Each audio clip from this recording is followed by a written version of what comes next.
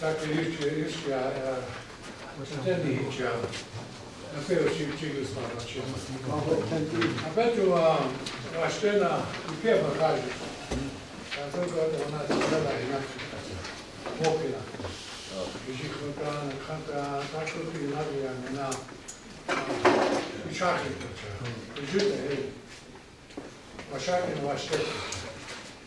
Ja petu kada tako hoda i mogla kao učipi. Tako taki reče Milikićavna, tako i mogla kao tekena, odhoka je očike u živu kapita. Kid usika počet u živu kička.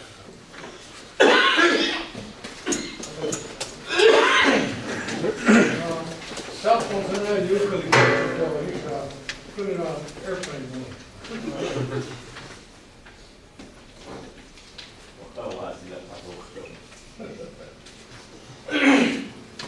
Well, hionikin ihan, se on pelasti ihan pötsistä. Ojukaan, naalle, setty. Ja hetsi, ojuksi on sitten jampi. Na hetsi, ota, na tukata. Se on teosta. Joni sam makalia. Joni he, oma kanssa on kitsaappi Ceremonial pikkuun esiin. Oitsit kun kasilla on hieno kiitsi. Vai on katakäytsi. Tona on kamitsansa tona hetsi oikeatsa. Tona hetsi upina niin monikkaan monglakakki. Na hetsi vapa hakilla na kun kasilla hakki voiksi. Oitsi lena vichonzani. Na hetsi monglakka olat. Na tanko ota lena kun kasilla hetsi mausko. Na hetsi tona hippi ukan kun kasilla ihan chose ihan vuokia on kasvua otsicha johtaa käsnukaan kauankin knicha salissa wanzia takia katran kauankin knicha uyo hion pata hetsi on kasvua knicha ito kakata kun kasvua on makasvua kauankin knicha on takia on vielä kauankin makasvua na on chima kawa hiyo yake na kujika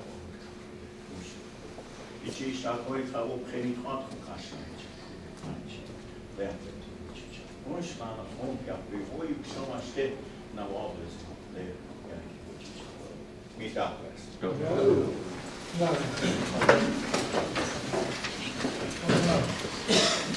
ja takie lepsza wasza myślenie tomorrow you have country coming in facility which traffic whether it's wash it channel any wash it me atweki yotoka chicha kabachi catch after come first get the night channel oyaka kabachi Chima koche ka kopia petro mitkhao ke chivo te wa nacha te yopa te ka oyanke wa uppercut me ya ke 1949 9/11 mayuapi chiata mayuapi na elo ka imacha tako wa hani obviously na mayu no kaktu je makapi ikra, no apasi ikra. Chciałbym czasza ehani. Makaka lela kan trupi cha. Meniki woa kogana makaka lela makam yahina. Ni hu meniki he napsu heta na ne nitkhua heta ha.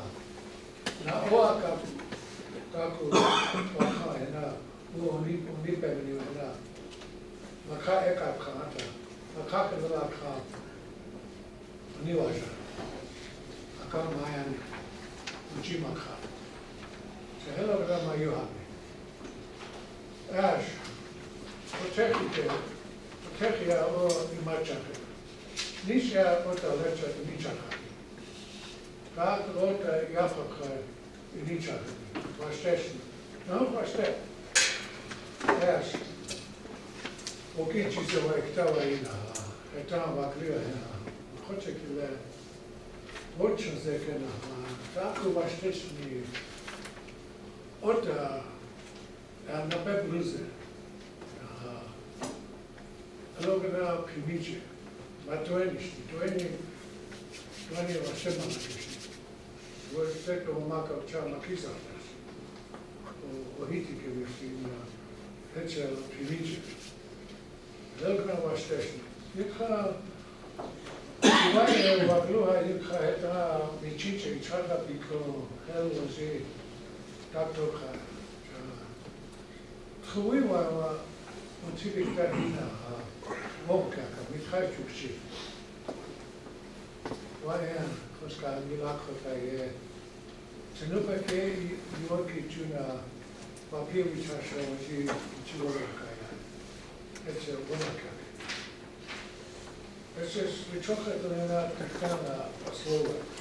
Сукава ке лепши агрешука вачибикта израэл вачина вачеки. Ashtabli Maji, Hitchan. Oyekha Lel, Rako Yaka Hinaj, Hasla Sita. Oyekha Wichasha Wanbli, Haka Wanbli, Wichasha. Chunupo Badu, Bakai. Now Hochbi Topa, Nahayapi Topa. Oecha, Onko Gana, Vichicha appear. Wokula epidemic, as makakele daar kan je geschnik, hoe wokula heb gehad wat je. Zeg dat we in Hanshi Ushmalana, we trokken we tronikelen stemma kan werken. Maar had daar een beetje troppen heb je troppen nodig, en daarvoor waren op mijn heen. Tako da blizna. Vače kena vače. Manima China Ethiopia wahu vače as Ethiopia kena tutona yoma pikta. Oyinka apetu chiya mi khatu hel. Tako ni chanta mishichu yo awalna kena.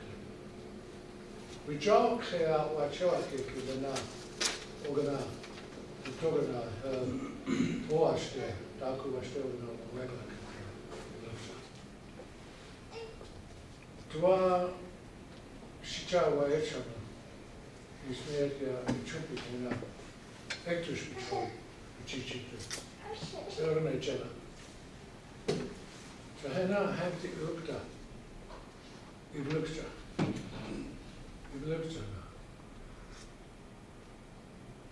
Ga hamba ek nakhbia ki hel kitala ojaja so energie hier ga no weer met ja elke hoe ga apewi chakbe ki hel die jongen hem hel yakai hoe ga hani Kashla and Santa Kashla together. Although we track it along here. Kaka Wexia. Along here are here now. Apo we track back Yaucha Kulawaye. We go Yaucha Makasi Donia. Oh,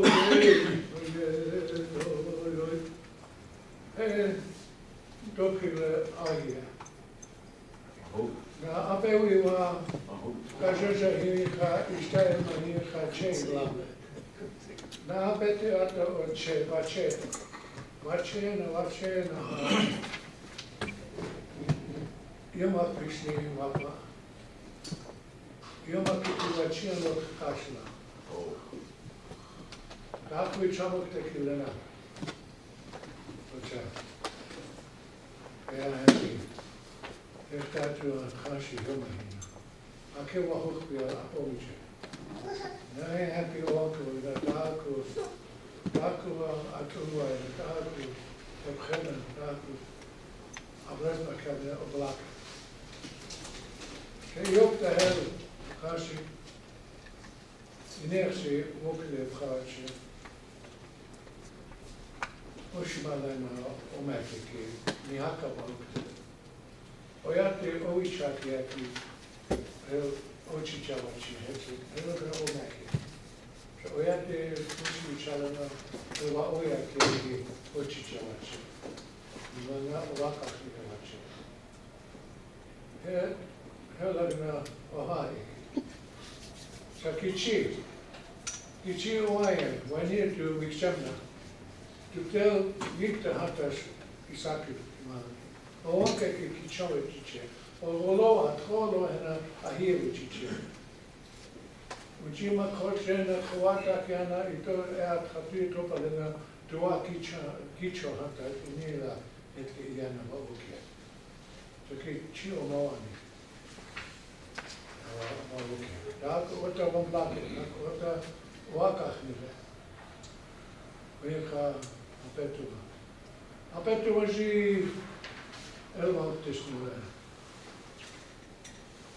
As ni kachi o wacheki yakake kilena o kixiayo.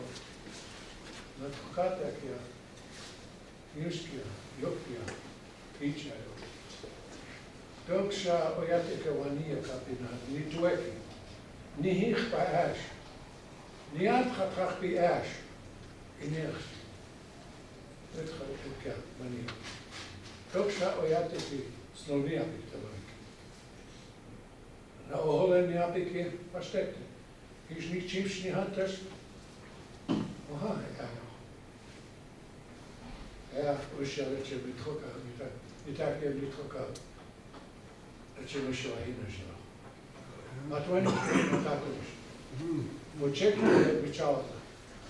De betaald. Correction. Apenas para a leitura. E colocamos tá até um lá cá que está lá perto. Chantera na sua o que chanta. Daí é da com hinapiki. É na awam que lá cá. Duene lá chantera eu se chama o chipsi. Duene chantera suya o chipsi na perto aqui. Já indo lá na o choi o kupi na awam. Hello, you have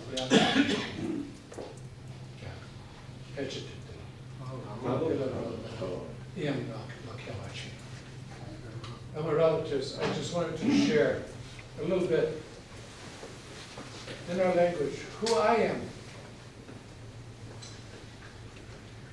My cousin asked me if I would facilitate this. Kind of put me on the spot. I just came over because I'm having a class right now, social system, and spirituality is a big part of our, is included in every aspect of our lives, particularly in our social systems, how we live, everything we do. This is what we teach in the social system class. I'm asking my students, they'll be coming in. I only have about 7 of them, one is here now. But they'll be coming in to join us. I want them to see how our people through our spirituality live and they conduct themselves. And what they talk about.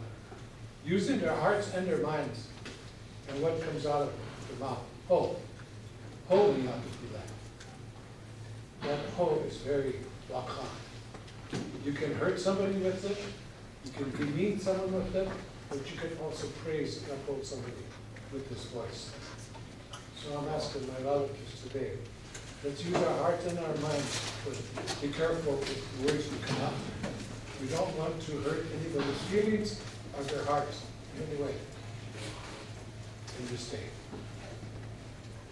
I talked about how my life, each one of us came into this world through the sacredness of water.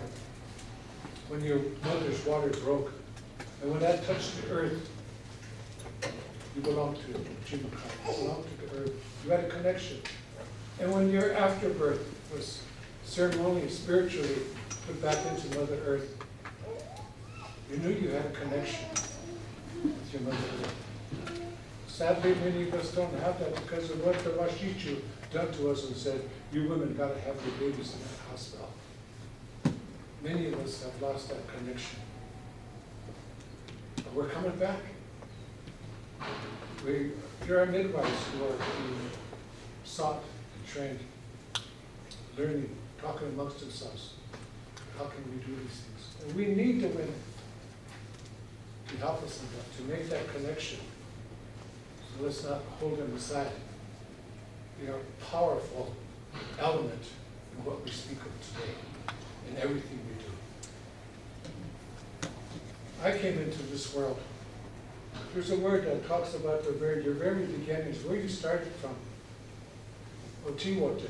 Otiwote is in Upper Country, where I was brought into this world 66 years ago.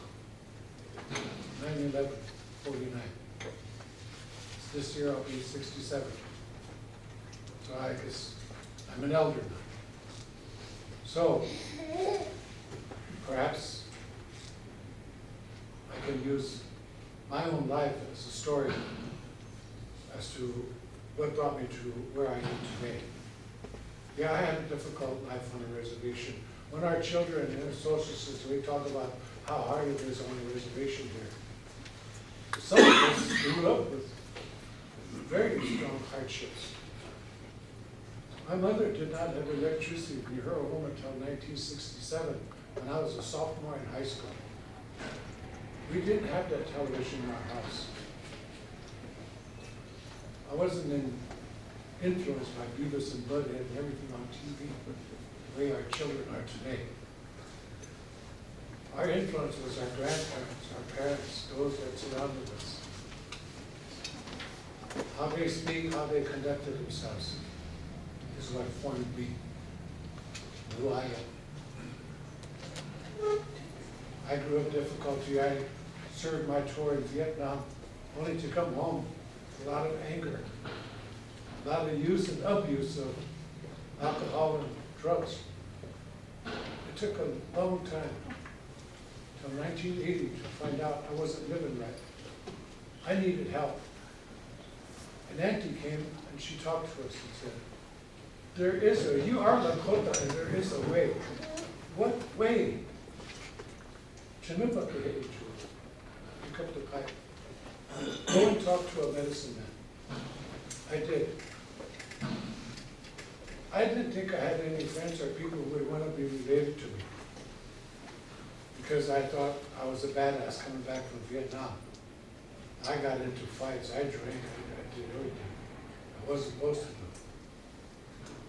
But this man, in his humbleness, called me cousin. Gosh. That humbled me immediately.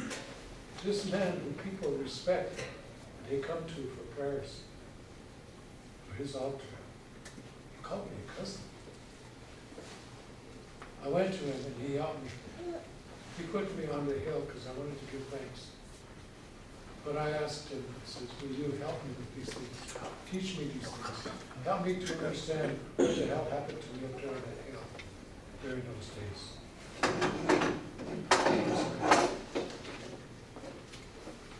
Help me so I can help you to help other people the way you helped me.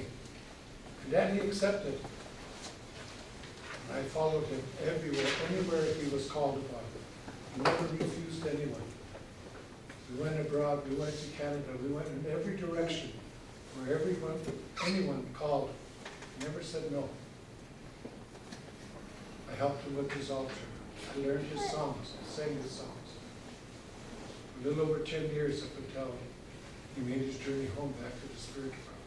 The things he taught me, he says, Dwayne, I'm going to be gone. And you're going to be left alone. But in your spirit and in your mind, always remember your prayers and keep going in that direction. You're going to fall sometimes. And people are going to chew at you. They're going to talk about you. But keep going. Pick yourself up and keep going. People will know you for who you are, how you conduct yourselves, how you carry your life. And that's all we can. And he left. I thought it was all over with. And this institution asked me to come here. helping and teaching what Joe taught me those 10 years. So I've been here now 25 years, teaching in history and culture, social system, language programs, giving back to my people what is rightfully theirs, their history, their culture, their language, and with the chanupa of my great-grandfather. 2 that have just returned. 1 in 1987. The second chanupa which just came back a year and a half ago. Maybe at some point I'll talk about those. But for right now, we have an agenda. I just wanted you to know who I am. I'm going to be conducting this in the best manner that I can understand. I'll share with you. So we started with our prayer and our little introduction why we're here today. We have a lot of topics here that we're going to present. And this is being recorded. So I remind you again, be careful with our words. Okay. We're asking Lori, whose presentation would have been yesterday, but you know, when the treaty topics come up, there is so much to be said. And sometimes, as common men, it's just in our nature to go in one direction and drop you off over there and come back and take somebody else in another direction with our words. We went this way, we went that way, we went everywhere with our words. And so we kept coming back to why we are here on that treaty yesterday. She didn't get a chance to present yesterday, so Lori, would you honor us by speaking to our people and advising our spiritual leaders here, people who work with people, how can we help? How can we, perhaps as leaders amongst our own families and our people, what can we do to help with your programs?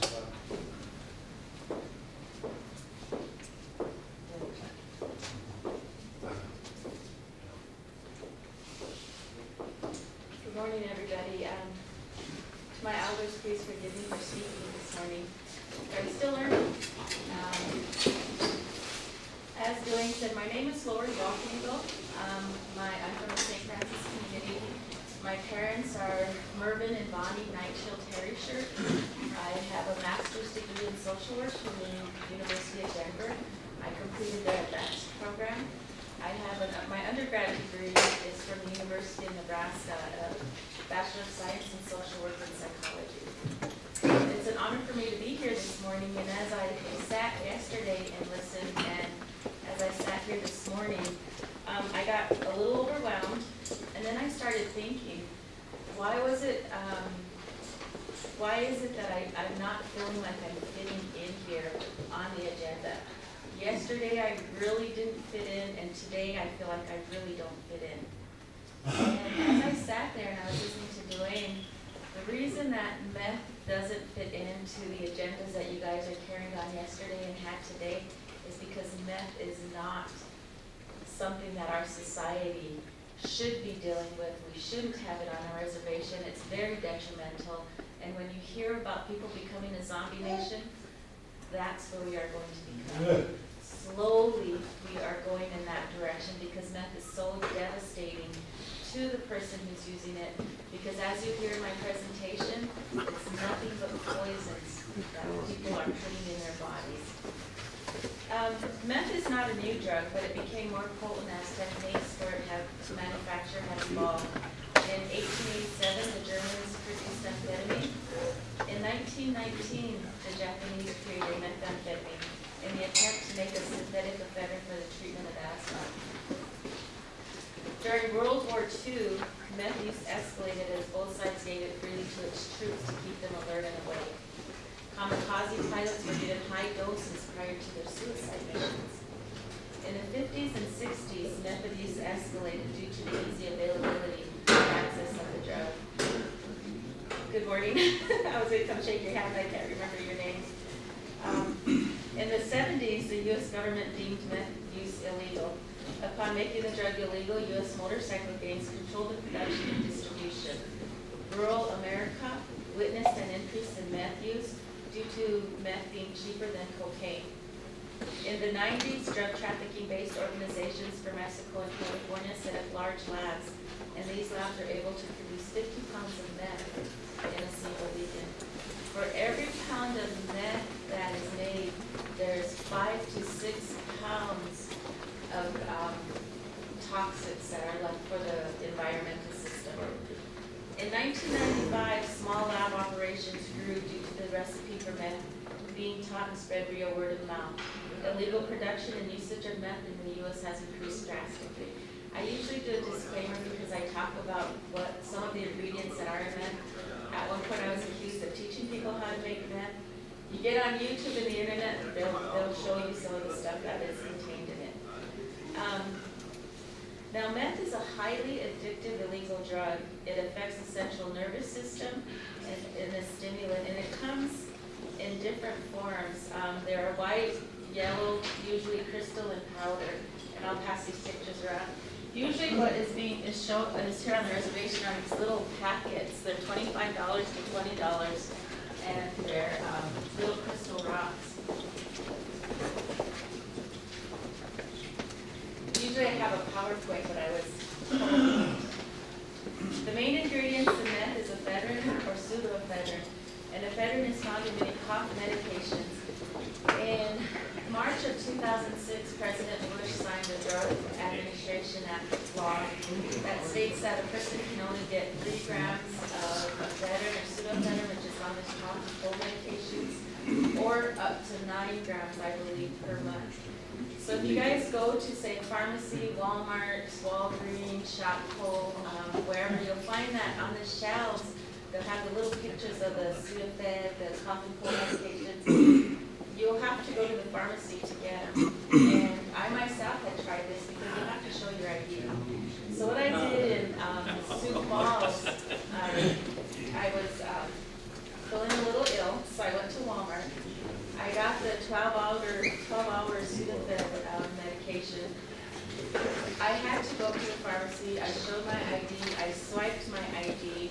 They then gave it to me. Then you have to sign this disclaimer that says that you will not purchase this drug to use for any illegal activity. Because when they made the law where you couldn't purchase the ephedrine or pseudoephedrine, what drug dealers started doing was going out into the parking lots, sitting at your local Walmarts, Walgreens, Shopkos, kind of picking out people, giving them like the $50, telling them to go and get the medication and making people change. Well, that person is in the system already kind of red flagged and they try to go somewhere else to get it for themselves. And what the drug dealers do is they do this to stockpile the medication to make, or the ephedrine to make meth, and it's called smurfing. But when recipes are producing meth vary, but some of the common ingredients are acetone, rubbing alcohol or icing heat for field treatment, engine starter, lye, bleach, anhydrous ammonia, and lithium from the batteries matchbox strikers. These ingredients alone do not make meth. It's the ephedrine, once they put into the system, is what makes them, makes the systems react, and that's what makes meth. Yeah. But this is what people are craving here every day. And when I hear on the streets we have a problem, it's huge, it's an epidemic. So last summer I started going out to search for this problem. I went to IHS and I said, what are our numbers? How many people are coming in? Well, I think they had, I think it was like 181, but they didn't have it coded right. So then I went to the PB before that and I said, how many arrests or how many have you had? Very low. It was 91, I think it was. So as I took those numbers together, we have 28,000 some odd hundred people living on the reservation. We have 32,000 registered members. Out of that 28,000, we approximately have like 18 to 19,000 individuals who are over the age of 18. The 191 numbers that they captured wasn't even a 10% of what we have out there. So I'm thinking, we don't have a problem. We don't need this initiative. I don't need to go out and I don't need to educate. But when I hear people saying we have a problem. When I hear people saying grandmothers are purchasing the Pampers for their grandchildren because they know their child are on something. Nobody ever says anything, or they call it shit. Do you have any shit? They're on that shit. That's what they're calling meth. Technically, that's what it is. But when you have a grandmother who has to buy Pampers for the granddaughter and puts the name of the initial on the Pampers and doles them out to the parent to give to the child because they don't want them to be sold, you know we have a problem. When you hear of young women and young men selling themselves as sharp bobs or shark bobs, yeah, we have a problem. Within the past year, we've had 14 major drug arrests. Our meth prosecutor, we are looking to make some amendments to the Chapter 28 because we're going to include contraband because people are going into the jails and are getting caught right at intake. And that isn't a deterrent because I heard a CI tell us that he had taken 2 individuals to the federal system, a federal building. They walked to that and found out that the female that he was take up there to be a witness or whatever had a needle in her food. She's now looking at charges. If that's not a deterrent, what is?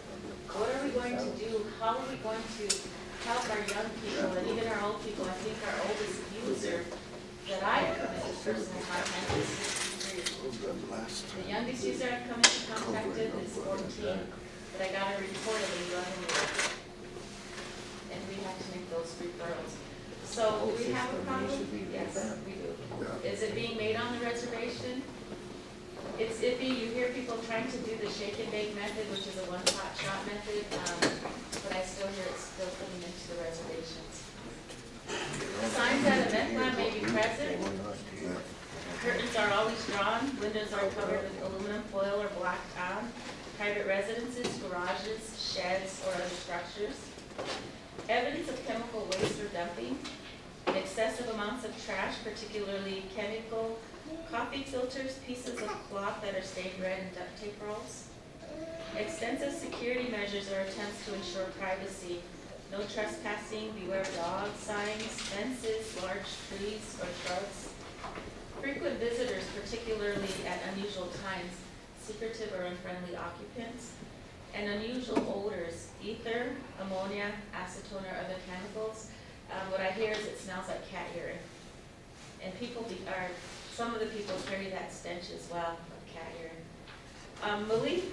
Meth releases an outburst of dopamine. It stimulates your brain cells, causing an intense rush of pleasure, a sense of euphoria. And this is what the people are chasing. They're chasing that first high, and they will never get it. I had a 17-year-old who was going into treatment. A 24-year-old friend was telling her, don't ever taste that first time, you'll never get it, don't run after it. There were things like keep a toothbrush, keep yourself fed, because you have the signs of people losing weight, people losing their teeth. I had an individual who told me that he knew his cousin was probably on something. As she looked their skeletal.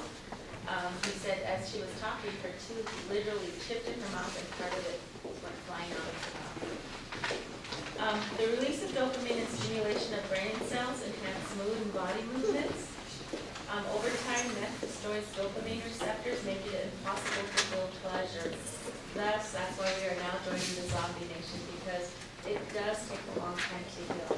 We have a 9-month treatment program here that deals specifically with meth. I sit on the clinical team as well as the wellness team. In there, Keith Austin from IHS had dealt with an individual who was 8 months clean from the drug, and he was still hallucinating. He was still experiencing the visual hallucinations. The damage that this drug is doing not only to a person's psyche, but their brain and their physical is permanent. Sometimes it takes a long time to heal. Over time, meth destroys dopamine receptors, making it impossible to feel pleasure. Dopamine receptors can heal over time, but research suggests damage to the user's cognitive abilities may be permanent. So, we have some future leaders or future people here that are going to be not as clear in their mind, not making really good decisions for us. not looking at, our seventh generation to uphold our Constitution. The damage that this drug is doing to our people is going to have long-term effects. The average high is 4 to 12 hours, and it takes up 12 hours for the user's body to remove 50% of the drug from their system. Other short-term effects, they do not sleep for long periods of time, they lose their appetite, large amounts of weight very fast. Users tend to have that odd body chemical odor. They appear unusually active. They appear nervous, jittery, and anxious. They have increased respiration, rapid and irregular heartbeats, increased blood pressure, and they grind their teeth. And what my thought was when they were grinding their teeth, sometimes it was to keep their mouth from, shaking. I think they call it slack jaw, cow tongue, whatever. So they would grind their teeth to keep the movement from their mouth going. Well, when I've met with several of the users, some of them claim that the reason that they grind their teeth so hard is because they crave for that taste of meth, they crave to get high, and they think that the shards are still in the indentions of their teeth, thus them grinding it hoping to get that high again.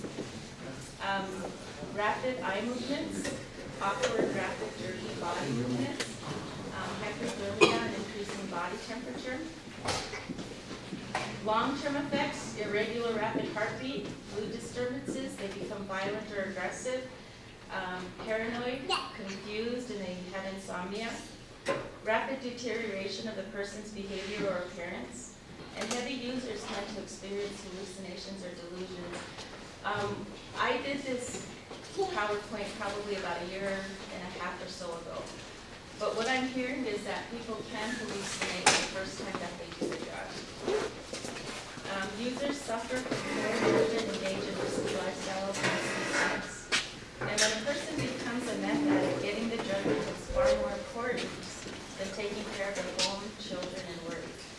And I do these presentations not only in community programs, I go out to the wellness, I go out to the longevity. And as I had come to this statement, one of the younger men that was in jail said to me, and it was a small group, and he said, I agree with that last statement. So I said, really? I said, why? And he sat there, and it takes a lot for a man to cry. And he started tearing up. He wasn't like sobbing, bawling, but he was tearing up, and he started talking.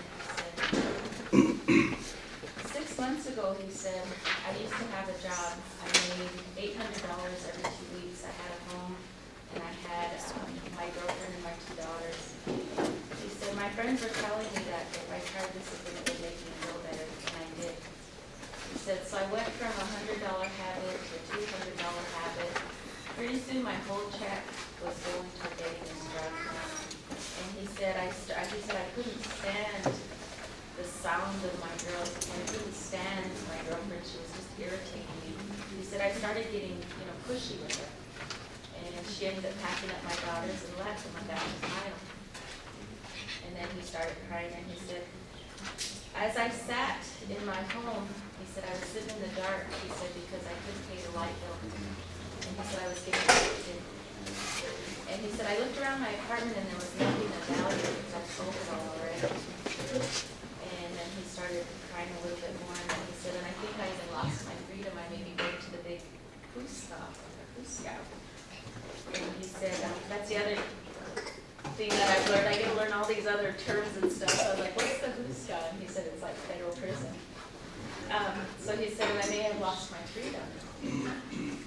And he started crying, and he said, in 6 short months, this is where I'm at right now. From the first time I took that bulb to now, he said, I never darted, and darted is when they use the needles and stuff. He said, I never did any of that. He said, because I thought if I did use the needles, then I wasn't decided. And this young man, I sat there and I said, if you don't mind me asking, I said, how old are you? And he said, I'm 23. That was probably like in October of last year, or the year before. So, January, March, April, May. 7 months later, this young man is dead. He never wanted to get the help. He did at one point say he needed to go to treatment. I did. put an application in and try to help him. Once they get out of jail, they don't follow through. And now he's dead because of this drug. So it is devastating. Other long-term effects, users develop sores on their face or body from picking their skin or thinking bugs are crawling under the skin, and this is known as meth. And then due to the caustic nature of chemicals, meth dries up the cola saliva, causing the teeth to become rotten and brown, which is also referred to as meth.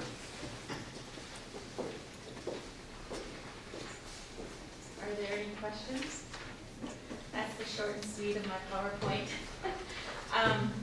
Again, I'm short on time today, but the reason that I had approached the Treaty Council when I went on February 16th is because I had hosted the first meth summit in the state of South Dakota in December, this past December at Rapid City. I had 5 of the tribes show up from South Dakota and 2 from North Dakota.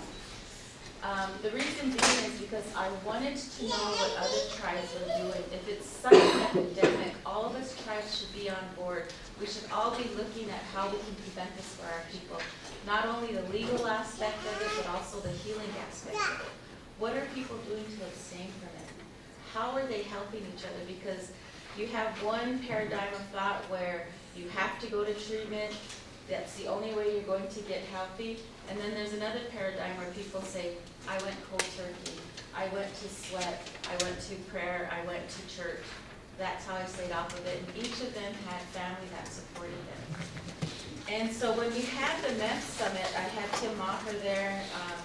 We had a bunch of different individuals, as I said, from the tribes. And we had the national, the drug endangered children there as well. Because I wanted to see what type of protocol we had in place. Because in December of 2013, they tested a house and 2 children, 4 and 5, tested positive for meth. They didn't smoke it, but the house tested positive and the children tested positive. So there's a process that's in place. It's the DEC protocol, drug endangered children, where they go and they decontaminate them. I hate that. But they go and they decontaminate them, and there's a process once they get into the system, because people, they don't allow personal items with them because they've been exposed or they have the residue of meth on them. So the other thing that I wanted to talk to the group about, aside from wanting to know what they were doing on their respective reservations, is what about banishment? And that's what brought me to the Treaty Council in February, is because Fort Yates had brought the term up. They were looking at banishing from their tribe. They brought it forward, and I don't think they did anything yet with it. Cheyenne River soon followed suit. They did have a law, and in January, after the second meth summit in Pierre, they had to go back for amendments. Sisseton-Wahpeton had the banishment resolution, and they haven't gone any further with it. The Fort Peck tribe, I was up there last month. They are now looking at the banishment. They are looking at it, and it's in their legal. So we've had several talks here on the reservation at different points about banishment. There hasn't been any movement yet regarding making a resolution or making a law. And I kind of caution people because, in my opinion, I think that the reason the banishment isn't moving so quick on the Cheyenne is because they're not getting the people's input. It's coming from the administrative piece of it.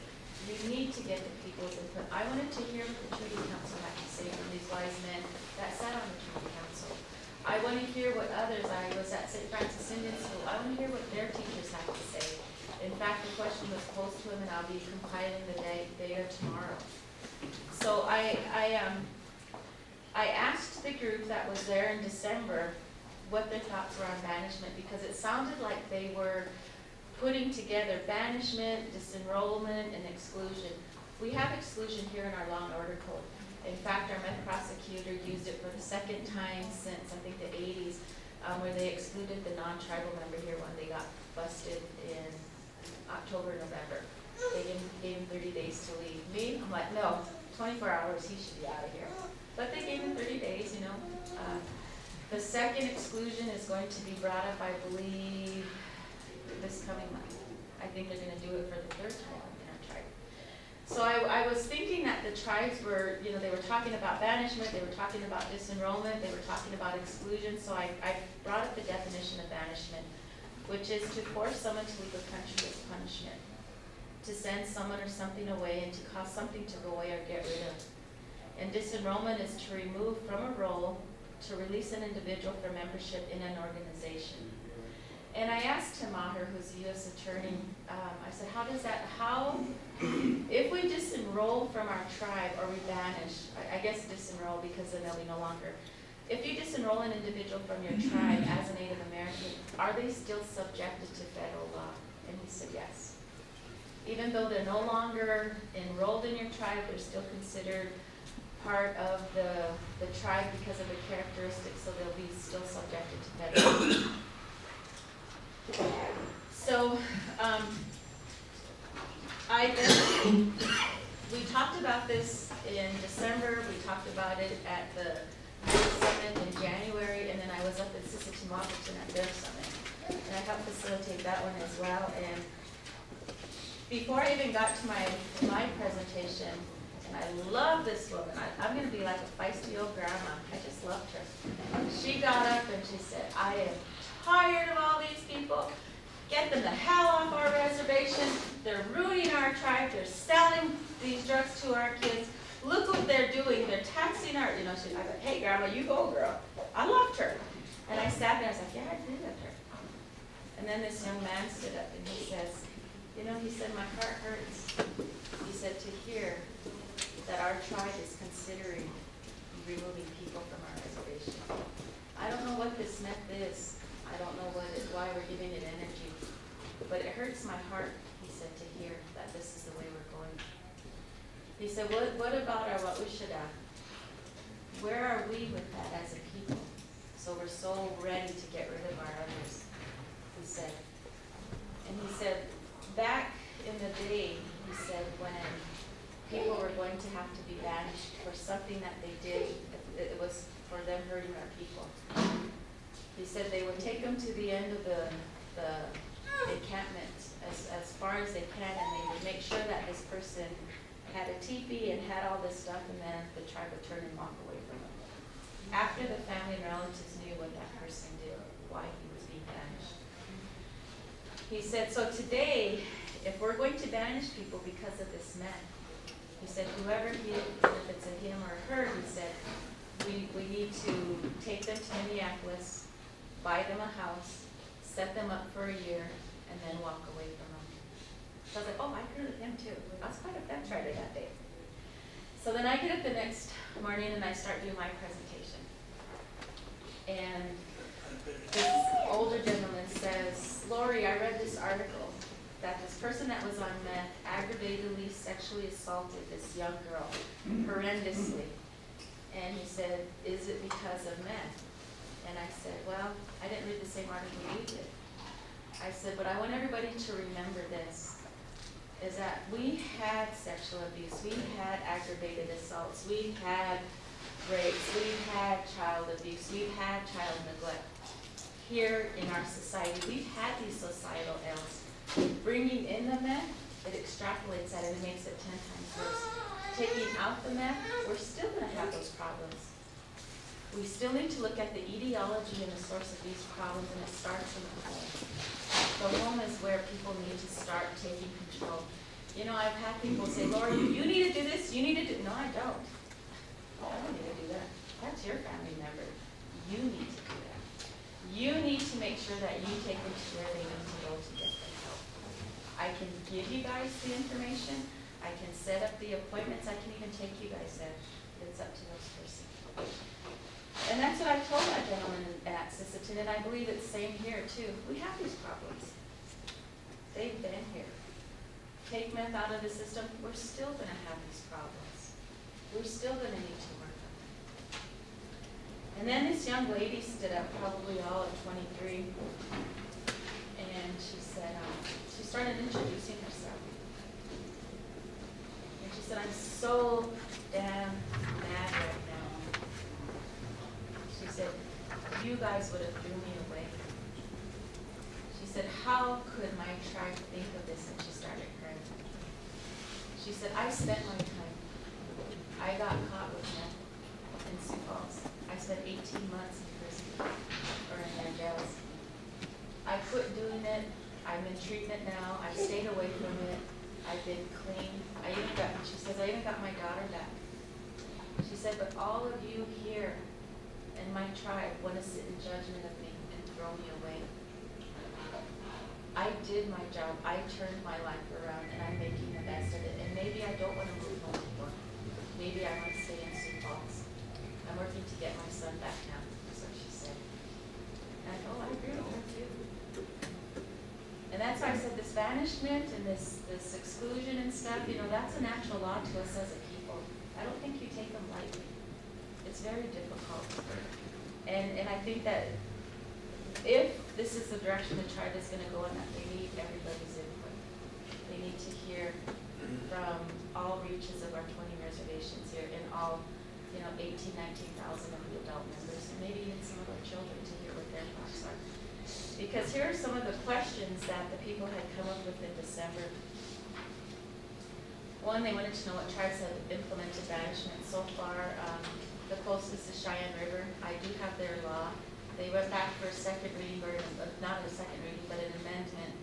Because the amendment that they were going to put into place is that the first charge of distribution, you're going to be banished for 3 years. The second one, if you're caught again, is 5 years. The third one is lifetime. And then is there a time frame from the time that the person gets banished? Do they get to come back onto the tribe? Was one of the questions. The other question is banishment automatic upon conviction? I don't know if they thought about that. The fourth one is, who decides if banishment is lifted? And I heard, and I'm not, that the lower rule years ago, when they exile or they exclude an individual from their tribe, that they're excluded for 1 to 2 years. If they show that they were productive adults, that they can come back onto the reservation, they go in front of the judge, and then they go in front of the council. I don't know how true that is. I heard that firsthand.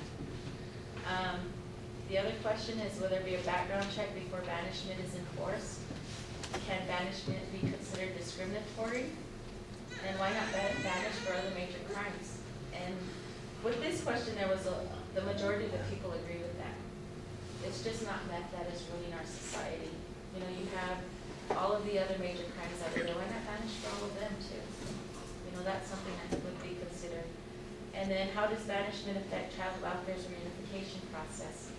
Because these young innocent children are living in homes of parents who are addicted or decide to start selling, they get caught, you guys banish them, and then, do the children have to go with them? Or do they get to stay with relatives? Other questions are, what is the view of other tribal members? What are the pros and cons of banishment? Have the tribes considered rehabilitation of the person who's been banished? And will banishment affect tribal benefits or individuals? And will other tribes recognize the individual if they've been banished from one tribe?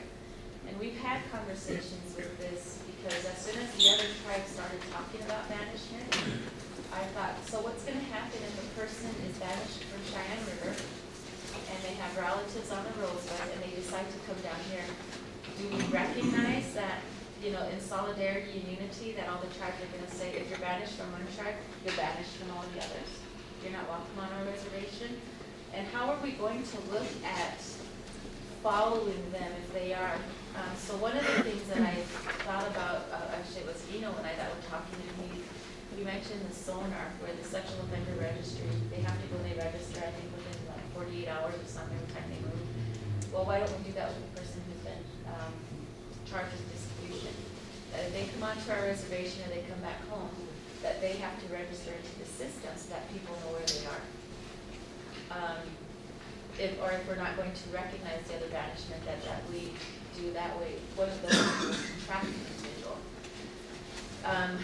Melina Richards out of SWA, her and I talked, and they do have a system at SWA where they put these coordinates in, or GPX, and I looked at it, and you punch on the red button and the house pops up and it has like the address or whatever. We could use something like that should the tribe decide that this is the direction they want to go.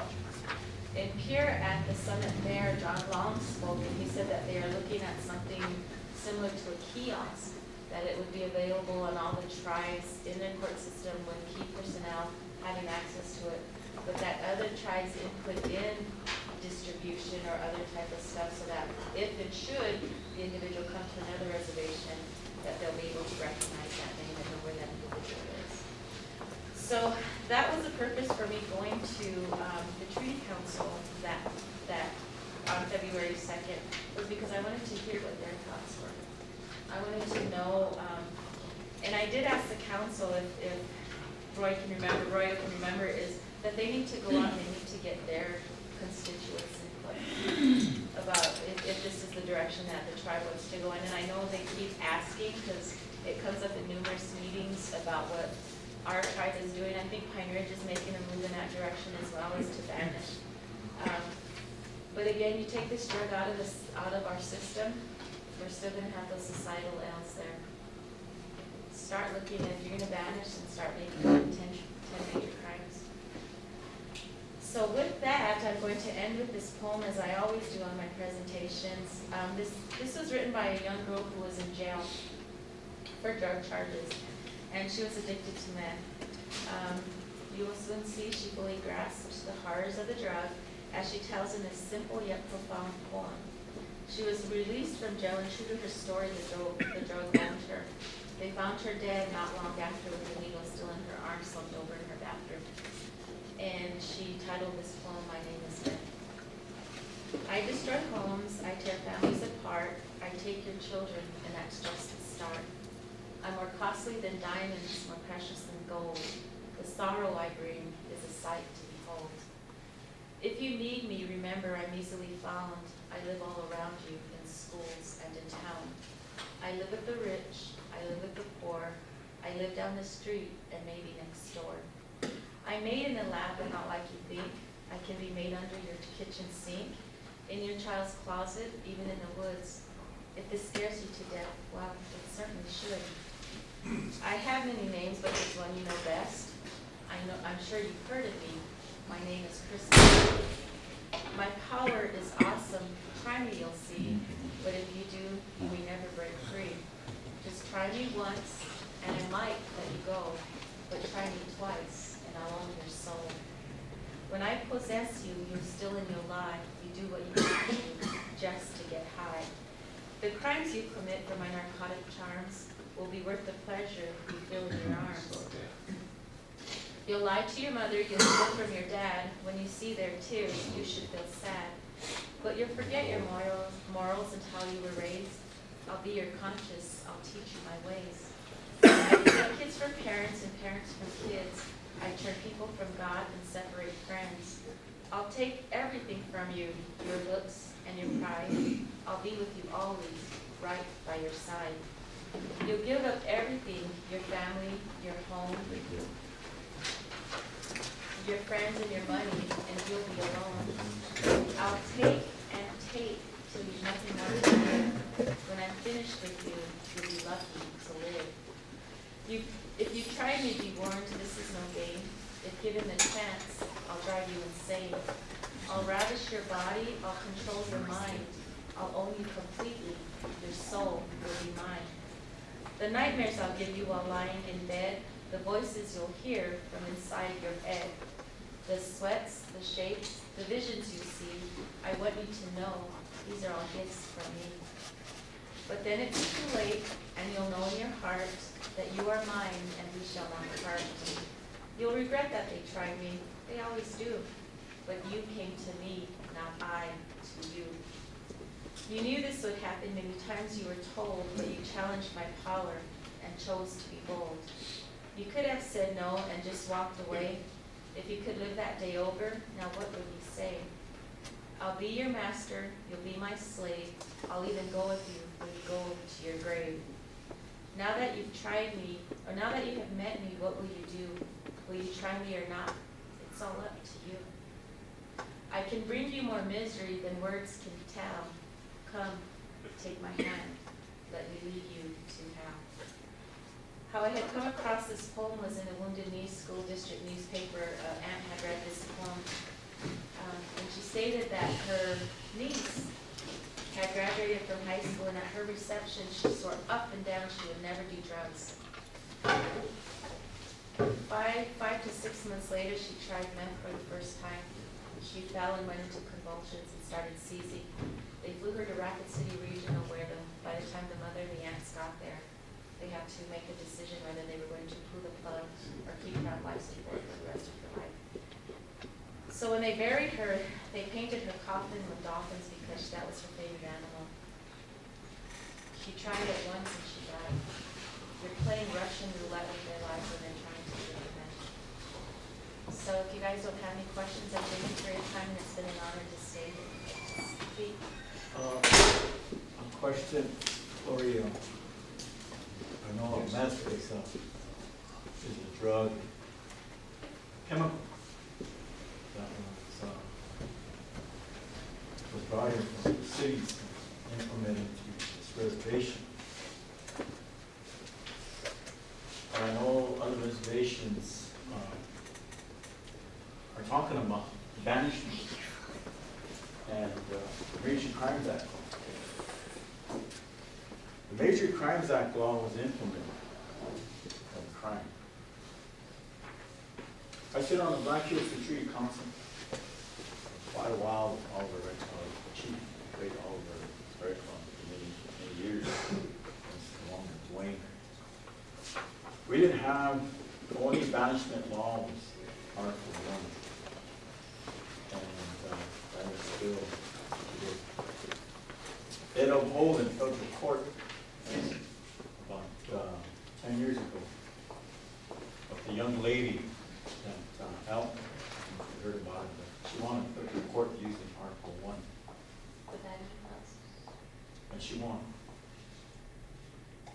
She was raped by a recruiter. Yeah. Yeah. And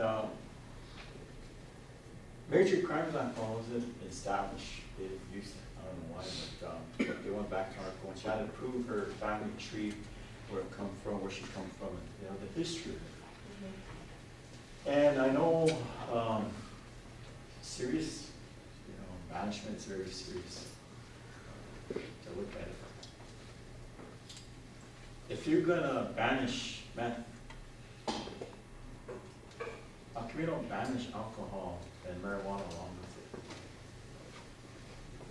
Something to think about.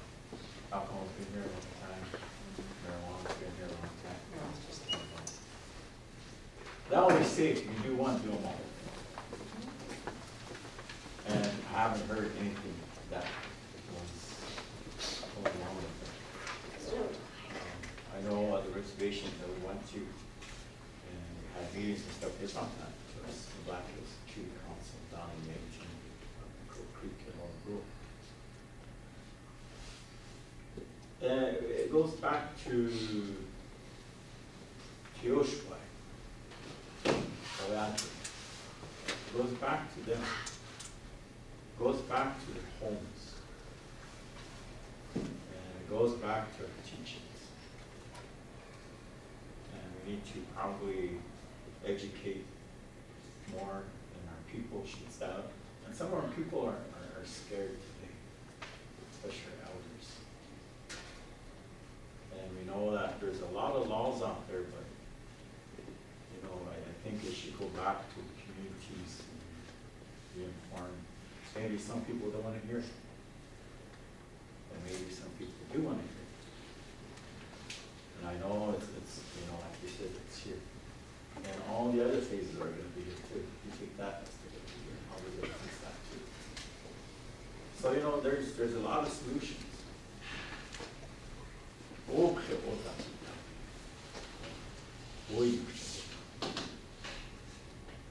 And I know everybody has different opinions, different solutions, different ways. How to promote, how to fix it.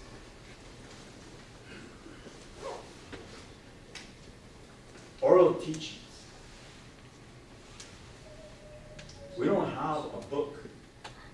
We don't have a diagram to fix the staff.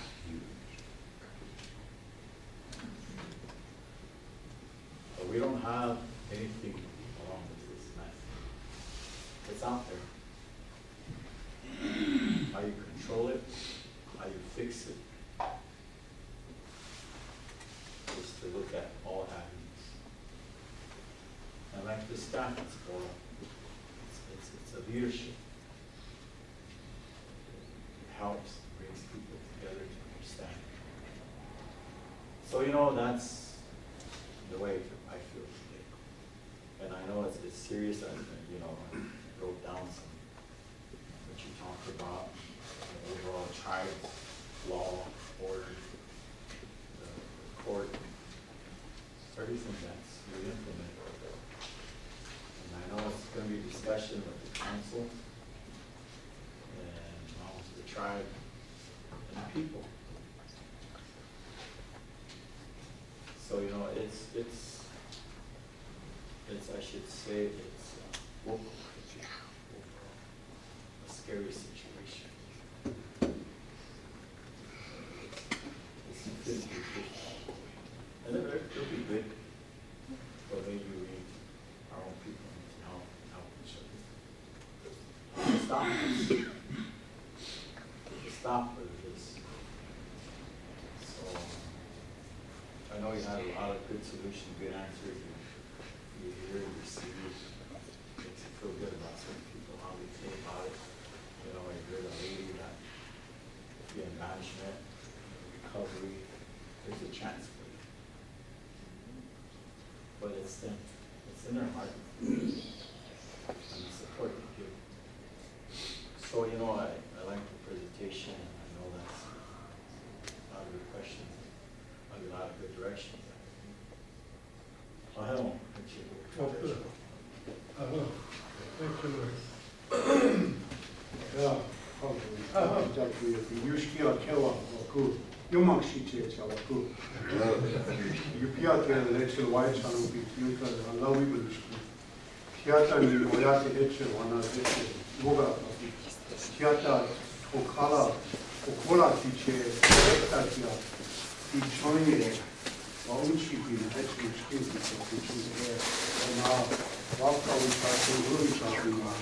Tribal president, the father will be truthful, be met, Alfile, na pe using that. Ni koka kapi, kuskelo piti. Ona ye, okala words we can ai kwagelo. Enforcement, policing.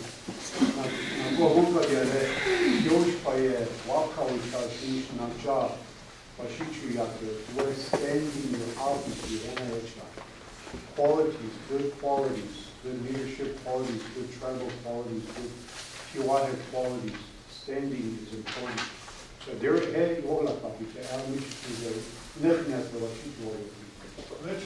yeah, I used to be your chief of police here for about 4 years. I was on the Safe Trails Drug Task Force. Now we just came, my son and I just came to listen because we're excited about the way you conduct your business when it comes to treaty law and traditional law. Yesterday we came and we were part of it as we're relatives from Wakinyan here. Cartel members and the money infusion means a lot. We've done a project and we traced the drugs down south of Mexico. So Mexican cartels and money are flooding reservations. So I wanted to offer that recommendation. Secondly, you can do it on an elevated scale. Whenever you have a conviction, start taking away some of the benefits until they clean up. Could be anything from like housing assistance grants, things like that, to accelerated scale to where if you find a dealer, then you can start looking at maybe a yearly exclusion, something like that. On the Lakota side, you need to put your Whitman in place, your Kokalas in place. And they're men and women, both sides, not just one. So they can enforce family violation. Back home, we have a relative who, her nephew walked up to the door, knocked on the door, she opened it, kept this green door locked.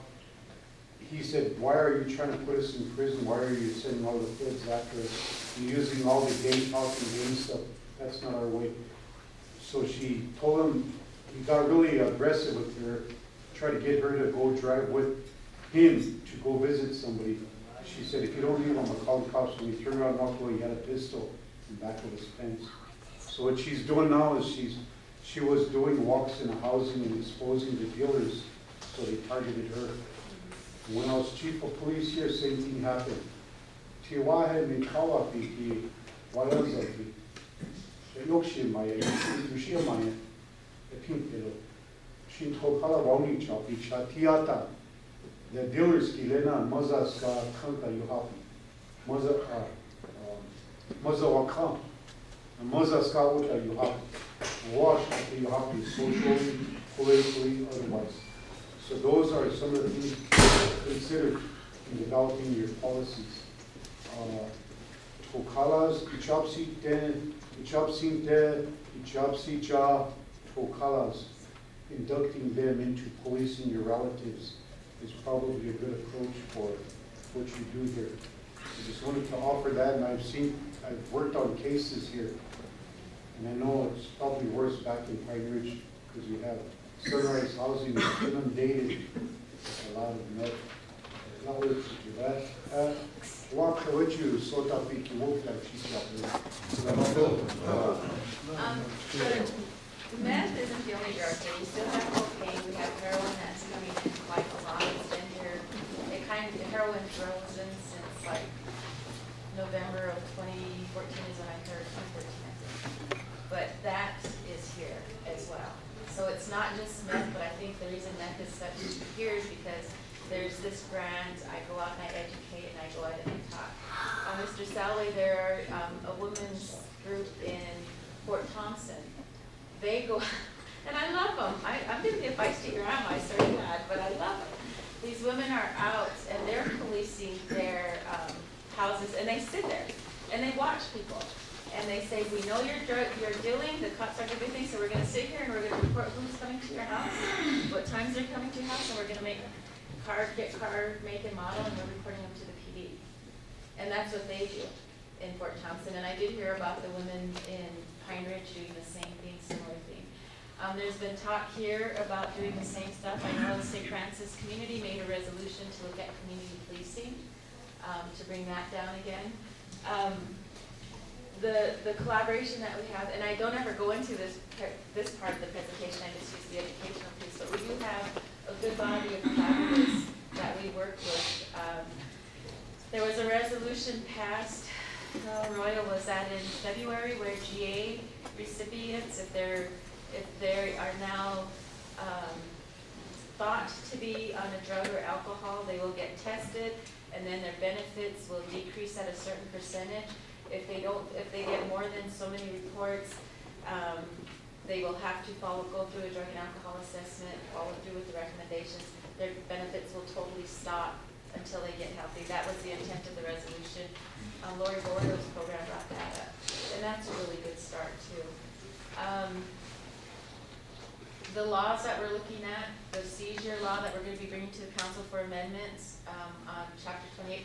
By the way, we do have meth in our law and order code. People are saying we don't have any law. We do. There are laws in our law and order code regarding meth. But we're looking at making amendments. Contraband, when you're going into getting booked and you have it on you, you're going to get charged. Conspiracy, because I've heard there was people that come in, you have a tribal member on one side, the non-tribal member with their stash, and the tribal member saying, okay, now you go to this community, or you go to that house, and you go over here. And when they get stopped, this non-tribal member gets charged off, and then the tribal member doesn't get charged really with anything. So conspiracy and distribution is the second one, and then seizure. So in the Northern Plains Drug Task Force, when you guys do those joint drug deals, and you have all this like in what 2 Strike, they came up with what $18,000 and so much things of meth, and that was a press release. That money will then could go directly to the tribal police department as revenue versus it having to all go to Northern Plains Drug Task Force. And I think like the tribes get what 20% of what they find. So those are the 3 amendments that we're looking at right now in the law and order code. And then working on the Lakota language, I'm doing an Ikodomi and meth book, and Dwayne has read the first part of it, but I'm going to include a healing song as well as an encouragement song, and that's going to be available to all 4th through 8th graders in all 4 of our school districts here, and then I'm doing an activity with these young ones. So there's a lot of work that we're doing that I don't mention when I do my presentation. So yeah, I'm busy. In fact, we have an intensive outpatient for our incarcerated inmates. It's a 12-week program, and our program's able to pay the $4,500 per individual to participate in that in jail, while they're in jail. So I need to get out and I've got to do some applications, but I appreciate your guys' time, and again, it's been an honor to spend this morning with you guys. And before I go, Cecilia Fire Thunder and I are going to be looking at doing a campaign on getting people to understand why it's important to vote in our national elections, rather than just get registered and not vote. Get registered and vote, please. Thank you. Well, thank you, kilometer kid. Yeah. What kind of things are going to let you rakushicha level because tell the head of work like a corona. Oh, I can't be 1 month. Thank Lord for the presentation and come up on this very difficult time in our culture. Yeah, there are answers, traditionally and contemporary, how we can address this. I need to get an application from Lori. You know, there's a Lakota saying that we have to cook a vinagish nanny. Before you stand and talk in front of the people, and you do things like this, you should clean your own house first. And that's what I should be doing, or I am doing. I was over with Kanashi Harold Salway over at Judy Young Country, first part of the month. Those of us who hereditary were our grandfathers and great-grandfathers' headdresses. We had a meeting over there only to come home that evening to find out that there was a big drug bust down at the casino parking lot. My baby was involved in it, my youngest daughter. I can't hide it, I can't deny it, it's all over the news. So when they say, before you stand in front of people, you should clean your own house. So I leave that up to you. If you think that I shouldn't be the one here facilitating this today, let me know. But anyway, we do have issues and things. Okay.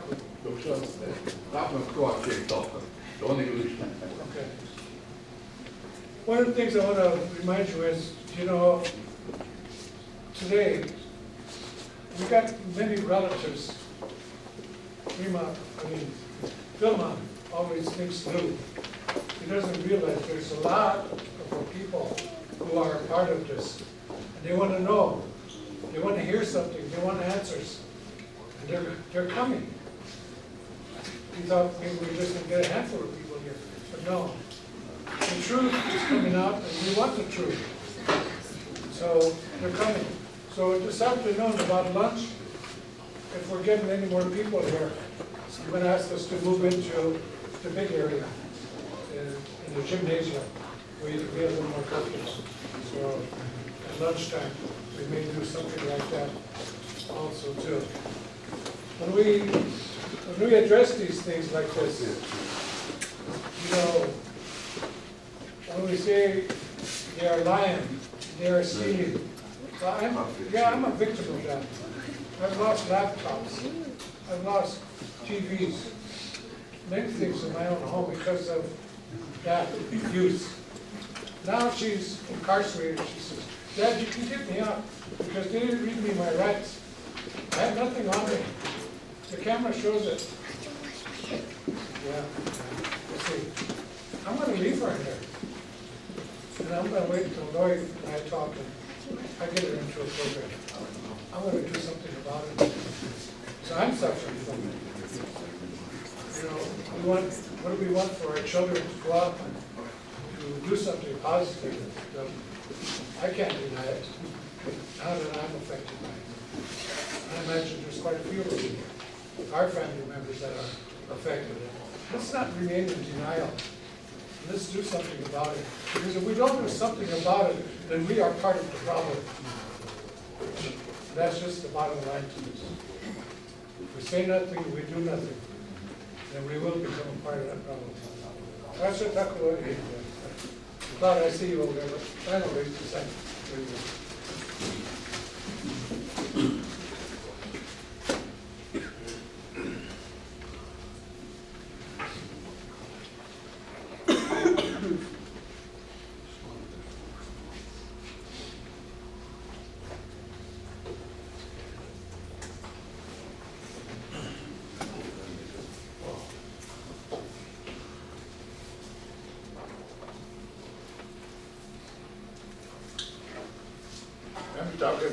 Lionel Bordo imatja, wanneer je ota oost wakatja a while you live imatkacha.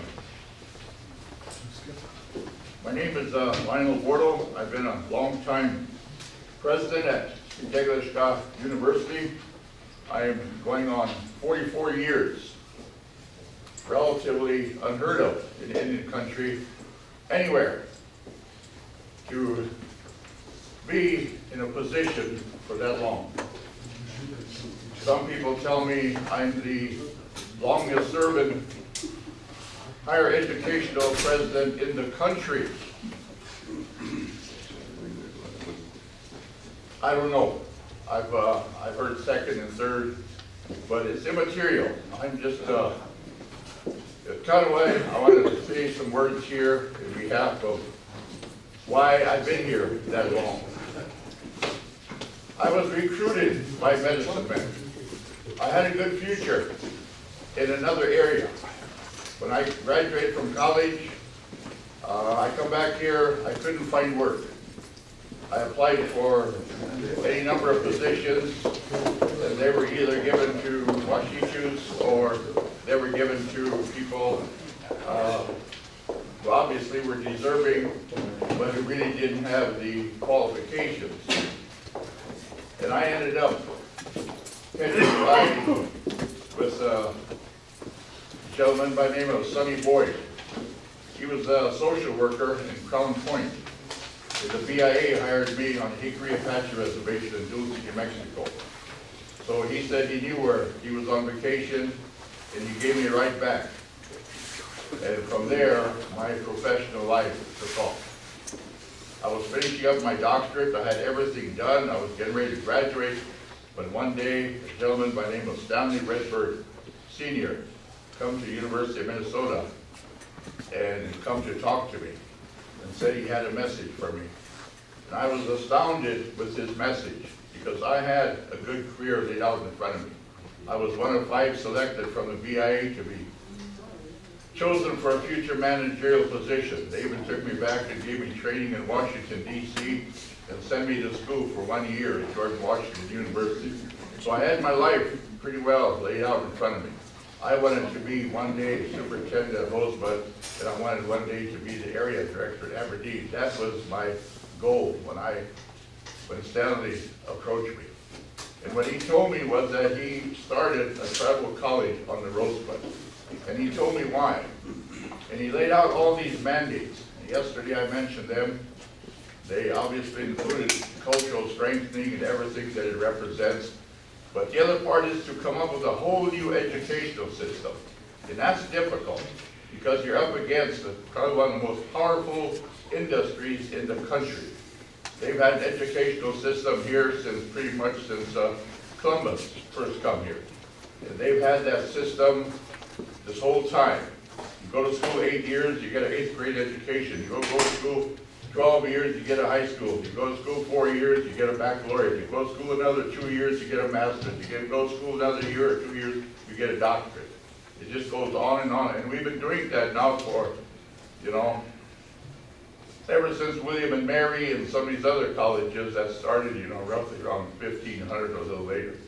But that's the system. But Stanley said, he said. That's not the way it is. He said, that's not us. Those aren't ours. Those belong to the white folks, and they brought those to us. He said, that's not our system. He said, we have to come up with our own system and go back to who we were. We have to create and redefine and restructure another system. And we have to come up with the authorities that we have that authority.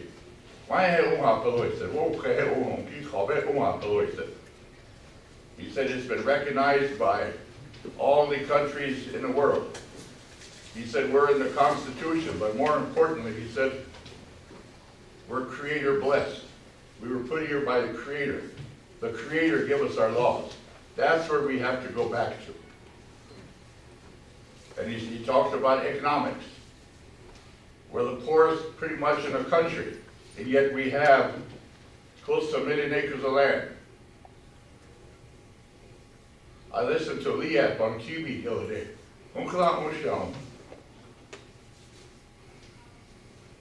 He talked about the need for our own tribal government.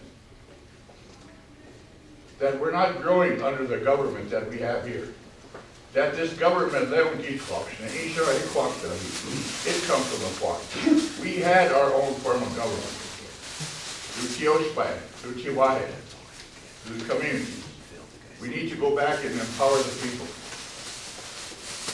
And then he went on in other areas, health, judicial.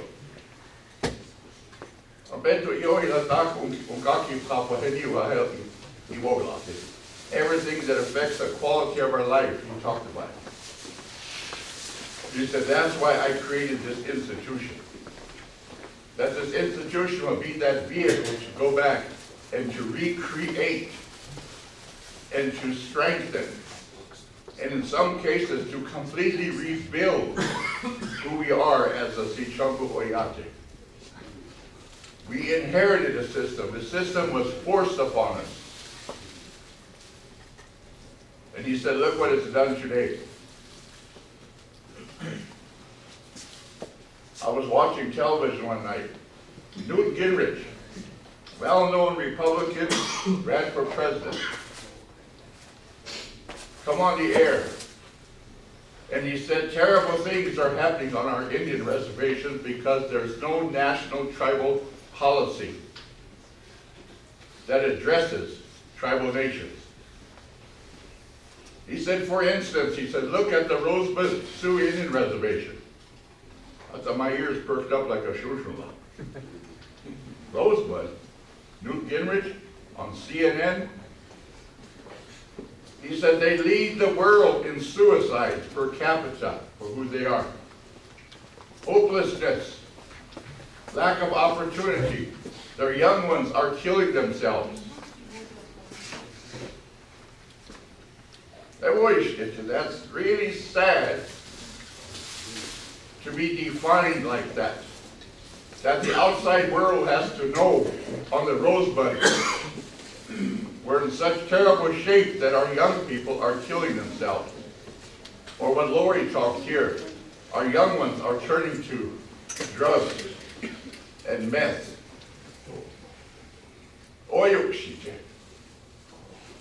We're smart people. That's the visionary that I appreciate with Stanley. But you know who he utilized to come to establish this institution and to bring me home and put me here? Medicine men. We had a lot of medicine men here. My inauguration wasn't by the usual terms of some supervisor or somebody talked to you. My medicine men was in a circle, much like we have here. A young virgin girl sitting out here in the middle with a pipe. Medicine men directing it, talking to me. Going to a ceremony of 4 times, handing me that pipe as they went in quadrants of 4, and they talked to me.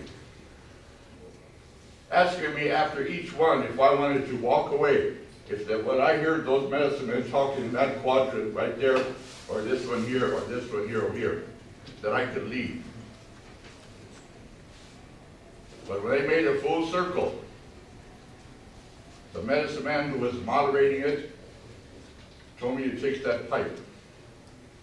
That chanupa would guide the way, would defend this institution. And I sincerely believe that it has. This institution's been under a lot of pressure. People who might not like what I say, what we're doing, maybe something that we did here, they're quick to attack. Somebody that might not like a brother-in-law of mine, Charlie Clone, then they take it out, you know, on our grandkids. You see a lot of bullying.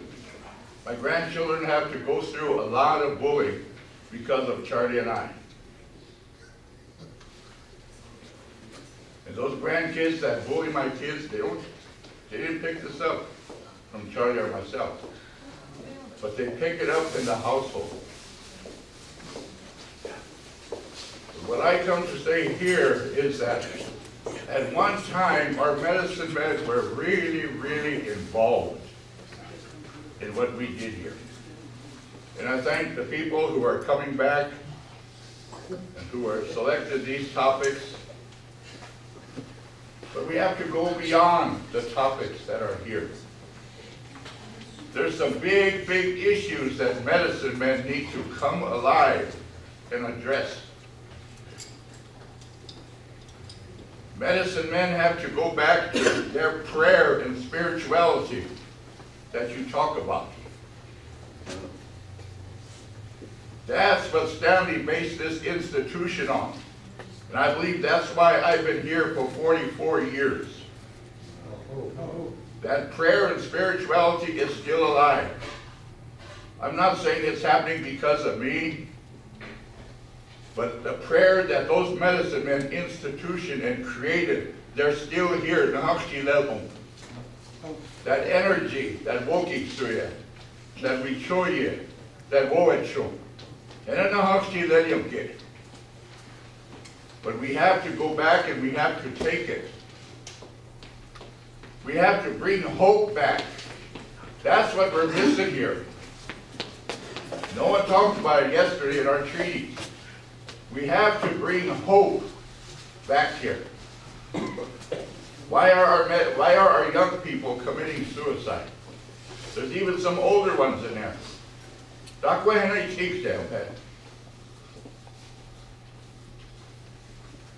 We're a smart people and we're a strong people. But we have to come back and we have to mobilize and we have to have some reservation-wide meetings. Regardless of how long it takes. And we got to address some very strong issues. And how do we bring hope back?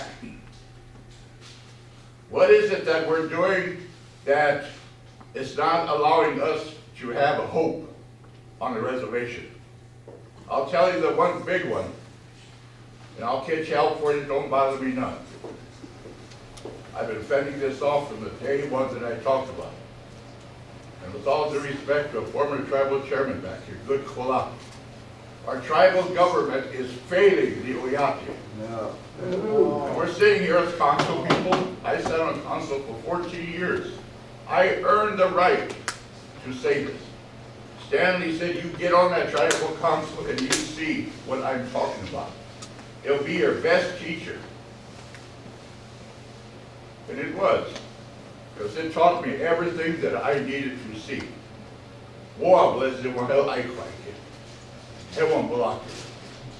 Our tribal government is not the form of government that those medicine men in my inauguration told me.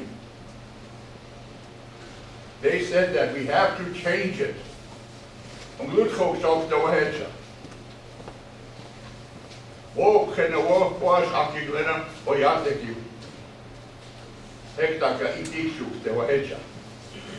That was their word. The people need to take back their power.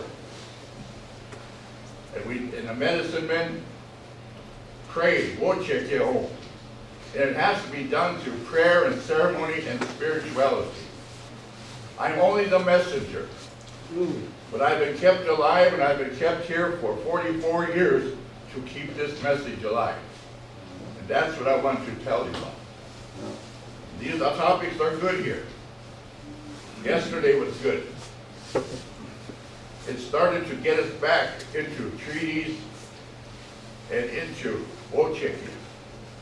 But we need to continue that. We need to sponsor these meetings and we need to eventually expand them. And we need to bring everybody into the picture, especially the young ones. It's timely that these young ones come into the picture to do planning for their own future. We need a whole different educational system. We need to change Sinte Gleska University. We need to change the institutions that we have. These are what the medicine students, what Stanley and them talked about. We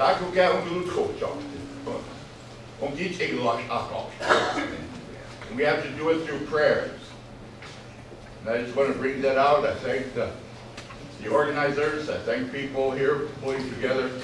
But we need to get spiritual leaders and medicine men back into the picture on a basis of that benefits all of us. Still, come on.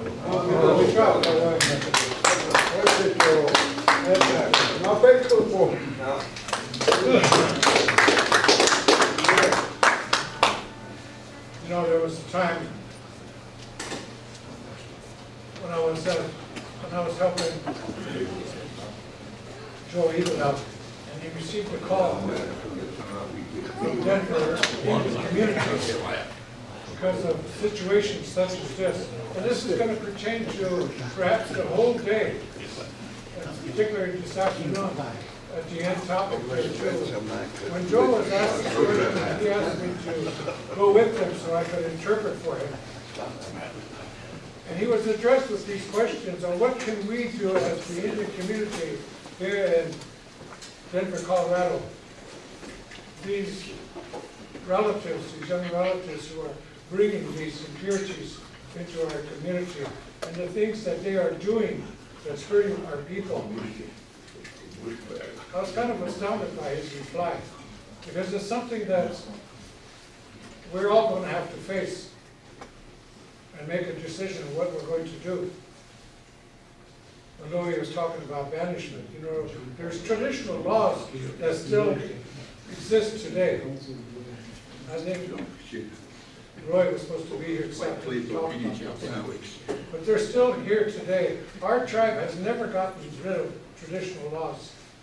It's just that we are forgetting them and we're not exercising them. We still have a lot of resources that she's done, some other elders that know these traditional laws. And we need to go back to it. He addressed that community saying, this individual, you bring him to the Senate and Chinupa que le bichao le hantas, Chinupa que le tueni owa kanka shnela. Says, do you bring that Chinupa to this person and say, you believe in this way of this Chinupa and we're going to ask you to hold us, and we're going to talk to you. And your response is, if you believe and you understand this Chinupa, you are not going to lie to us. And these things that are going on that you are a part of, the Chiospai family, the community, we are asking you, you need to ask this person to stop. Stop at what they're doing. Further talking to this individual about these morals and values of who we are. It's all there. But the bottom line is quit. Cease and desist. Now this person hears you and goes back and follows your words. That's good. But if they go back into doing what they were doing, you've done everything possible that you can do. Everything else relies upon that.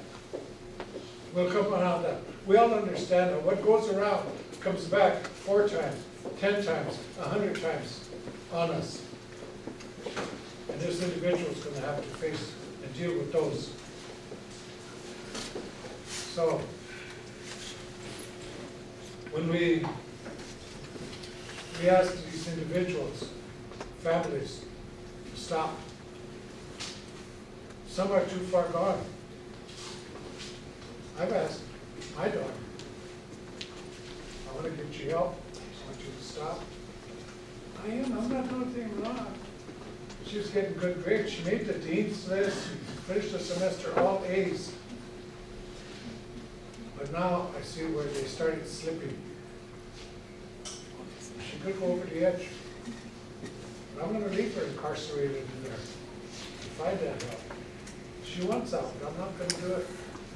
I'm gonna ask the judge not to let her out. But she gets it. Complete help. We have an agenda, somebody walked up with an agenda. But, we need to get on, got another comment?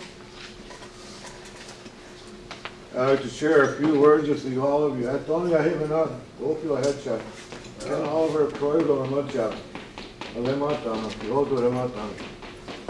One of the questions that they asked was about suicide and why. And we don't know why. There could be a lot of reasons why. But the information that Rosebud is using is not from here. So we don't know why. In Browning, Montana, and on Cheyenne, they did a research study on why the people are doing suicide. And they came up with reasons and answers. But they never did that here on Rosebud.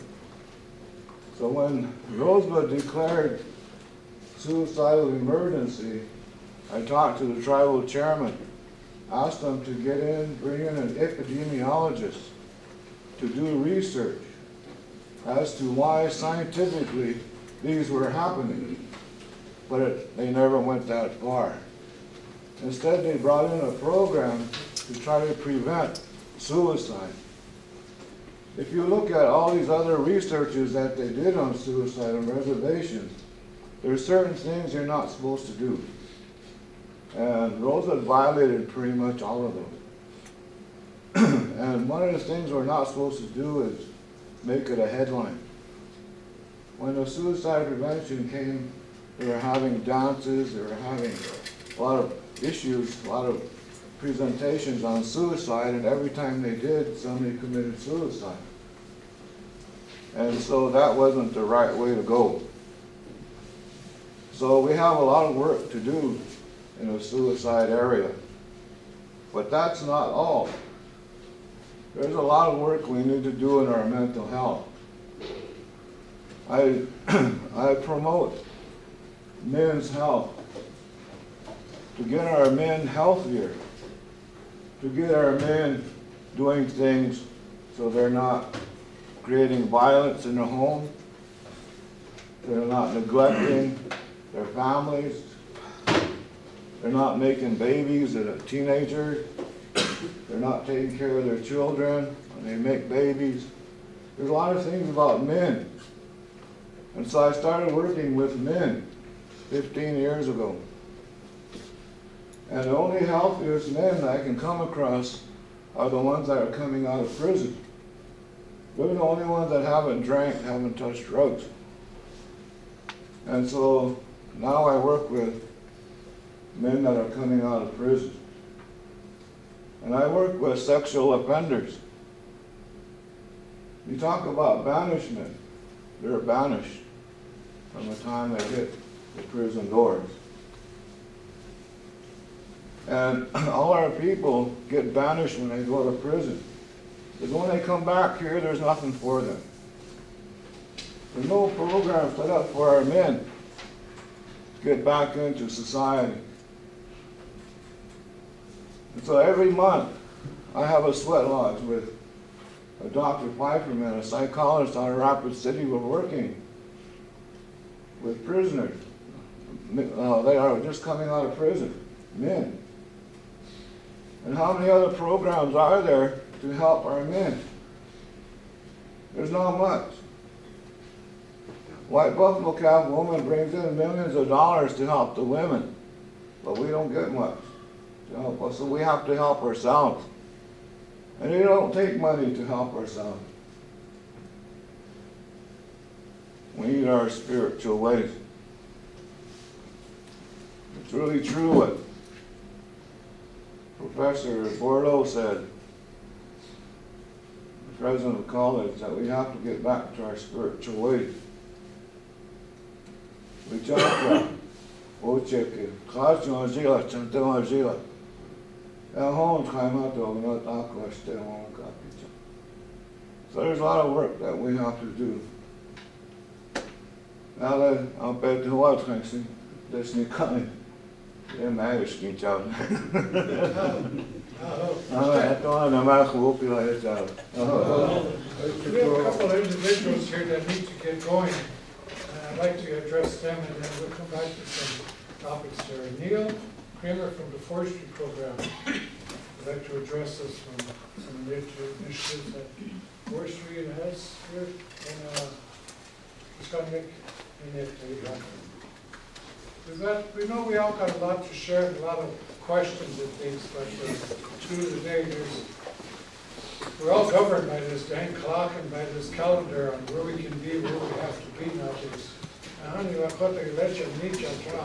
Abet giro da na hete yope lako leche nicha da taka leche haya che. Taku kapi na wogla kapi ko. Ai wala koya ke selo na chuku ko ke tra. Abi taku e bi chu chelo. Ko le no tako le taka chiku tra. Oye ke le happy to do so. Haka na. Okay, well be like. Yeah. Good morning, Governor. Come to you today with an open mind and open heart and a handshake. My name's Neil Kramer. My Lakota name is Yaka Okshila Luta. I'm the director of the Forestry program. And it humbles me that I was called to come and, just give a little speech about what we're doing over there. 2 years ago, you all know we had a big fire out there. And we've had a lot of problems with that. We burned up half of our timber out there. And along with that, we had an insect come in, it's called an ips beetle, it's an engraver beetle. And after the fire went, we still have this problem with the beetle that's killing our live trees. And one of the things that I guess, the message I want to send is, they said, talk about pine balls and stuff. That beetle is spread by when we go out to these different areas. We kind of went and did a little survey after the fall that first year, after we found out we had this beetle. People were going here and there, and they were cutting. And just about every one of them places where they cut, that beetle spread to that area. And I kind of look at the land and natural and a couple of different committees that we kind of need to watch out for this, because the more than beetles spread, that's just less wood that we're going to have, less trees we're going to have out there in the forest. So, I'd like to ask all you guys when you're holding your sunbathers, and I'd like the community actually to come and see me, and we'll help any kind of way we can when you're building your shades. We want to kind of set some areas where we're already doing some work. We're putting up a good fight against that beetle, and what we're doing is we're creating these huge piles that the bugs are already infesting. And then what it does is it draws the bugs in there. It's the fresh wood, the fresh cut that's, drawing them in. And then they're going to fly here in April. And we're hoping they're going to be practicing in piles. And then sometime after that, we'll have the Bureau come in and burn them, and hopefully we'll get rid of it. We're also doing a lot of traffic. One of the other things that I'm working on is, there's been a lot of talk over there about the 638 of that fire station. And I want to, everybody's talking about the meth, the addiction and stuff. I worked there for 25 years. I was a firefighter. back in the day, in the nineties, our firefighters were bringing back $1 million a year in just wages, fighting fire. And you know, we kind of policed our own ranks. We had 250 guys that fought fire. You know, a lot of you are probably related to it. You know, there's the neck, chasing hawks, you know, we had people from all over. And that's one of the things that I think installs this hopelessness is no jobs. As a director of forestry, I finally got a job where I can try to make a dent in that unemployment.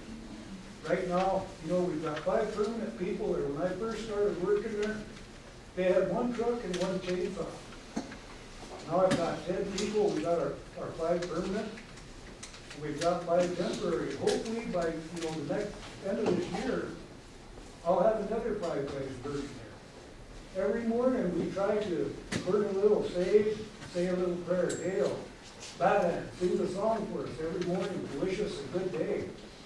But I think the way we can do that is to go back to the way we were in about 95 when we were all fighting fire. We had 250 people that were out there. At any given time, there was, you know, at least 100 guys out on different fires all over. And you know, I'm just trying to move ahead with stuff like that. You know, we've got that hips beetle.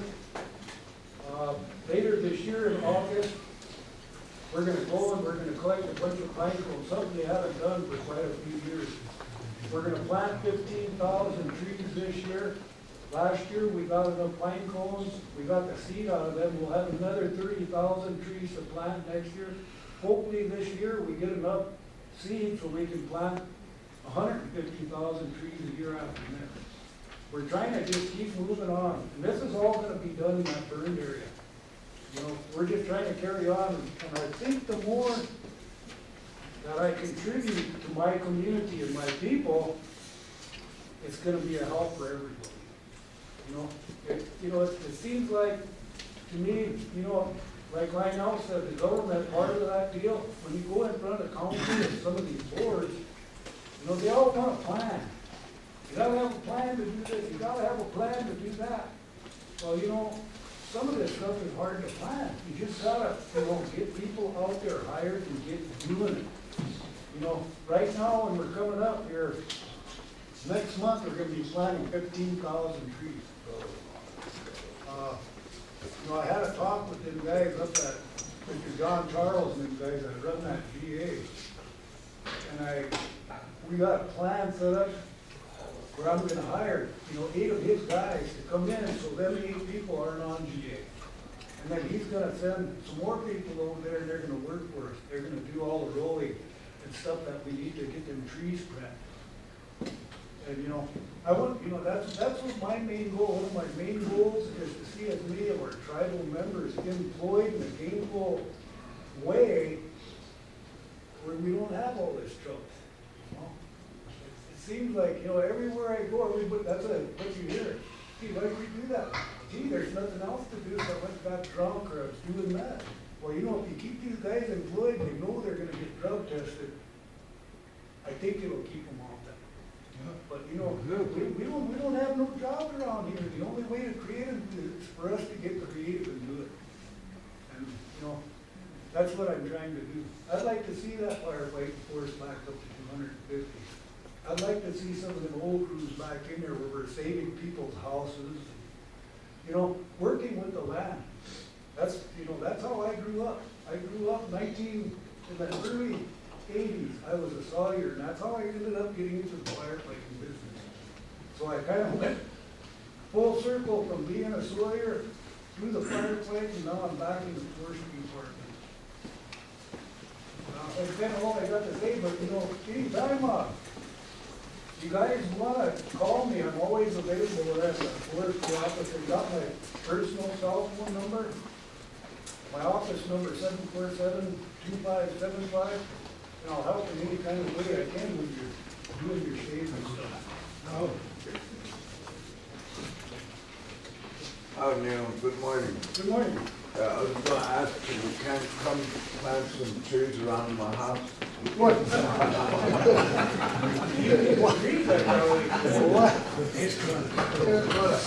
I was gonna ask, who's responsible for, Bear Butte, receiving Bear Butte? You know, that was, I think that's Is the that a Forest state Service. thing? I think that's the Forest Service. You know, and right now, I'm working with a nonprofit organization out of Colorado. You'll probably hear Mr. Fox. Yeah. And he's gonna come in, he's gonna train all, you know, we don't have no training in planting trees, but he's gonna come help us, he's gonna teach us how to plant them trees so we get a survival rate. And actually, maybe you could talk with him, you work something out with him, because he was trying to bring, I think it was 10,000 seedlings in so we could plant them here, but they've got a plan in place where they don't allow any outside trees, ponderosa pine to come in here because it's, you know, all they do, they planted them around rosewood, and there's a lot of disease and fungus and double top trees that came out of that. They don't want that here. We have a real good quality of seed. The seed that we get here, when they were doing that, we take them down to Bessie and they extract that seed from the green pine cones. And they used to buy that, you know, that's a form of income that our tribe hasn't seen in probably 15 years. But all these other national forests, we want the seeds that came here because the trees that grow here are disease and fire resistant and bug resistant. It is ponderosa. Yep, ponderosa pine. So, you know, I had to, you know, I know where you could get trees planted out there, but I had to turn him down on them trees, and maybe that's something you can work with him on, and get some trees planted out there. I was over there the other day and sure looked pretty sad, especially, we were talking about medicine men. Maybe the medicine men that are here need to set up some kind of regulation or something that people pull their flags down. You know, in my Lakota learning that when you put out your flags, you're supposed to put them out where there's no social public environment. Oh. And, but you go to Bear Butte, oh man, them poor trees are just, you know, branches are hanging down to the ground. They're all full of flags, you know, tobacco flags, and you know, it's, I mean, it's good that they pray, but also looks bad because they say when you put them in public and they come in a negative environment, then that affects anybody that walks by or comes near the place. So anyway, that's just my. No, you, And you, I have some suggestions for you. You know, you mentioned planting trees. We need some out in our area, and they come here. The BIA gave out so many permits, big permits, and a lot of them come to our area, and in some of our areas out there, it looks bad because they cut down green trees, they cut down big trees that have been there for a long time, so you know it has to be the wood vendors, because then hardly anybody has wood splitters except for vendors. But that's, and even during sundances, you know, some of you guys that have sundances, you know, be careful about where you cut or, you know, how you do it, because there are some areas that really look pitiful. You know, before, you know, they had, you know, trees growing, they look nice. But now our reservation's beginning to look not so good because of all of this cutting. And, you know, it needs to, you know, regrow. And I had another suggestion for you is asking the Bureau to spread those permits around. You know, there are other places on the reservation, Grass Mountain or wherever, you know, where they could send these people instead of, you know, having them all centralized in certain areas. That doesn't, it's not, you know, good for those of us that live out in the country. And they make messes and they dump their trash. You know, that's not cool. If you guys are out there eating or drinking pop or whatever when you're cutting wood, clean it up. Take it back with you. You know, I don't mean to sound like that, but, you know, we need to take care of, we say we're the caretakers of Wajimaka, let's prove it. Take care of it, clean up your messes when you're out there. That's all I have to say. We actually ran into a problem with some of that stuff this year. We had a piece of land that we were gonna do some hardwood management on. We went in there and just bought every one of them trees. These are ash trees, like this, that are probably 75 or 100 years old. One of our wood vendors, how many we count? Came about 60 trees like that they cut down. And they were green trees, and they split them up. And the reason we were looking is because people were calling me saying, what can we do about these wood vendors? They're selling us green ash. Like I said, you take that to, the committee, and, they kind of act like they don't want to do nothing about it. But, that's what we're trying to do now is we're trying to get that, permitting to Paula in the land office. I got a sheet of paper from the BIA that showed me who all had wood permits, and there was a few people on there, but out of that, there was 10 wood vendors on there that paid for their permit. You have to buy a permit to be a wood vendor.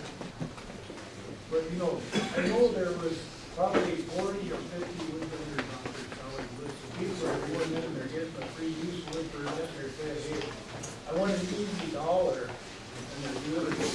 We're trying to get that stopped. The other thing is the leases we got. So I reported one of the leases out in our area that was straight, trailer pulls, in addition to truck pulls and wood. If we have that problem, call me, I'll come out there right away, because we need to get a compliance on that right away, because there's actually a way we can deal with that, to get some money off them guys. It seems like that's the only thing anybody understands now. You ask them in a small way, in a nice way, and they, and they just carry on doing what they're doing. So, well, let's hurt them where it counts, is in the pocketbook. I would like to see these guys that are doing this, and even some of these guys that are wood vendors are getting that 10-cord wood permit, and they're selling wood all year long. I'd like to see them take away their vendor's license for 5 years. That'll hurt them in their pocketbook. And I think that's what I'm going to start doing. Hey, Neil, Neil, you talked about pines and certain areas that we can get these pines. I know some of them start in June and then some end in August. So, are you going to give us the time and the date where this would be okay? Yeah. Put it on maybe channel 93 on a radio station or something On this deal thing, what we're doing is, at the end of April, right around the end of April, that deal is gonna fly. And we'll know more about the area that it's gonna be, and that's just the hard part, is you never know if it's gonna be here or there when that deal is settled in. And once they do, we're gonna have crews out there that are gonna start cutting and filing. If your ceremony or your powwow is getting here, come and see me and I'll tell you where that area is, and you can come and haul the balls out of it. That's, a lot of people are asking us for them slabs that we used to sell. Well, we had to quit. They came down from the Rocky Mountain region. They don't want us hauling them back in from the forest anymore because they found out that's one of the ways we're spreading them, because that ips goes right underneath the bark. So, when we're hauling them in the rosebud, we're just gonna infect that rosebud area. And then I got one more, Sam talked about Fairview. And I need to get after him and Archie. I know your point. But on April 30th, they're having a meeting in Fairview. It's a state park. And I have a agenda. So many of you that are interested, I can chime as that. But it's best for you to attend it, because we can have a lot of recommendations and we can have a lot of points and what need to be done. But overall, the state park has the last say so. Overall. Under, we can have traditional law, we can have everything that is in place, but the state park. So it's very important that all of you that need to go attend and make your concerns about this, because I know it's an issue, and you could address that because it'll be easier, and they'll handle it that way, in that perspective. And with Fairview Lodge, I know that that burn area, and it's just not recovering. You know, we're gonna talk to you about plant some trees there to make it presentable again for people that will be there. So I'll just sit down We and can try to talk help about it. as much as we can up there with Dave Schwab, and as long as we're doing that, we jump over there. This is the first year that we've really generated any kind of an income where I can actually hire these extra 5 people. And they, you know, they gave us some money and they got us started. Now we're rolling where we're making some money where we can, you know, see, underneath the government contract, all I basically is set fees. And if I go out of that, like, you know, last year they requested me, the council did, to deliver some free wood. Boy, I got right away, I got a mean letter. When you're doing that, you're going out of the scope of work, and we can sanction you for that. If they sanction you, they take your money away. If you don't know how long it's going to be, it could be a month, 6 months, or a year. Well, that's the government council, I can't do that. They helped us out, so I think this year we delivered about 60 or 70 boards of free wood, and about another 280 firewood. You know, this is going to all these different places and did that with not just one area. But I think TLE.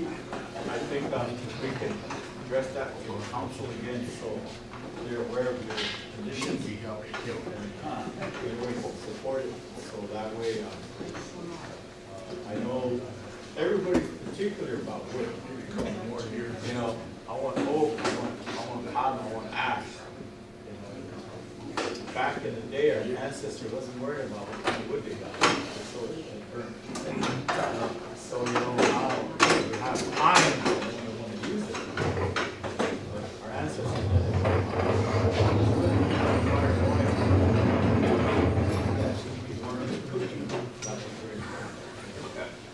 Go ahead. That April 30th, Chris was talking about, this is Saturday, so everybody has the weekend, that's your work day, you know. Information on it. I think you should have, I think. They got a letter here. In a minute, too. We'll get you, Scott, hold on a minute.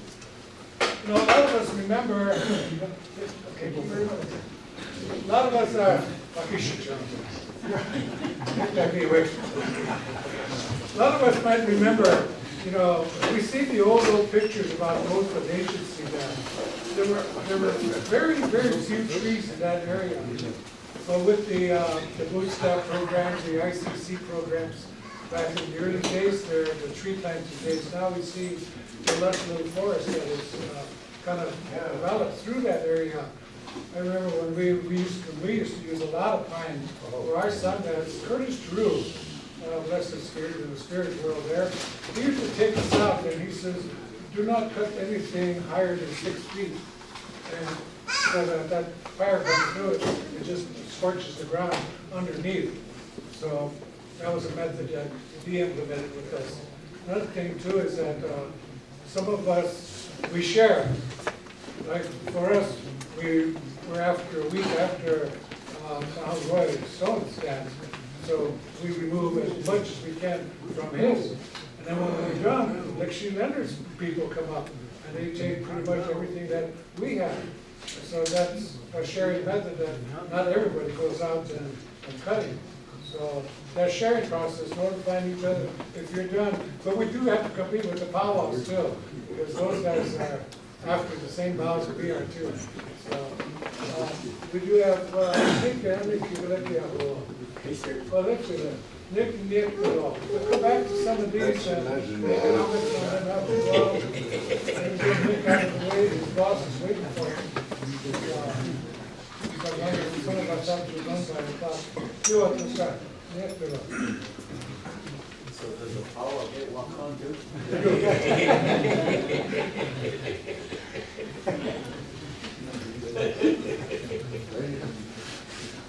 Yo toca lá junto. Ako daw, still a while like that. Oh. What is she did back in what did she do? Yeah, Nick, it was Nick Outlook stuck in with that, man. I think like you back us and then you know like Carolyn and well locked off, that's it. You don't go so it's good. Yeah. Yeah, look like we walk like a big head. Looks like a job, so don't check the water like that, or work is okay. No. That's a colonic, it's a lot of broken, you do like it, we try to chop it. Yeah, my name is Nick, Outlook staff member with Game Fish and Parks. Been on, worked for Game Fish and Parks since 1991, and I sort of know what's going on, what needs to happen and what has happened. What our short-term goals should be, what our long-term goals should be, but anyway, I just here to let people know that during like say the summertime when all the sun dances are going on, and there's a lot of people here that are not members of the Rosewood Sioux tribes, or they're members of other tribes, or they're non-Indians. And you see them out there during the summertime, and one of the things that they cannot do is travel off their roadway, public roadway, on fire trails on their own. They cannot go pick sage or cut cherry trees or cut willows or gather firewood for their thoughts and their intentions are good and everything, but there are certain things that they are not allowed to do, and that's what I'm here to let you guys know. One of the biggest reports that we get every year is there's a white car down along the Grassmont Road. They're always white women out there picking sage. So we go down there and we put on the 80%. You can't be doing that. You're not allowed to do that. The provisions of the treaty do not extend to non-Indians, so you cannot do that. I'm going to ask you to abandon the sage on the ground, or if you refuse to do so, I will take the sage from you and I will charge you in federal court accordingly. But I let them know. It's how still we can handle that is through the federal court system. We're not members of the tribe and we don't have jurisdiction over, so we can't bring them to the tribal court. But as far as members go, we could say, for instance, they're cutting sage, or I'm not cutting sage, but they're cutting willows or cutting wood for the fire, for the soil ash, or the sun gnats. Those individuals have to have a wood permit, and they're eligible to get the wood permit because they're members of this tribe. And where they get the wood permit is down at Rosewood at the Forestry department. And they just go in there and let them know where it is that they want to cut. They'll go on the map and see if it's okay to cut there, and they'll issue that permit. They have to look on the map to see if it is okay to issue a permit for that particular area that they want to have the wood from. There's a classification of land called tribal land. It belongs to the tribe as a whole. And there's another classification of land that is tribal land, but it isn't owned by the tribe as a whole. It's owned by individual members, individual family members of the tribe. And in those particular areas, the VA cannot issue a permit. So you cannot get a wood permit for those types of lands. You can get a wood permit for those types of lands, but you'll have to get the agreement of all the heirs to that particular piece of land. And that could be like anywhere from 10 to 100 people. And they all have to agree to allow a member of that family or allow a person of the tribe to to get a whip permit for that particular piece of land. And it has to be signed and has to be written, a permission form. You take that permission form to BIA and then they'll look at it and then they say, well, all right, it's a whip permit for that particular piece of land. And that's the only other way you can get a whip permit on land that you cannot get a permit on, even though it's tribal land. And cutting wood for ceremonial purposes should be left to tribal members only. I've come across individuals that were not members of the tribe cutting wood and I always treat people like they want to be treated. I treat them like I want to be treated. Treat them with respect. And I still know that generally pretty good about it. And there have been instances of members of other tribes that live here cutting wood without a permit. And the way I see it, I may be incorrect, but the way I see it is the provisions of the 1868 treaty, as far as Rosewood Reservation goes, only members of that tribe, enrolled members of the tribe can benefit from the provisions of the 1868 treaty. And it does not apply to members of another tribe. And I did my best and I got that point across. But in the end, I got written up and got threatened with suspension and lost my job and that sort of thing. But if that didn't happen to me, I'd feel neglected because I try to do a good job in the eyes of the council, and if I don't get scrutinized by the general public, then I feel like I should do more. And as far as non-Indians go, I've come across guys that were cutting willows. And I did my report to the special agent with the Fish and Wildlife Service. I did my report. He got in contact with the non-Indian male that was cutting on tribal land, and he asked for his day in court. So I had to go to court and appear with this guy. And in the end, the judge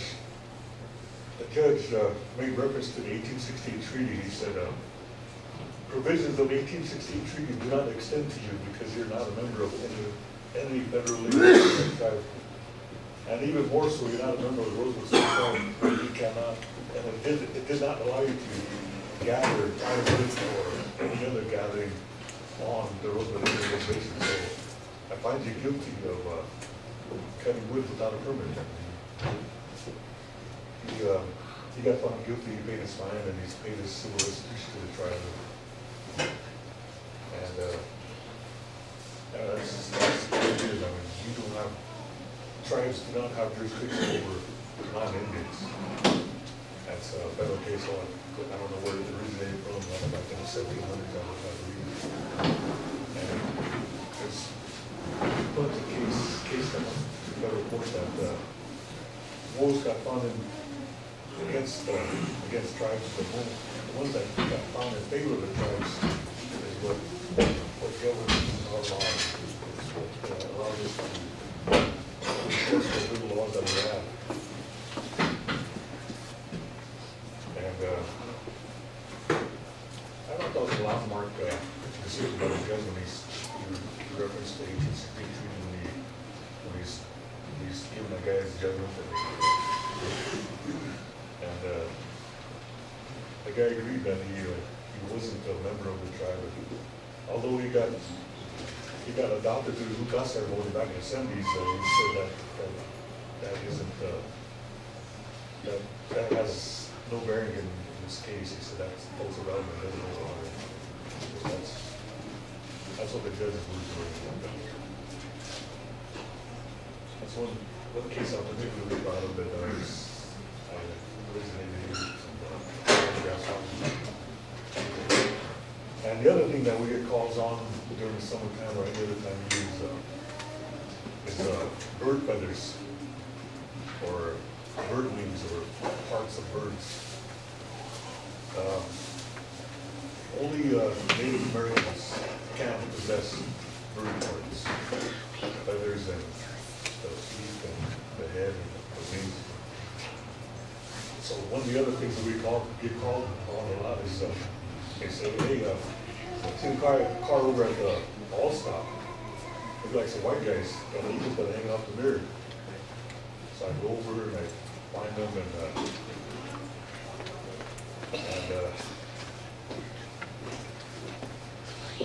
I don't know if I can say this, but I try to do good things in a good heart and in everybody's best interest. And one of the things that I've done, and I don't feel particularly good about it, but I'm glad I did it because I had to do it. It's my job. Is I give the guy the option. You take that feather down and you put it away. If you refuse to do so, I will take it from you and I will charge you for possession of that eagle feather when by federal law you're not allowed to possess that feather.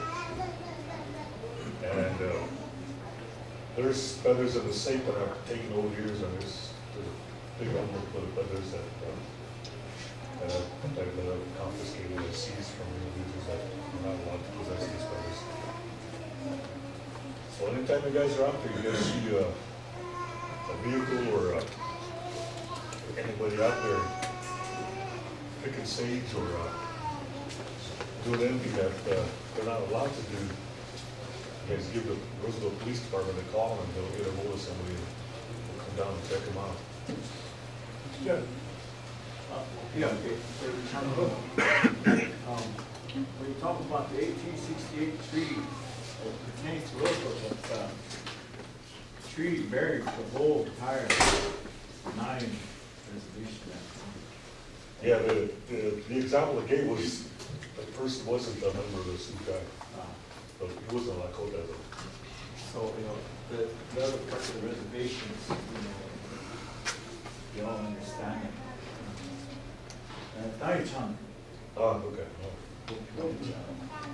And I don't know if that's how you guys view it, but that's the way I see it, where I may not be allowed to go to Pine Ridge and go there and find a hawk feather or eagle feather on the ground and pick it up or possess it. Maybe it belongs to the Oglala and it doesn't belong to a member of the locals.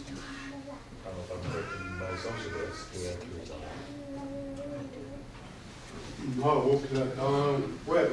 we check. Oh, Wanbli we are passing on what country. Kiatani, we want what she did, when she young kid, you could eat out what she told they church chung sa you hike tai, yawi chak kapi, tai huni young could like the boy up chung kiki up. Retired Rangers, I'm the director for Parks and Recreation Department. That you too. I shall head, we have the same position. So we sent our rangers down there. I told them what she was in the middle of that Sunday, spawn openings, all directions, single hop. You're right, that's what you're doing is proper. okay. I'm friends with all the guys that work for Forestry, Parks and Rec. Charles, if you come down because of that Oglala joke, you might have to.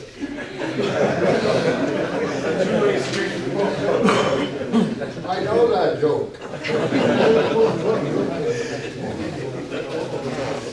Le gusta imata makochi oha. Omaki ahel makochi oha ha. Washichu ahel uku. Irrigation, Dr. Wahab Meninga Lofio.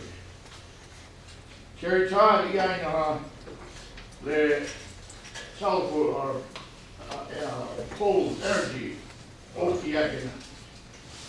Take the home the China girl in there. I have to have one cup. Now, I still. We have land out north of White River, and there's a Washichu that are Kawashis and cousins and loaned the land out. And he ran a line across the land to get to his irrigation pump. Cherry Todd comes along, and every tree that was within 20 feet or something, they cut down. And you just stand there and you can see a path. And they didn't come back and pick up them trees or anything. And I couldn't go anywhere. I didn't have any recourse to who to complain to.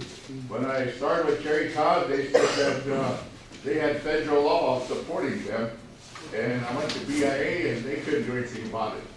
What recourse does a person have in a situation like that? At least come back and clean the land, or out of respect, ask the landowners if they can come through and clean that or cut it. That, I think, is, I don't know what sort of progress that's made, but back when Clint Scala was a chairman, that happened down in Grass Mountain. And I went down there looking for his Cherry Todd was cutting. I didn't find him that particular day, and I kept going down there for 2 weeks, but they quit cutting. And I don't know where it says in the agreement, I've never actually seen the agreement. I asked to get a copy for the department for our information, for our referencing. Where does it allow them to go in and cut on tribal land without a permit? That's what I was trying to get at them. And he told me just to let it go. So, I did agree with that. So me too. Thank you. If I could speak to that, I know a little bit more about that. That's, it came to the Tribal Utility Commission, and I'm a former utility commissioner, so what they said was that there was, it actually come down to, I know Dutch down there, he wanted it gone. And the chairman at the time was, the councilwoman was Lydia, his niece, Rowan soldier, and she was okay with, she didn't like it, but he was okay with it. So they talked to him as a community chairman, and he said, come on down here and go ahead and cut. But when we brought the laws in and we kind of hold Cherry Todd to the fire, there was a little discrepancy, like between what the Bureau said and what like the Utility Commission said. But I would probably work with the Utility Commission because I think they established it was like 75 feet on either side of that.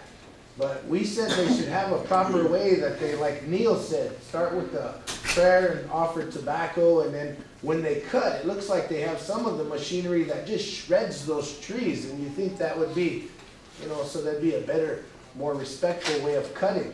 And then when they cut, we thought maybe they could cut them down to where they weren't as much of a big thing in people's way who are down there, because they were leaving big tree stumps and all.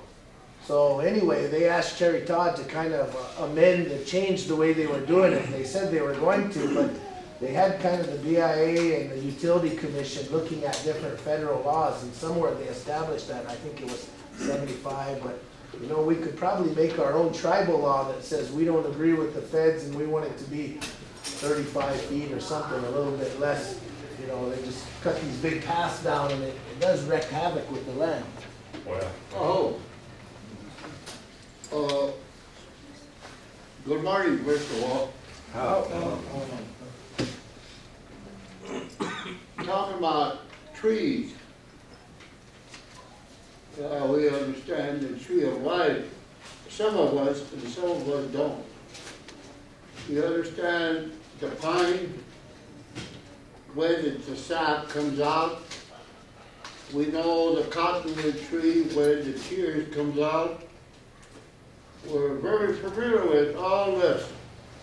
But let me say something. Judge, I'm sure 1979, Judge Nichols and Judge Erbaum, I have some documents here. Federally sovereign nation. The Jay Treaty from Canada, South America, and Old Mexico. Guadalupe Hidalgo. Condor and the Golden Eagle meets. International, I have these documents. All we gotta do, 1978 Freedom of Religion Act, we explained that in the House of Representatives. then we represent in the Bureau and Department of Interior.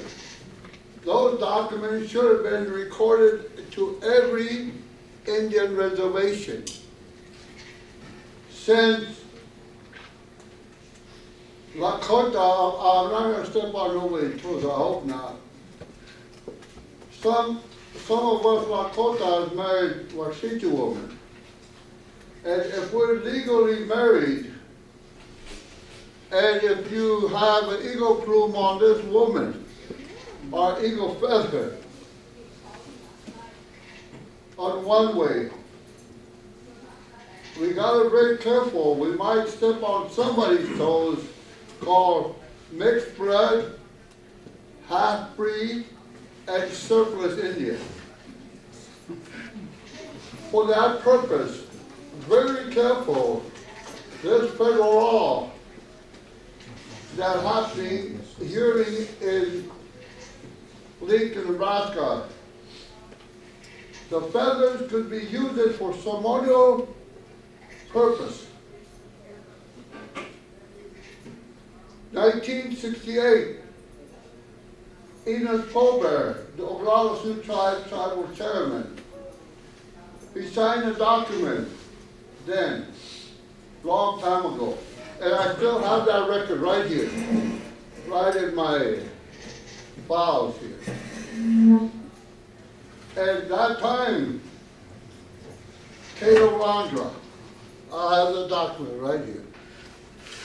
For those things recorded in Native American church, Native American ceremonial. So I began to record all this with 1978 Freedom of Religion Act that we presented. That don't mean every white man should not carry feathers. It's gotta be a ceremonial purpose. I couldn't tell you who to marry who. I couldn't tell you. Just like somebody said, drug house to house.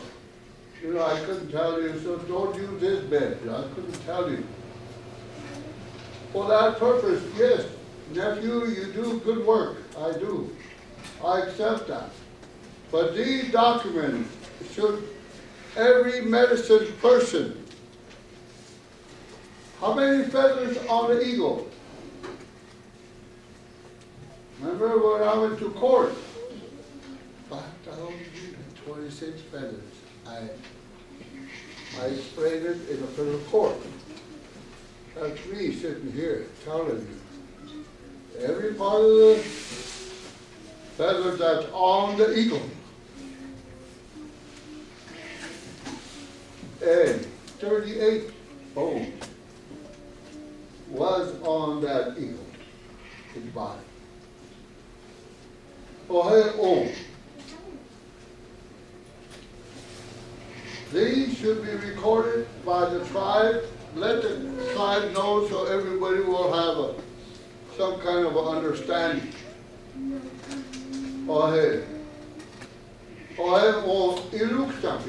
Think about it. Every medicine man should have those documents. So, you know, but that don't mean that every corner we shouldn't give it out. Well, actually, they're not gonna attack you. Oehan, the sage is most important. $65 an ounce, sage. They sell it like drugs. You go to Rapid City and you go to. So how about the root? Or youth sample. There's over 28,000 Indian medicine grown here in the Western Hemisphere. For healing, for medical purposes, for spiritual purposes. All right now. This is a good time. Anybody wants to, go ahead. One eye is for me. All right now. Oh, I record all this here at the tribe. And then in Bureau and Department of Interior. And every 25 states, every highway patrol put it on the internet. So who carries feathers and where you don't put hookah on your car. You put it on the rear mirror, huh? Who give you that authority to do that? Tell me. That's a federal law. That's supposed to go on even four-legged horses. Oh, hang on. Think about all this. Oh, hey, I want to say thank you. There's the tree. Or the next thing, I'm working on it. There's a Sundance in Casado Indian Reserve. I like it. Grapevine. They put that whole grapevine, that whole arbor. So the grapevine cover up the whole 526 branches. And every Sundance, that man that danced there,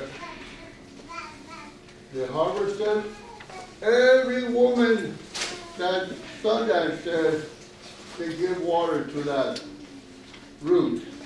We could do that here. So we won't be cutting all this pine. I'm lazy, but I'm worse now.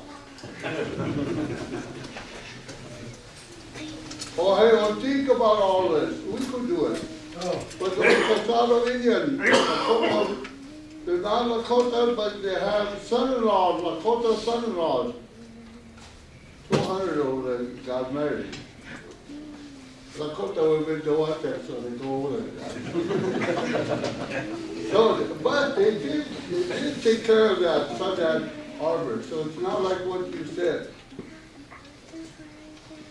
Every fence, you see some materials. When I see that, I take it out and put it on the trees. Then another thing, when somebody died here, don't put a cross there. There is a cross at his burial ground. Keeping the soul, living with the soul, releasing the soul. Wanaga you have. Oh, hey, oh, I guess this meeting. Oh, hey. Oh, hey, Anake. Fourth generation. Well, this man here, this man, Spotted Tail and Crow Dog, killed each other. I am the fourth generation. So when you went to another country, and you killed a lot of innocent people over there, under that Constitution cover, when you got back here, your hands is blood. Think about that. The murderer's still alive here someplace that had never got arrested. Hey, oh, things that's wrong happened to our Lakota way of life. So think about it. Think about all this. If we're going to talk about committed suicide, it's going to start from our home. Oh, hey. When you're a veteran, they inject you something when you went to war to be strong, So you could kill people over there. So when you get back here, and when you produce a child, that child's already been drugged up. But it's hard to talk to each other. Oh, hey. Oh, hey, well, think about all this.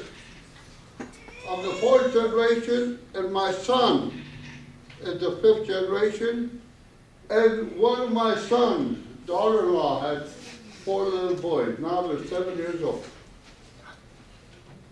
Think about that.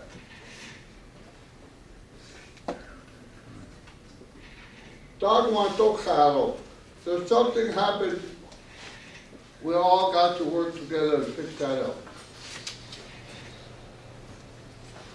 Hanta, it's gonna be all right. I'm gonna do that. We're gonna put that grave on the arbor, fix the arbor first, then put that whole grave vines.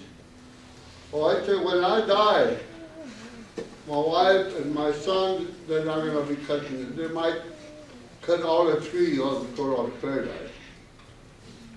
So that's what I'm gonna do. Oh, hey, think about all this. Really, it affects your appetite. It affects the water of life. Go ahead. Albert told me that Kodal Kahansi looks like we're losing our Lakota way of life. We're losing. Now look at this. Exactly. No more leather, no more kaha. Well, you know, this man worked. He must have having a hard time dealing with, we sometimes people cause him having a hard time. I brought all kind of white women here, so I know that somebody got jealous, but I don't mind. Oh, I don't eat stuff. Think about all this. Think about all this when we could work together. Why not? Iyuk chapo.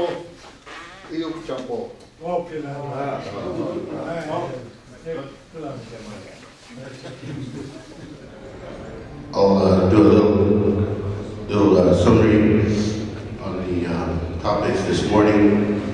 We had a presentation on the meth problem on the Rosebud. We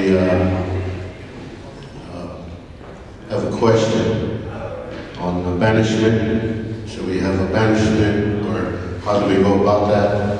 What is we do have customary law that includes banishment, but these are things that we are discussing. Where does our Lakota values play in it? Where's Omoshila in that? And we talk about our Tiwai, our family. The family is where everything begins, all the teachings, the language, history, culture, everything starts at home. So we'll be continue that discussion as the tribe wrestles with the problem of the meth problem on the reservation. And then we heard from our Forestry Department, Mr. Neil Kramer, talk about tree planting this morning. He wants to create jobs. We do have a beetle problem on our timber area. He mentioned that we lost half of our timber reserve. He's working, hoping to, the tribe is talking about contracting the fire department, or BIA fire, wildland fires. Some good things going on at Forestry, and before he has let us know to get a hold of him before your Sundance, and so that he can work with you on getting your pine bottles. Then this morning we heard from Game Fish and Parks, from the game warden, the ranger, Nick Elton was back talking about eagle, when he gets calls about eagle feathers, non-Indians possessing eagle feathers, that they would either you put them away or they would be confiscated, and many issues that go along with it, including don't let non-Indians pick sage during the summertime. So that's sort of a recap of what went on this morning. here's some of the comments is Harold Salway on the meth use, on the meth problem and the use of traditional society, addressing some of those problems. Mr. Ken Oliver talked about suicides that the men's house he's working on. He also works with sex offenders and ex-prisoners, and hopefully to get them back to the spiritual ways. That's the need of our people, to return to spirituality. We also had a comment from Rose Stidstrom about the Ring Thunder area. A lot of vendors out there cutting and sort of overcutting in different areas. She would like to see BIA to spread out the wood cutting permits throughout the reservation so that it's you don't overcut in certain areas. And she also talked about the littering on the reservation, that spiritual leaders can also help with preventing littering during the summertime, or actually any time. And then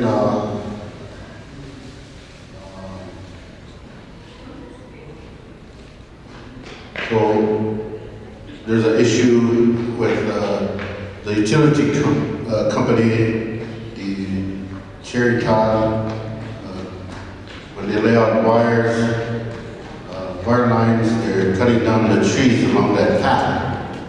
We're questioning what can be done about that, and hopefully Tribal Utility Commission could work on that area. But I'll make sure and visit with the TUC on that subject. And they'll be looking into Cherry Todd's right away on the power lines. So that's sort of a recap from this morning, and we'll be getting started in a few minutes here. And we also have some visitors from the Southwest come in. We'd like to welcome you, our Dene relatives. Thank you for coming. From a women's society that arrived, and so glad to see you here. And hopefully you get something out of this meeting. And we rely on our spiritual leaders to address some of those questions that we have, and they can help us greatly with the issues that surface.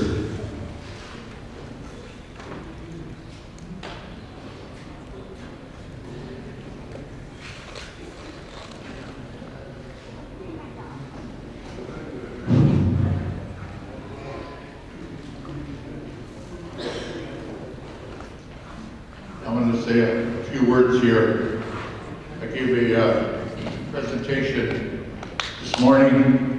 I was very thankful to Phil and the organizers who pulled together the tree meeting yesterday and the medicine men meeting this morning. Well, I appreciate the issues and the topics that are here. I wanted to address something above and beyond, and how the medicine men were always involved with this institution. When Stanley Redbird Sr. created this institution, he developed it with the help and prayers and ceremonies with medicine men. Medicine men have always been instrumental and have been the main force in our Lakota way of life. And we need to continue that. Medicine men need to be at the forefront of everything we do, with every issue that we talk about.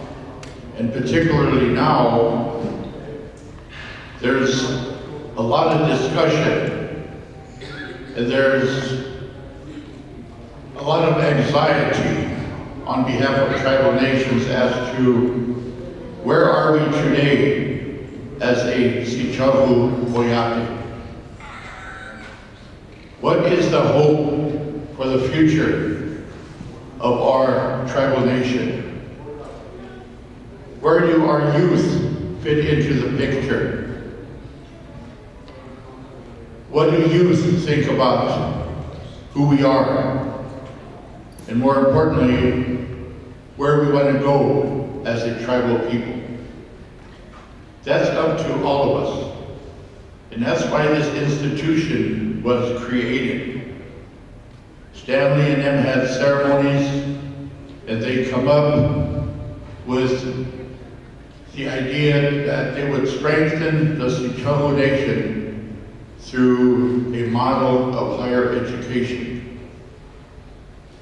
And so they had prayers, they had ceremonies, and they brought medicine men, they brought elders into the picture, and they created this institution to be the vehicle to address and to strengthen the future of the Sichahu Boyate, and serve as an example to other tribal nations across Indian country, how they too need to take a look at their future.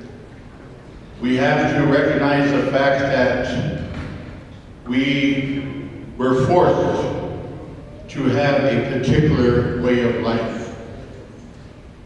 Many of our tribal traditions, our way of life, were outlawed. The language, the spirituality. And medicine men, for a long time, had to pretty much go underground in order to safeguard these and to continue them. And this is what Stanley and them saw, the benefit of creating this institution to address every area that affects the quality of our daily life. Whether it's education, whether it's culture, whether it's economic development, whether it's tribal government, whether it's energy, whether it's housing, whether it's family, youth, elders, our land, our water, our transportation, our technology. And this is where our young people are needed. We need you.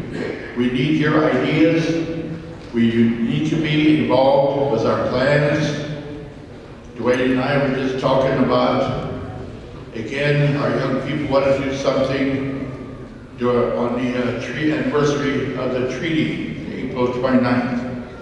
And it would be a good day for our young people to work with our medicine men to begin to put together a plan of action for who we want to be as a future Sichahu nation. So bring your friends, your relatives, your students, your faculty, and on April 29th, we want to fill this gym and start talking about who it is that we want to be as Sichahu people and not who somebody else wants us to be, as has been our way of life for a long, long time. We want to bring back hope. We want to bring back the ability to dream and to create that dream. We have to define ourselves. We're proud people, we had good ancestry, we're a smart people, we have brave people, but the outside world looks upon us. I was telling the medicine men this morning that not too long ago, Newt Gingrich, well-known Republican, was on the radio, on television, and he talked about the lack of a tribal policy addressing all issues in tribal Indian country. And then he said, look at the Rosebud Indian Reservation in South Dakota, for example. They lead the world in suicides. That's how the outside people look upon us, that we lead the world in suicides. You know what they're saying? That there's hopelessness on the Rosebud. That's an embarrassment to all of us. That shouldn't be. We're too good a people for the outside world to think that we don't have anything going here on the Rosebud. It behooves us, through education, through spirituality, through our treaties and our own sovereignty, to begin to pull together so that the generations to come will have something to look forward to and not suicide or meth. That's our challenge. And that's why this institution was created with medicine men, to address the future of who we are. We have some tough issues. Yes, culture is a tough one, it's challenging. How do we keep the language? How do we all become involved and safeguard the language and pull together communities, tribal governments, our medicine men, all of our educational systems. Right now, educationally, we're little empires all over the place. Somewhere we need to pull together and to create a singleness so that we all have the same goals and the same objectives and the same aims to safeguard and to bring back education in terms of strengthening culture so that our young ones, when they graduate from our schools, they'll know something about this man whose picture is behind back here, Spotted Tail. We have some students who graduate in our school systems today who are straight A students, and yet they know more about Abraham Lincoln and George Washington than they know about Spotted Tail or Red Cloud or Crazy Horse or many of the chiefs whose families they come from, like the Howler Bears and the Iron Shells and the Swift Bears. This is part of that cultural development that our forefathers talked about and our founders of Sinte have talked about. Education program. Stanley and the early medicine men who founded this institution said this educational system that we have now, this isn't ours. It comes from afar. And it was really here to assimilate us and to, for all purposes, destroy our culture.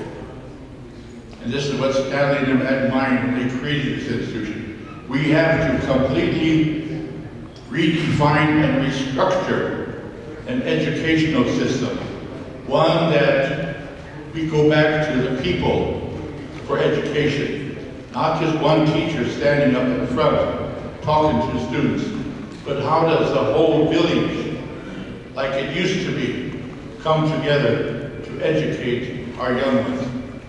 The language should be going on 24/7, and not just for half hour or 45 minutes or 1 hour a week, like they do now.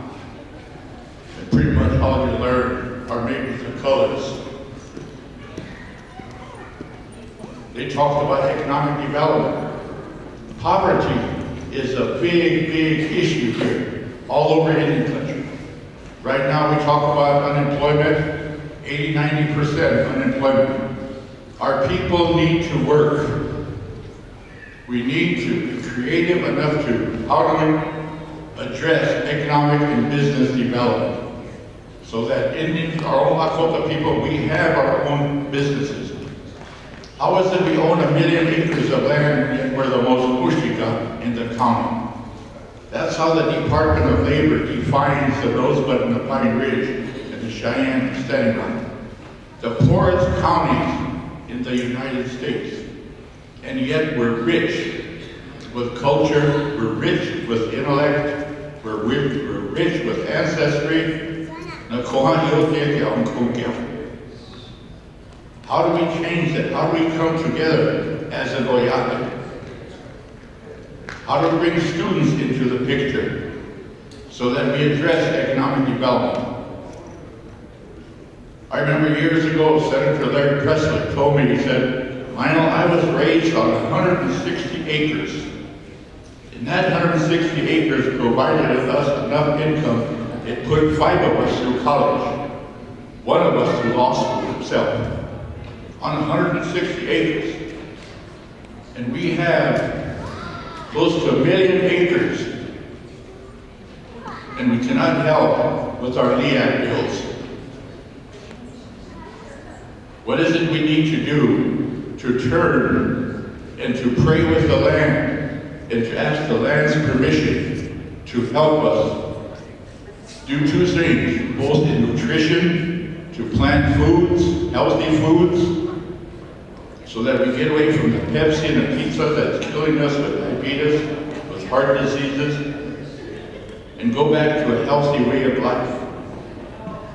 And then also, how do we utilize the land to bring in some dollars so that people aren't living at the end of the month with no income. This is our challenge, and this is what Stanley had in mind when they created this institution. The other thing they talked about was the need to come up with a new form of tribal government. They said we're not growing under the system of government that we have now. They said this too, like education, comes from afar. That we need to create a system much like we had before, on the same areas of responsibility, of respect, with honor, with trust, and be creative enough to be able to take what we have and turn it into employment. That's a challenge. Right now we have some people living on a reservation who are millionaires using our land.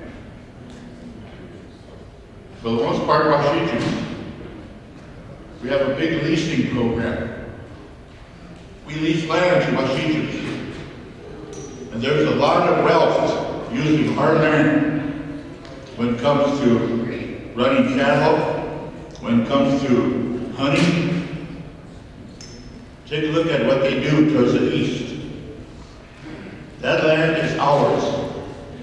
How do we utilize that land for ourselves? How do we turn that land into working, doing something for ourselves? That's our challenge as people and as this institution. We need to turn this institution into a land grant institution where we address land, agriculture, farming. And we need to turn it into a business institution. We may need to enter some business things ourselves through the institution with our students so that we can teach, show, and tell. We can show that as Lakota people, we can be business people. We may need to do that through this institution to help communities develop and get into business. We have a lot of land. We lease a lot of land out for cattle. You have a tribal nation down there in Florida, the Seminole. They've never signed a treaty to this day. They've never signed a treaty with the United States government. They just bought Hard Rock Cafe not too long. They have big casinos. They sponsor the big part of the national rodeo in Las Vegas. They're that well off as a tribal nation. They have so many cattle, they ship their cattle to tribal nations in South America for pasturing. Why can't we bring some of their tribal cattle here and work out a pasturing and a leasing with them, which would give a lot of our people employment? We can go back to horses. Our young ones can be raised on a horse. Charlie Cone always said, if you want to get rid of domestic violence, go back to horses, riding and raising horses. Because that horse and our people get along good, they'll develop a respect and a love that will carry into other parts of our life. These are things that await us. Our little Kakojas deserve better than to be told that we don't have hope. We have a health issue right now. Closing down the ER. taken our loved ones to places where they may not receive the care that they would probably receive feel better by staying here. We as a people need to be involved in how do we continue to develop a health program. How can we develop a revolving clinic that goes from community to community? That's something that we can do. We can train paraprofessionals right here. We can increase our nursing program. In the future, that little kakosha that I'm looking at right there could be a surgeon, could be a dentist. We need to think that far ahead to train that type of things that we need. We need a master plan for all of us. And that's what we want to do. And that's what this institution was designed to do. And we've done a good job with what little we have to work on. But we need our own accreditation. We need our own ownership. As long as we depend upon Washichu for validation and for certification and ownership, we're not going to be allowed to develop the things that we need for ourselves. We're always going to be victimized. We're always going to be held hostage to another way of life. We need to be in control of who we are. And that's why this institution was created. There was a man that come through here, his name was Patrick Lannon. He believed in the vision that we have, so much that he gave us $18 million. We were able to build this gym in our technology building. Those type of people are out there who are willing to help us. But we need to be willing to help ourselves and to come up with our own plan to show that we put time and effort into it to prepare our future and to show people that we're mentally, emotionally, and above all, spiritually prepared to be who we want to be. Glad to see you guys here, see you students, and we appreciate you. We want to hear from you because your future isn't going to be years from now. Your future is now. Stanley and recognize this, spiritual leaders recognize this, and they pulled us together, and they jump-started us, and we need to take it. We've been running with it for a long time, but there's also some better days ahead for all of us. Thank you, love you, have a nice day.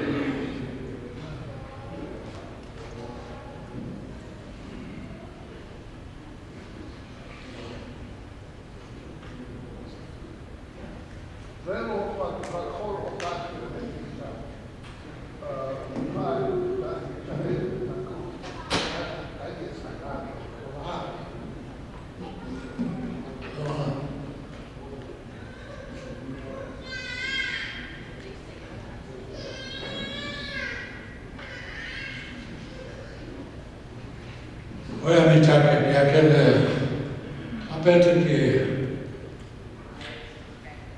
wichasha wawoki apikele na owanka yahapiki ejuta kichaya piki tutogna oyate ke owamushila kichaya waoya apikele yo nicho pina la ni ha boche ke vichara na otaki ja, oyate ta na woashi wa happy na skicha niko.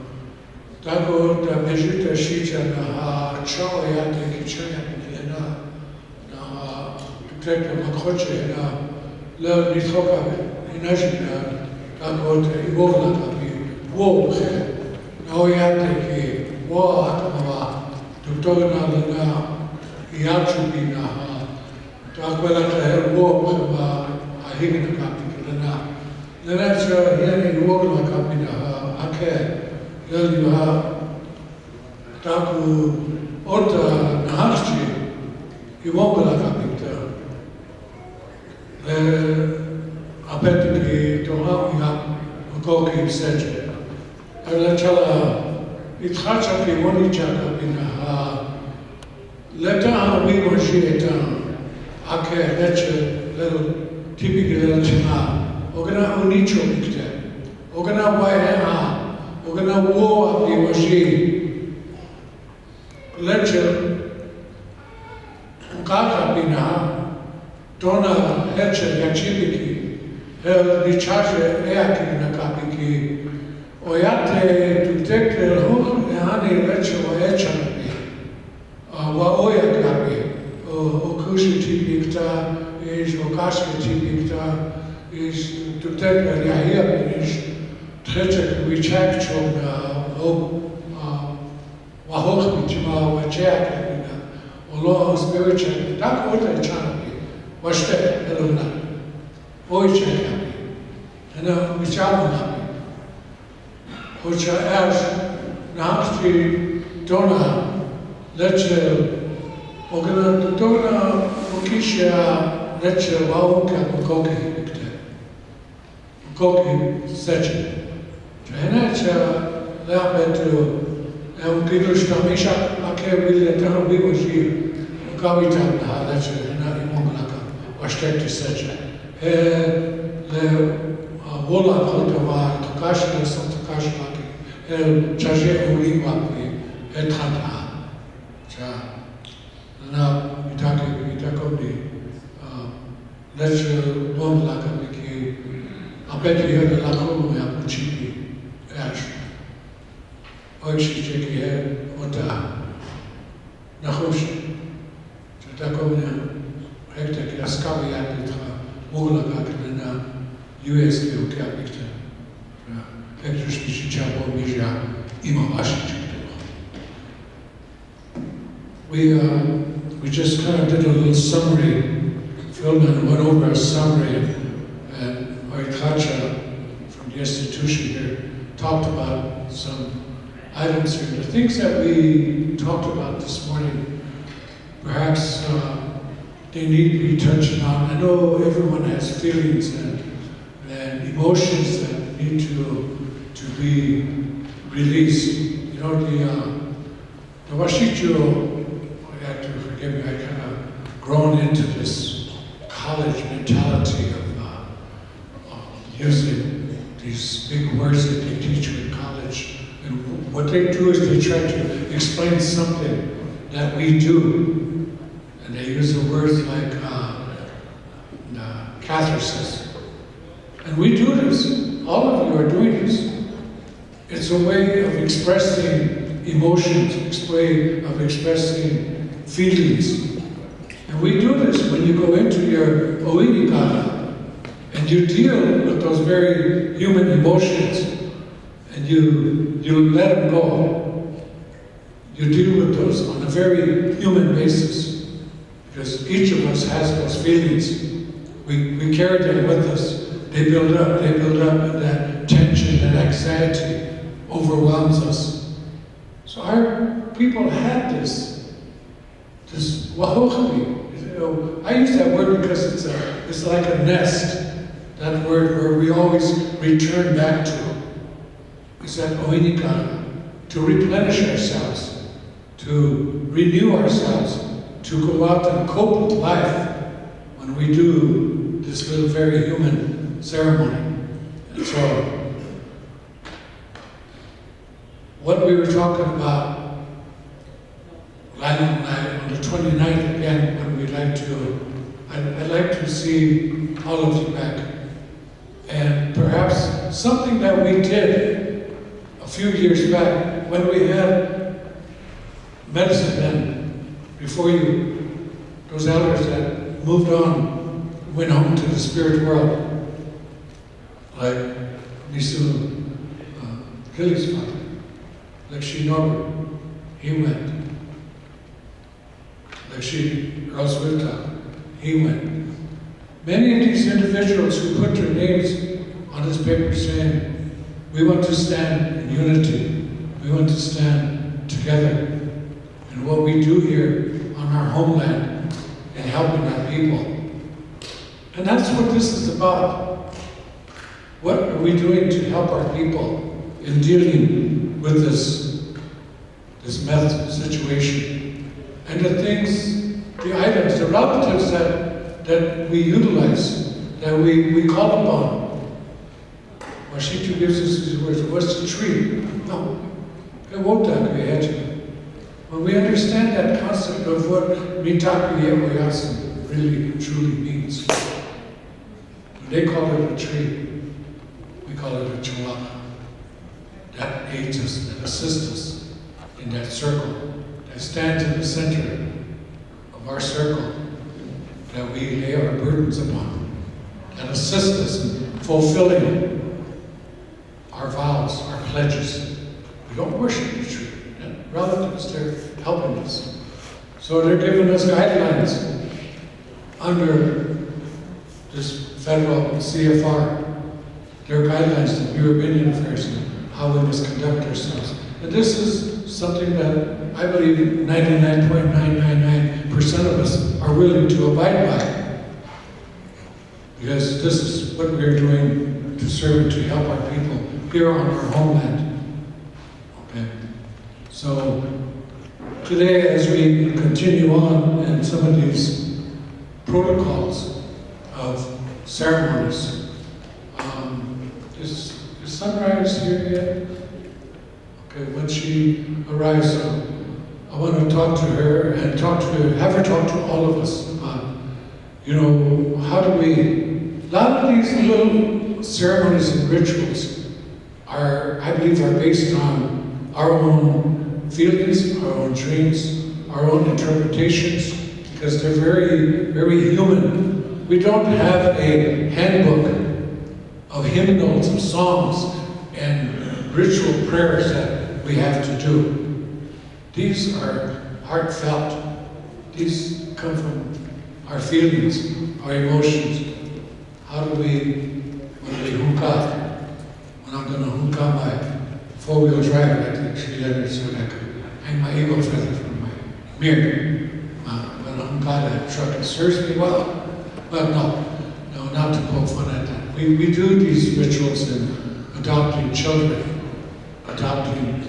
so that they know that they have a relative, a father, a mother, a grandfather, someone who's going to be there for them.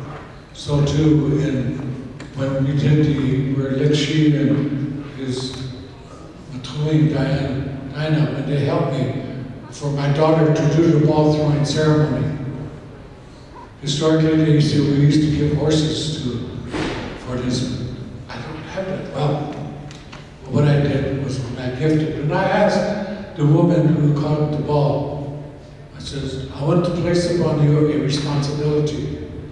When you accept this ball that my daughter is going to throw, it's going to come with a couple of responsibilities that I'm going to ask you if you wish to partake in this. If you should be the one to catch the ball, or it touches you, then I'm going to ask you. There are going to be days when my daughter is not going to be able to talk to her mother about issues, or me. Will you be there? Will you be there and listen to her and help and guide her? The lady said, I will. There's going to be days when my daughter perhaps is going to feel like, I can't go home. I don't want to go home. I have no home. She's out on the street. Will you open your door for her? She said, I will. Those are only two responsibilities I asked of this woman so that my child would not be left out there in the cold and alone, and will have someone to talk to. So we do these things to help our children to grow, to understand that they belong, that they are someone special. These little rituals that we're going to ask Sunrise to share with us. Find in your hearts, how do you share? We want you to share. We have some tobacco up here. Come up here. Talk to that feather, or one of those feathers on his staff. I'm going to share today with you. how I understand, how I feel, how I use my emotions, my spirit to help your spirit. And I ask you to come and share with her, guide her. She has many children that are crying out there, that are hurting. These are all of our children. I feel that when we say it takes a whole community to raise a child, today it's gone beyond that, and it calls upon all of us to come together to raise each and every one of these children, to guide them, and these people who are working with them, and they're crying, and they're hurting. As she talks about this, Tasha Hera, Ichiki, Eche, Wakasholo, Maji, Makachuki, Maji Lula, Wakasholo, Maji. Yahuna, Olakile, Ayaki, Mikoska, Le, Wakanja, Iwolaki. Now we choke I'm asking Harold's son to come share a song with you that pertains to children and these ceremonies and how we respect and use these ceremonies to talk about it. Yesterday, Archie said every so often during these meetings, we need a song to boost us back again, to re-energize us again, and our purpose, our reason for being here. They're going to go through their hymnal over here and just said they don't use that one.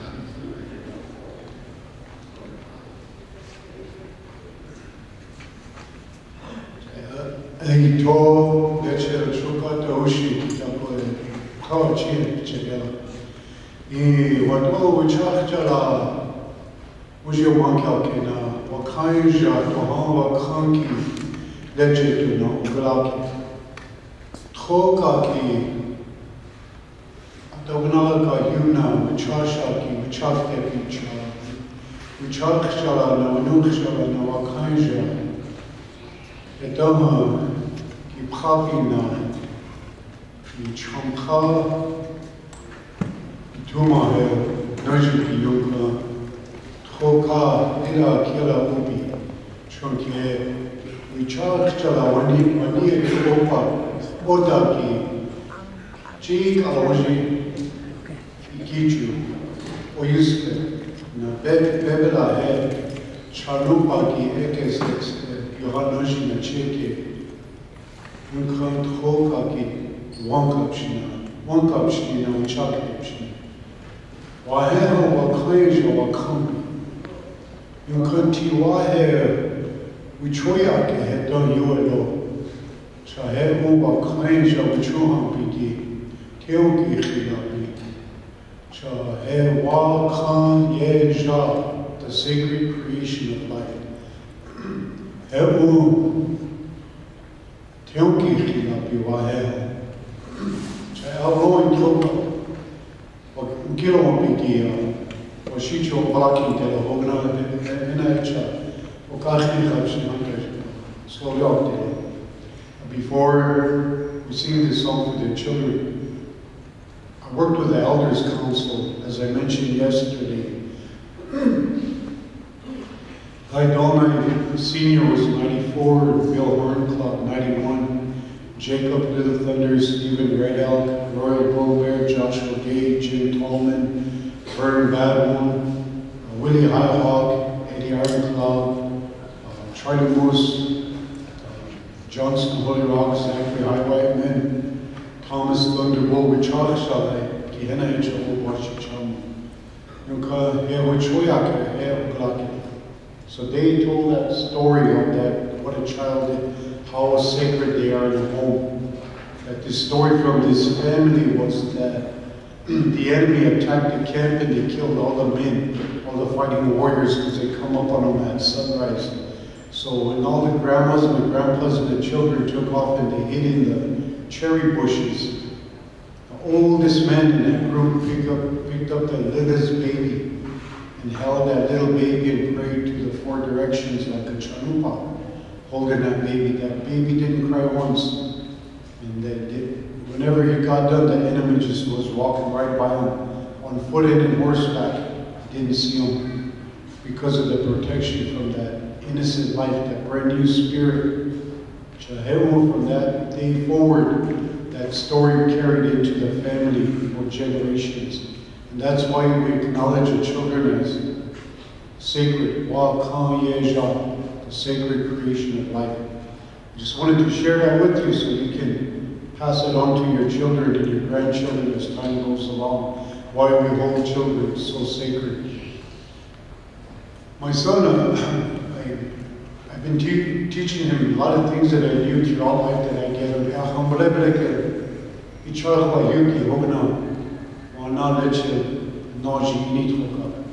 So what I share with him and I teach him, he learned to become a good songman.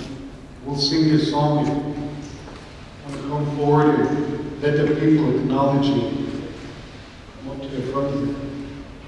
We have a shame system, but we also have an honor system. When you do good things, the people honor you. When you do bad things, the people shame you.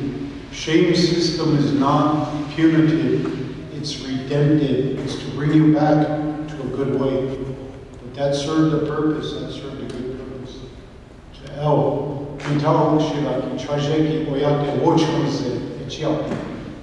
kind of all around, almost like his dad. I'm a little more rounder than he is. Oh, yeah.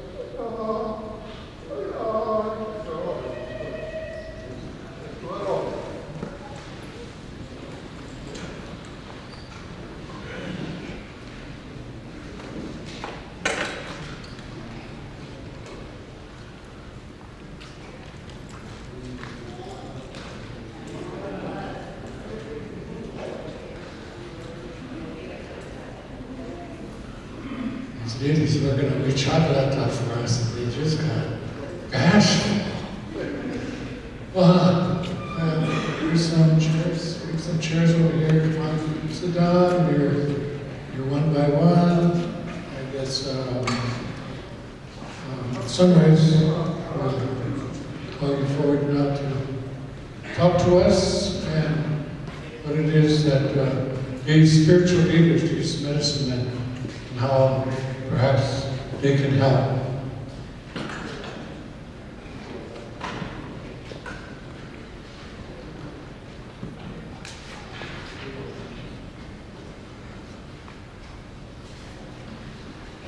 Thank you very much, Wakinyan, for that song and the words of encouragement. Sunrise Black Women March Up Show. I work for a program called the Defending Childhood Initiative. We are in the stages of closing out our program. So we're coming here to talk about some of the work that we were doing with the relatives. Many people call them clients, we call them relatives in our program. We work with children 0 to 18 who are exposed to violence. The beginning stages of the grant, we identified, wanted to see how many children in Indian country were being exposed to violence and what type of effects those were having. With the Department of Justice, they did this nationwide call out, visited many reservations and took a lot of personal testimony. Micah actually testified at one of the gatherings, and they came up with this big, huge report that says every Native American child on any reservation is exposed directly or indirectly to violence.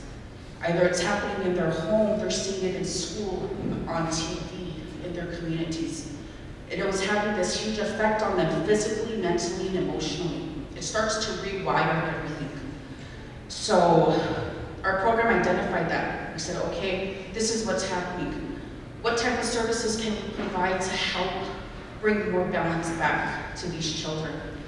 Bailey right here is handing out 3 protocols that their Lakota way of life.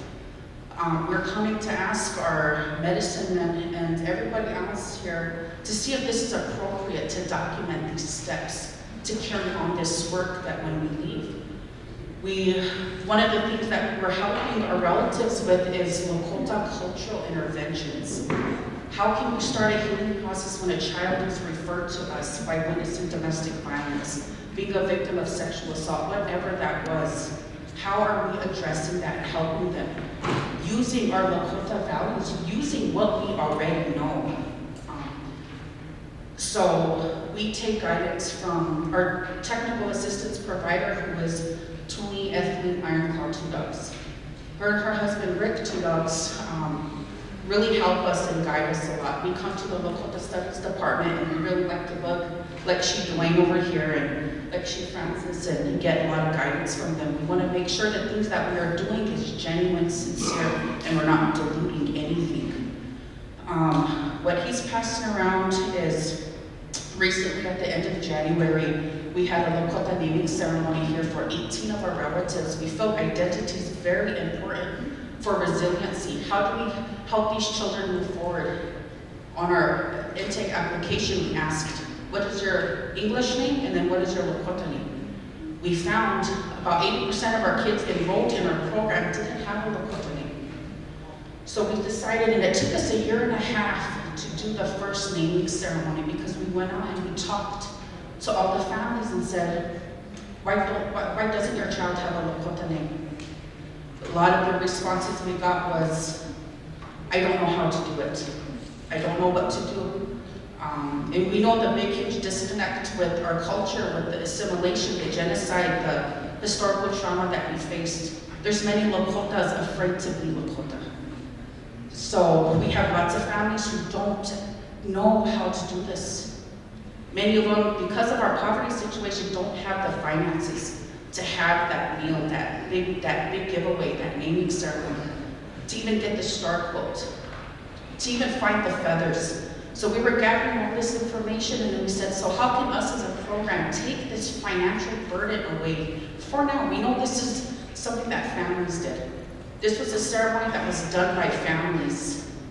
And that was one of the things that was presented was, why are you doing this? This is for families to do. Many families don't know how to do that. Because there's that huge disconnect, we want to rekindle that some way. just so we all can get our understandings back again. And then we'll pull this away when we all start to revitalize these ceremonies. So the first protocol was the Lakota naming ceremony.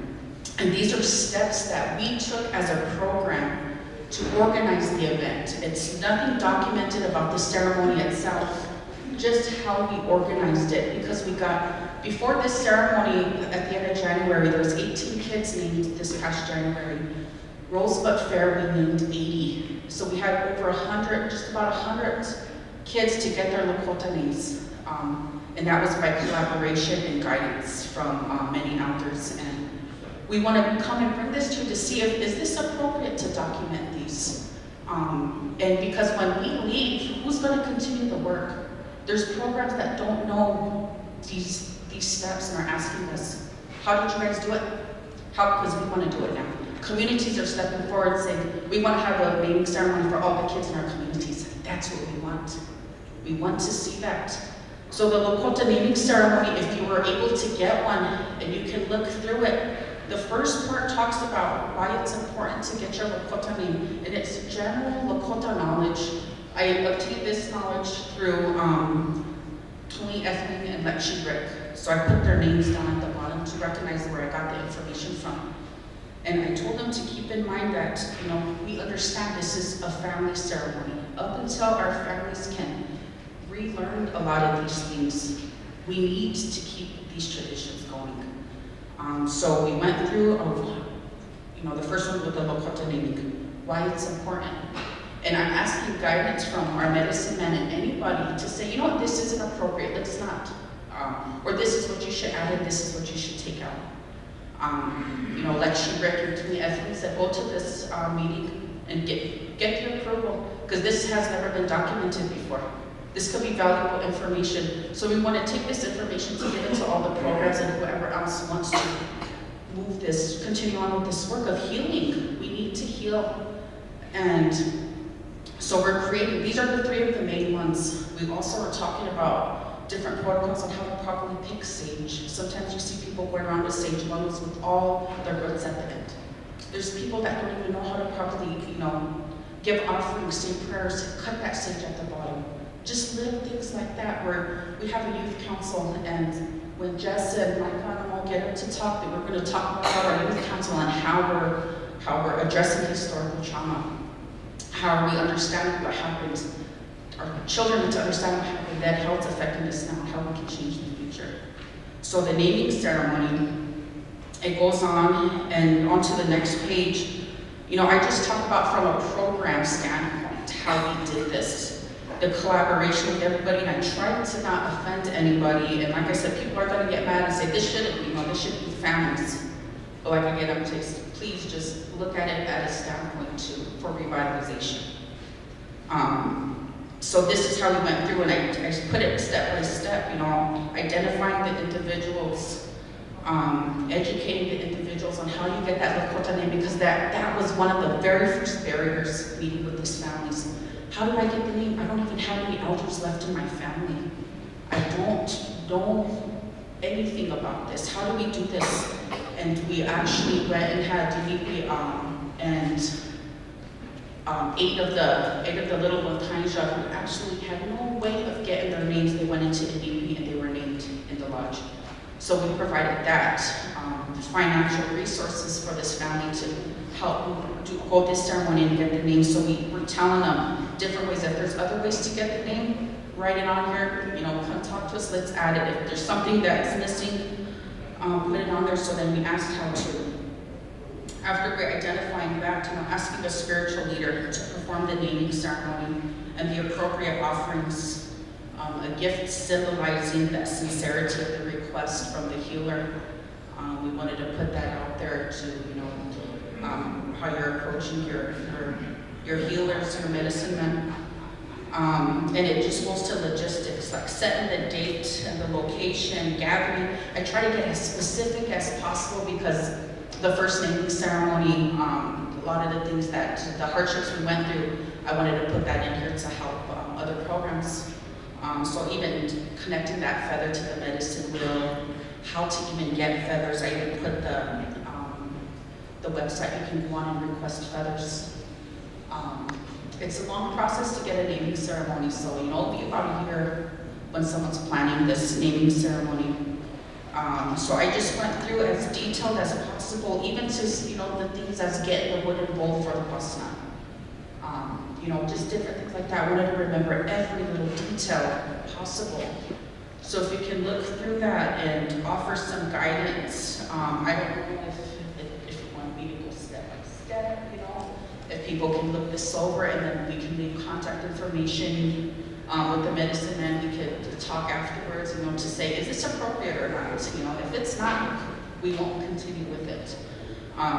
We just wanted another way for sustainability, helping the relatives through this journey.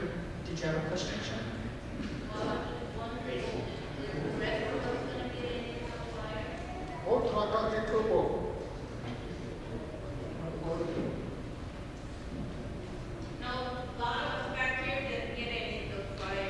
Oh, I only made 20. I didn't think there was going to be a lot of people here, but I could definitely give you these, and you guys can look them over and take these back with you. Unless you have a copy machine, maybe. Could you see if?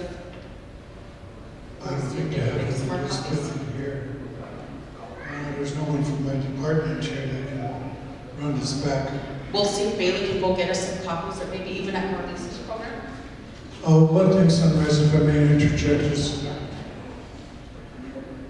when Lila and I were talking about April 29th, the anniversary of the 1868 treaty, when we asked them to all come back, we would encourage you to come back with some ideas, some input, maybe some answers to what she's talking about here. And maybe, you can call her and you can talk to her out there in private or in public, someplace. But there's a time period like that. We'd like to use that day to address a lot of this again. So the 29th, please mark your calendars and do come back, because we'd like to address a lot of these at that time also.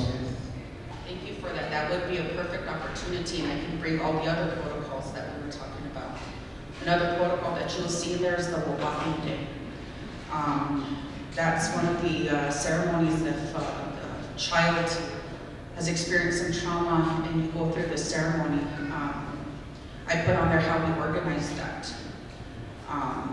Sometimes we have children who experience multiple traumatic events and therefore needed multiple walking days to help them move forward. We have families who aren't comfortable with it, and that's okay. We will still go into the lodge and pray for them. We don't ever want to push anybody, but we really want to revitalize our ceremonies. We have the answers to our problems. It's in our DNA. So these protocols on the 29th will definitely come back and hear your inputs on how you feel about it. And we can then therefore move forward at that point. There'll be perfect timing, the 30th, our program ends, but our work won't. And we want to ensure all the programs take on this work. Another protocol you see in there is Wakinyan, the Lakota way of comforting. That's basic Lakota values of being a good relative to one another, and that's lost. When we have a relative who comes into our program, we don't sit there and call them a client and sit here and I know better and read this paper and sign your name away and I'm going to fix you. That's not how it goes, and that's how a lot of programs have that westernized thinking. So even we have Western programs set up, like grants and stuff, we have to bring that Lakota culture back into it. So when a relative comes in, many call them clients, we call them relatives, we start to build that kinship right there. And when they come in and they are under a lot of stress, something traumatic has happened to them. When they come in, we have water on hand, we have food on hand. We give them that water, we give them that food. We ask them if we can smudge. If we say a prayer with you, we'll smudge. We'll give them sage, we'll give them a little abalone shell. We'll give them our Lakota mental health kit, we call it. It's a little abalone shell, some sage, some cedar, some sweetgrass, and a little book of matches. Marcella likes to make up our little kits in a little Ziploc bag. We give them to police officers, to EMTs, to anybody who comes through our line. Time and need of prayer, you can pull this out. We give it to all the kids in our program, all the relatives in our program. So one of the first things we do is offer that really sincere, loving, understanding, non-judgmental approach. Once they come to us, if it's something really emergency and I need a document signed for this child, I'll do it at that point, but I don't overwhelm them with paperwork. We'll visit with them a few times. Then we'll come back out later on after a few visits, then we'll get some paperwork going.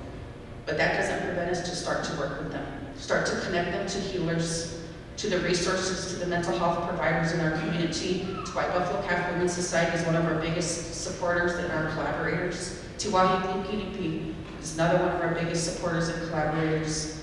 Sinte Gleska, Lakota Studies Department, we get a lot of guidance from them. So we really have a collaborative body of about 50 programs. We've been having about 10 to 15 programs coming recently, but it's a huge collaborative body. And one of our goals for sustainability is we'll keep them. I don't care if you're working at solid waste, if you're working at the tribal building, you need to have compassion for people who are coming into your program. Sometimes you can walk into a building and see the expression on someone's face and you don't even want to ask for help because it feels like you're gonna burden them. These are things that we want to educate all the other programs. Be that good relative, no matter where you're working, because you don't know what that person is going through. If they're saying 100% of our children are exposed to violence, imagine what our adults are going through. There's hurt there, there's hurt everywhere. So it's being that good relative to one another. So these are just protocols we wanted to pass out to anybody and everybody who wanted them. This is how to be a good relative. This is how you can organize a walking day for the relatives in your program. This is who you can reach out to. So we just wanted to have those guiding principles there to help others start that healing process. We work closely with the suicide prevention program. Right here is Michael Lunderman. She is our education outreach. She goes out to the schools and to the programs and teaches them about trauma-informed care. What does that mean? How do we treat one another? Basic Lakota teachings, being that good relative. Marcella Medicine Blanket, she's another case coordinator. There's 2 of us and we have 250 kids in our program. We served over 700. 250 did all the paperwork and got into our program and are doing various different things to get that healing. And a lot of them do equine therapy. That, again, the connection with the horse, and I just heard on the satellite radio, it says, scientists have said that horses can sense our feelings. And this was on the way to a SAMHSA presentation in Washington, D.C., where Tiwahi Kinebe and DCI staff were invited to talk about that. And I'm like, science just found that out, something we've already known. This is why we use the horses to help us heal. So a lot of our kids do that for healing. Jess Twinkle is with our suicide prevention program. We're in the same building. What we do, this is suicide prevention. Identity, culture. So if you can take these, Bailey will make more copies and hand them out to everybody. Take them, go through them, see what's appropriate, what's not, and the 29th will be put back on the agenda. And we would like to hear everyone's input about that. Do we move forward with this? Is this a good idea? Is this a bad idea? I know all our traditions and all our stories were told orally. We never documented anything. Everything was orally, so now we're documenting something to help us. So if Jess wants to come up, or if there is any questions at the moment. Yeah, we do have a couple of questions here. Let me get the mic over to you. It's a long ways. We're coming back slowly, turning around of what the culturation assimilation has done to us. Now, we're not going to be hearing somebody say, I'm from the federal government and I'm here to save you. We're going to hear it say, I'm from the youth initiative and I'm here to help.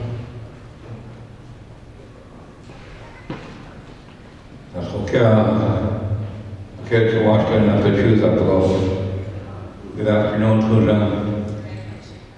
I'm glad you're still there. Glad to see you. I work with Uncle John here, helping our children. My name is Claude Tuel. I'm co-charged me. The child, Tiwai, talking. charge wa makupi, unka charge ki et hokala ochoka wa okya okumani imacha. Hokala ochoka wa okya okumani. I received that name for helping the communities walk in a program called Journey to Healing and working with so many communities that were involved. That started in 1991, and the awareness of the students of Sinte Gleska became aware of the alcohol use on our reservation. And they asked Sinte Gleska to step in and help find a solution to the alcohol use. And at that time, the students did the surveys and they compiled data to go after a grant through the Robert Wood Johnson program. And they got awarded a 3-year grant, and that term for that grant, using alternative methods for sobriety, and that was La Ko Wichon. La Ko Wichon. And at that time I came back working from the federal government, and I applied for this position. I wasn't the first project director, but the second year I applied for it and got that position. And they identified 2 communities that had a high rate of alcohol use.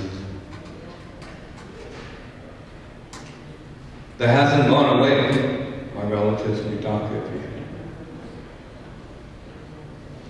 Recently in 2014, I was getting gas at one of our gas stations on a Sunday afternoon.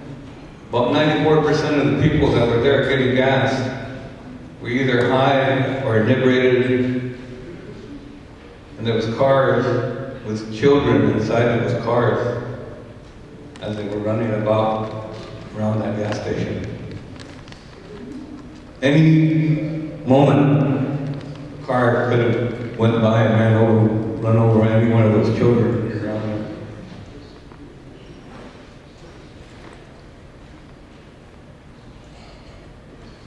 It's awareness like that creates the humanness in us to suddenly realize as an elder and the concern that we have for our children and the reality of our Wakanya, Dakwe Wakanya, Kehena Wakampi.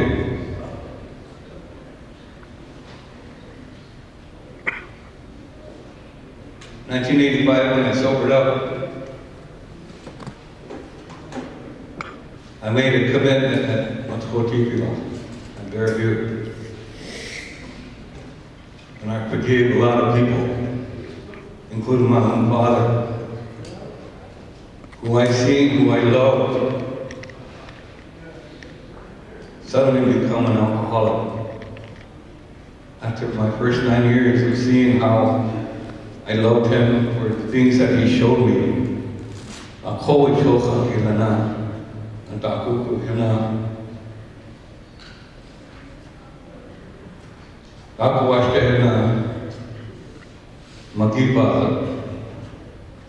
he showed me a lot of good things, how to hunt and fish, how to grow up to be a good man. Well, when I was 9 years old, we moved to town, and I seen alcohol take over his behavior, his ability to be a father, where I learned to start to hate him. In 2003 to 2014, I've been working with the Children's Court here in Rosebud. And I know firsthand, seeing a lot of things that happen to our people and our families. The honey we chose to na tukasha on shishi on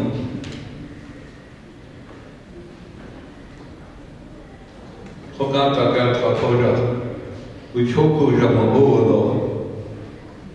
Hokata ke we choku jamabuado. We're right in the middle of that Uchoku.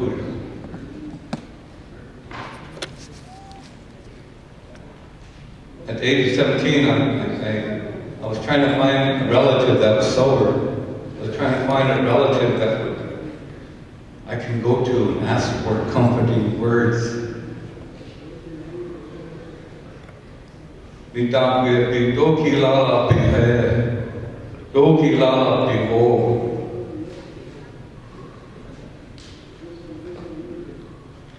No one was sober. And I feel this way that these youth feel today. Where can you find safety and security? Why I didn't have no thoughts of suicide. I left to Ohio the whole summer because I didn't like what was going on with my own family.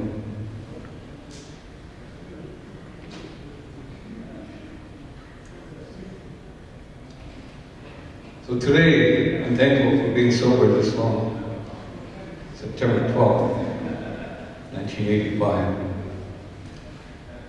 Since then, I've been honored 3 times as Tokala. 1987, they put a bonnet on my head. I said, I'm going to take this bonnet. I'm not going to put it on right now because if I put it on and I ask you to stop drinking, stop drugging, you're going to beat me up, you're going to gang me, or try to do some damage to me or my family. That's how we are today. Nobody could walk home to any of our family members anymore for fear of getting beat up, or get your tires slashed, your windows broken. And working with the tribal courts, I know that. It's not me that puts your child in the JDC. Or it's not me that has your child being sent off. So these are things that I hear on the phone, people calling us, how come you're saying this, how come you're doing this?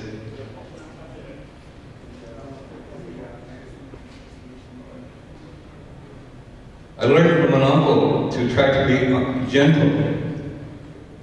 Sokata ke wahwala manio hakura. Sokata ke wahwala manio. Look where you're going to put your foot down. Before you put your foot down, look where you're going to put your foot down. I remember as a little boy, I thought he meant from Wanbli to Kadoka. That road is really a bad road. Chankuma Techike. Chankuma Gomanike Techike Lo. Mankota Witoha Kelena Techike Lo.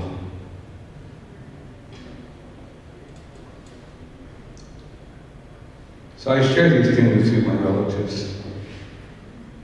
I come this far, my age, it's time I should say things to help our relatives.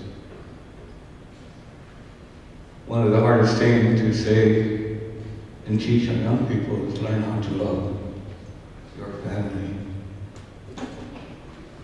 And it's sad because during the time I was working with the Children's Court, one morning when we had our get-together at 10 o'clock in the morning, Monday morning, I got up and I said, you know, it's sad because today the court has to court order you to love your child.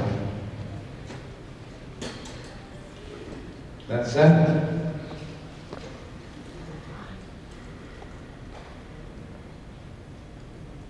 Ina ate doki lala po. Where are you, Mom? Where are you, Dad?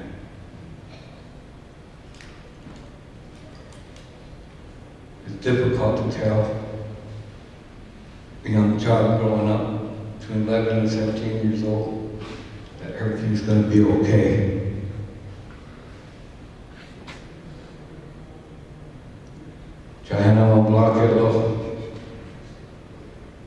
As a counselor, I've seen these things, and I know those things. I've worked with our young people all these years.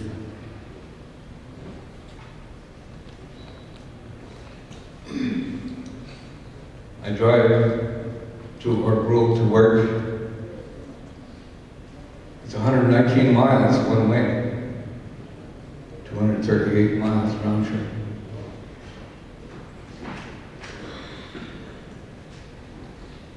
It's hard to find a job around here. Before that, I used to go over there and help the relatives from there. There's a lot of need out there for good teachings, cultural teachings. There's so many things that are going on today. People are getting hurt. So I appreciate everything today that's been said. I appreciate my relatives being here. And I thank you.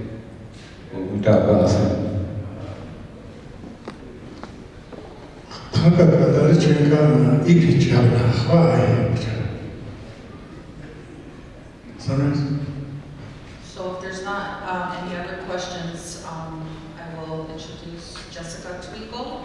We will be back on the 29th, and with the other protocols, such as we want to include stuff like wasna, all the wasna ingredients and the directions and the colors they represent, any stories behind them. So we'll bring all the finalized protocols for approval at that point. But thank you, and here's Jessica Twinkle.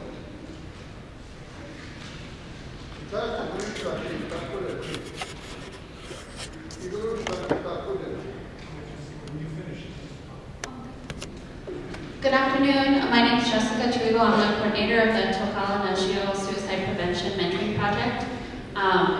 What our program does is we do mental health screenings within the jail with our kids. And then a big part of our program is the mentoring program. Right now we have about 34 active mentoring mentors in all of the 3 schools, White River, Tech County, St. Francis. And what we do with them on a monthly basis is we do codependency training, alcohol, drug abuse prevention training, self-awareness, cultural training, suicide prevention training, of course, like QPR, and then other prevention activities would go in the schools, in the communities. And then what we mainly passed out some of our contact information, and a big project that we did last year is the messages from my grandfather's and grandmother's books. And he will be passing that around as well. And he also passed out some of the brochures.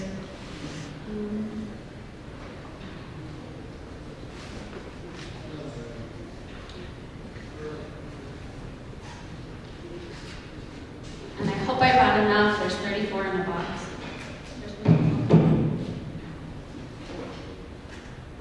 So when we go and do presentations, we take these and we pass them out to as many people as we can.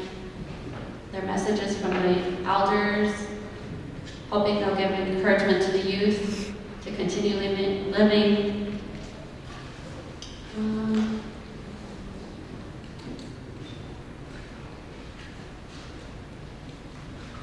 I think that's pretty much, that's our program, that's what we do. So, thank you.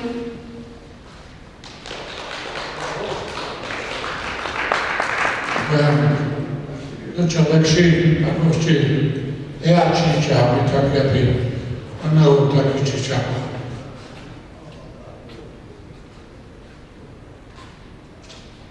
Oh. About corporate control, I'm not going to talk about somebody out of gas. I'm going to talk about a name ceremony. I'm going to talk about Wakinyan. Gleska alipi. Tatanka ha o najibi. These are the very principle, what I said. 17 Lakota have a name, Vichachi. It's not, I'm going to talk about John Baptist. Not the thing at the Jordan River. I'm not going to talk about all that rhetoric. I'm going to talk about the Lakota way of life. 2 words is eagle feather. Which is the eagle feather? Spotted eagle, golden eagle, the black eagle. It takes many to wear the bald eagle. You have to fulfill every part order to wear that bald eagle plume, spotted eagle plume.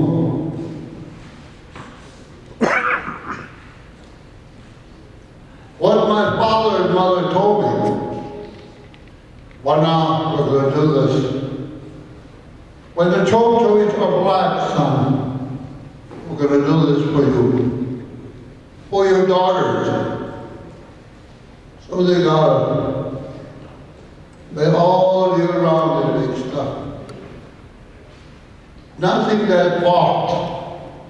Everything hand can. Fix it up. Everything. Then they have that giveaway. And during that time, they look around. Somebody, a wife, a husband, the models that they live, that's what. And then they ask you to give him that tobacco, give him that chanuma, a cane. Put all those eagle plumes on there. It fixed up real nice. 2 of the major of the principle of the eagle plume, the 2 long ones, those are the ones you take. And give this a girl, a daughter, a name ceremony. So they told this man, and they told this woman, you're ahead. So pray on that walk of life to find that name.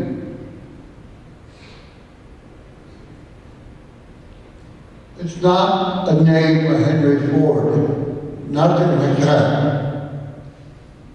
A dream and a prayer, that family do. Put that eagle plume. But today is very hard. No attention to prejudge that child that's born today. Whatever wrong our child do, I'm not going to prejudge that. To the safety of our Lakota way of life.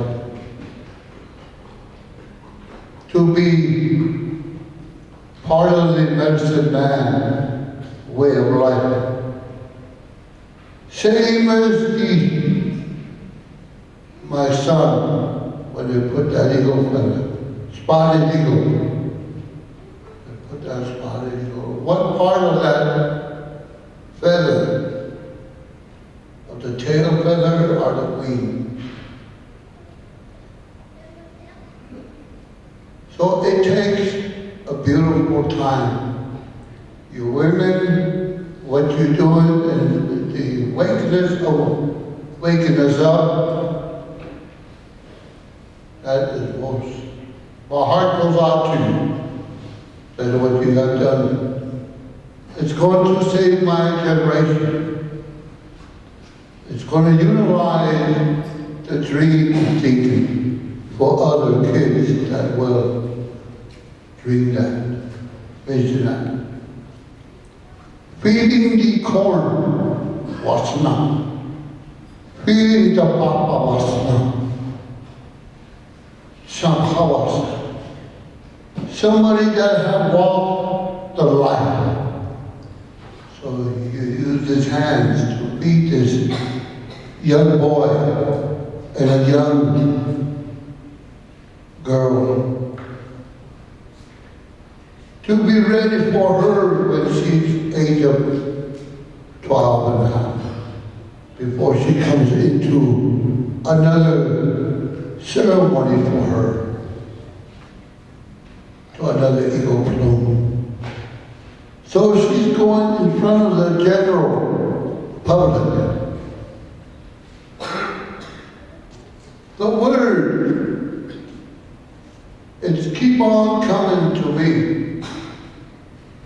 Trying to forget it, but it's keep on coming to me. Oh my God. Oh my God. Some few minutes say that oh my in English. One that gives birth to the other one. To the in-law. In-law.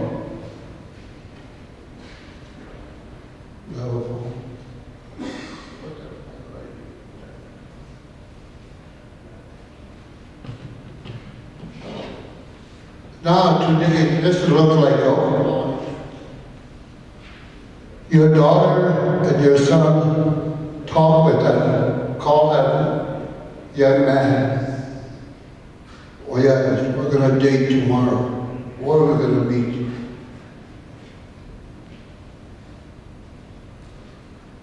So Omai, to a long time ago, Omai, to talk to each other before this child will be born. But today is not that way. We will meeting in a courtroom. Who owns the child? Who owns the child? Who's the father of the child? Oh, heaven, I'm very appreciative what you to save my generation. And it shall utilize my conscience of my divine soul as a spiritual man to my generation to be trustful, so they have a way of life. Standing eagle, Makatanya money, all the beautiful names. These child will grow, and they're going to have those Indians. The state of South Dakota have to know this. The government of the enrollment in Washington, D.C. got to know it. My name is Leonard Emmanuel Croto, Defense Medicine. That's my name. Part of my uncles and grandpas are Catholic. That's why they put that manual in there. That's why they put that letter in there. Boy.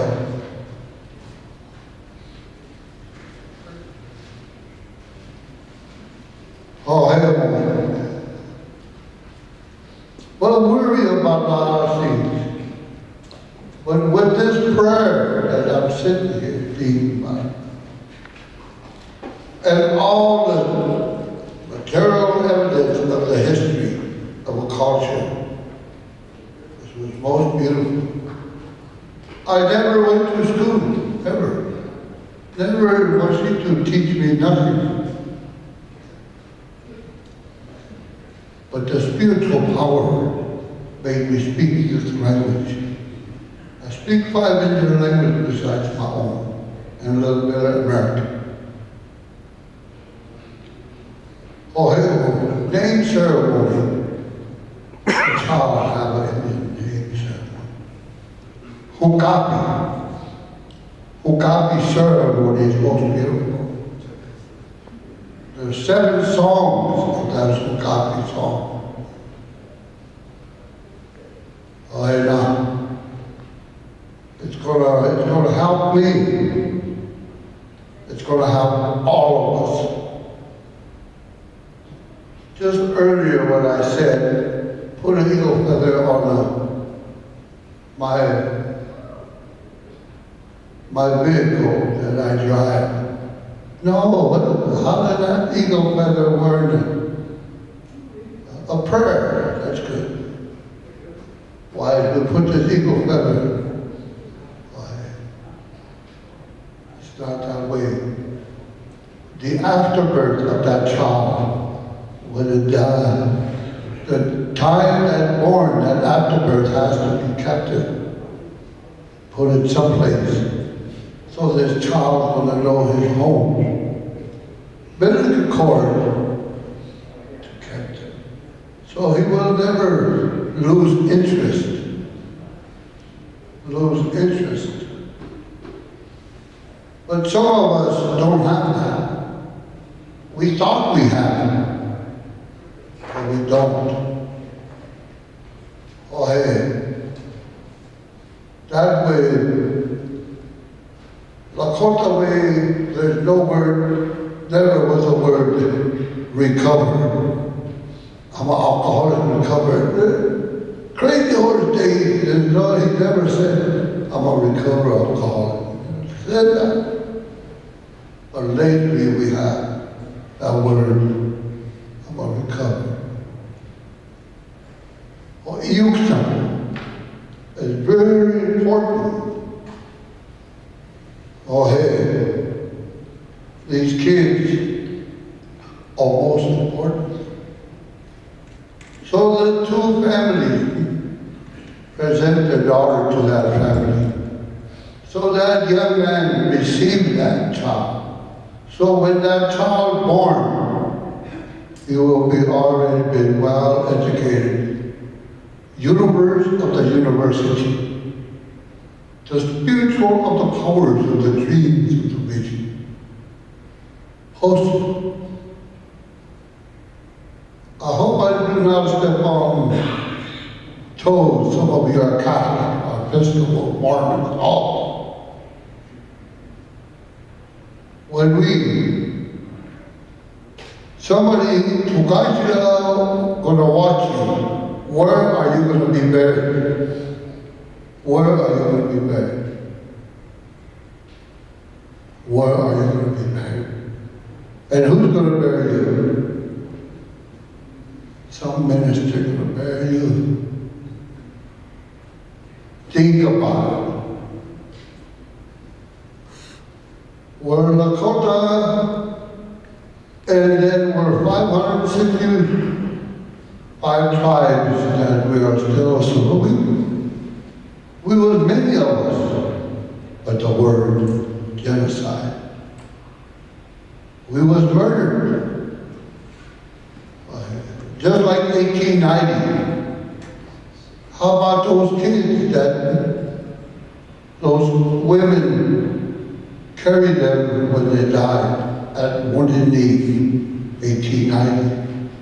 And Apache, and Cherokee Nation, and the nation of our tribes. Where are they going? I told the World Council of Churches, when you die, you're going to be in 1,000 years in purgatory, and and they're going to extradite you to hell if you've done wrong all the time. So I said, hell, I ain't going to go there. I'm going to go happy underground, where my ancestral people. Oh, hey. Also, I'm going to see you. Where are you going to be buried? You're going to see me where I'm going to be buried. Oh, hey. That's the point you're getting to it now. Where are those kids? So when you talk to those little kids, tell them to have a nice, beautiful boyfriend, husband, so she's not going to, or he's not going to go through this, what we're going through today. So we don't need, my father and mother married 71 years, that's too long. Boy, long time, 71 years, ooh. Boy. Oh, hey, we used to, the copy ceremony, name ceremony, and we probably have a lot of medicine man here. Or every corner in this reservation we have medicine man. They should have been all here. Oh, hey, oh. But the way and tie the eagle feather, an eagle plume, in a name ceremony, it's going to make us a dream and a vision for our survival. All my relations. Oh, and vegetable. Naya Kupela. Lakshmi honey, which okay, me honey, Wapasina, Waimuhaika, I bet you topa. Dwa Hoka Kaha Bigteki, which okay, I bet you topa, you hayami. Which okay, Naku Malaka be. We want to actually Tabuela Kachunupa to Autre Naijinopa, Naiji Amina, Tobaki, Tuaya Kotreki, Tawaji Lutranaha, Iwaju Ishiwaju Deshiki, Yukjanaha, Ichukta Hechi. Abed Ichitopa. Jahukak Naku na Abed Topa, Kakami. Oetre otaki waji tima yaju tima wichachu feki hanta otaki ke ubna kichi wogla kakte tiwaya bile che waechu beki lele che yeki leki chai ena oya ke te kakya tiwaya wakhwani ubike na wat moshno bachini amikta ena tana ku cash tiwaya ke le wogla kapi apete topa ho triangle ayukshante yukjana apechi tobaki wana uyaka he nata linteki ogana ogana inkte ya vichalashni eapoki Ethiopia nitiwaya nitaku oabhamachikta and ajita. We talk about this Hukah ceremony. The ceremony is to take 4 days. 4 days. Today, we take such quick shortcuts. Just as we do with the chalupa at our Sundance, or when we offer it to our esteemed medicine men, you offer 4 times. In your patience, as you're talking, you explain why you want this. You give this man enough time to think about it, to either accept or say, I can't help you. So too, these 4 days, this Hukah you're going to bring in, you bring all your relatives. Introduce yourself to this one, I'm going to Hukah. Tell them who you are, what you do. If you need need help somehow, or the ones that don't have too much, where you meet everyone in your Tioshpai, in your people, all share with you who they are, their responsibilities, what they do, their dislikes. So this individual asked us 4 days to think about it before that feather goes, or that Wakinyan, that plume goes in their hair. To think about it and perhaps saying, oh, your family's too dysfunctional, I don't think I want to hook eye into you. Well, so 4 days. Today, we have we really take shortcuts. And we do these ceremonies real quick. And the rest of the family, because they're all responsible, they're all related to this God. Your whole family, your whole Tioshpai are going to be related to this God. And so, yeah, it's really good to give that recognition or that announcement to all of the Tioshpai so that they know who you're bringing in, who you're going to be bringing in. I want to bring this as my little brother. You're saying, he's always in jail all the time. You're going to end up bailing him out all the time. So you don't want somebody in your household that's, going to be what? I don't know. But ladies, we have another comment or question over here. Give us 1 more minute. Are you pretty much done now? Summarize. I looked at the protocols and okay, Lakota, what I hope you understand what I'm saying. Arche say muchas gracias. You want it in German or you want it in Spanish. The language it is today is English. But it is very nice, and I know that it's a start. I like that. Dona wichasha ki oanka luhapi na dona kilena oithacha ki echituho. Okay. We all agree upon what you did. And that should have been asked appropriately like that. Dwayne Kanshi na Kanshi for Echisa. Iglushka ki Lena Echisa Yuma Echitu Echitu Lapshi. Or Echis Okahni Kapina. Wetane Echisa Iyank which way. And wanted to say this because we've never been asked, we're here. And we never asked if this is what you want. Or this is how it's going to be. We're not worried about how your lifestyle was or your whatever happened to you. Whatever happened to anything. We're here for this subject. And I heard this yesterday, same about their lifestyle. But this is here for the Oikachan, Welcoming Chashan. Is how you're going to approach them. We have elder, we have, maybe we should unchi between here too. Get some knowledge. Get somebody older, there's a lot of young men that never lived and never understand what it is today in English language. Get somebody older. Okach happy. Do I hear okach happy and I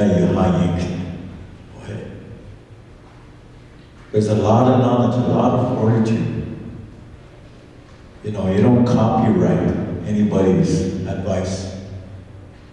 It's like Chi Leonard, way of life, how he conducted that ceremony. Tonkashila, the dreams of the vision is given to him. And that's his. The dreams of the vision give to me, that's me. Those are the teachings, like everybody else. You don't buy your ceremony. You don't buy things. You don't buy your way in. That's a shortcut. There's a process. The 4 times is but actually it's 7. The 7 rites, the 7 rituals of the Chanukpa. Maybe next time Kanshi Phil can bring down Orville, Kanshi Orville looking horse. Explain these protocols.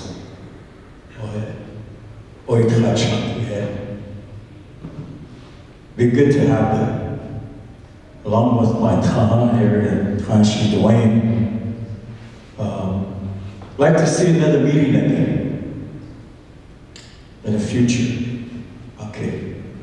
Kind of establish it, and maybe not to go with this agenda. Go with every individual. Wogala kapi tuketa ena ubi oi hamale tokea na wogala kapi okahi o homini yapi o etakironi onakeshi wogala kaboki. Oya kahila. Oya chusa. Oya chuki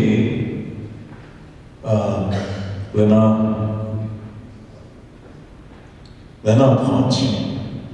You know, maybe Norman or Lenatua and Wulaka. There's a lot of individuals, like Leonard. They should all be here. Get a start right here, maybe more and more will come. And I hate you, so we choke. Tukte wui hamale, hamlo wugalaket tukte.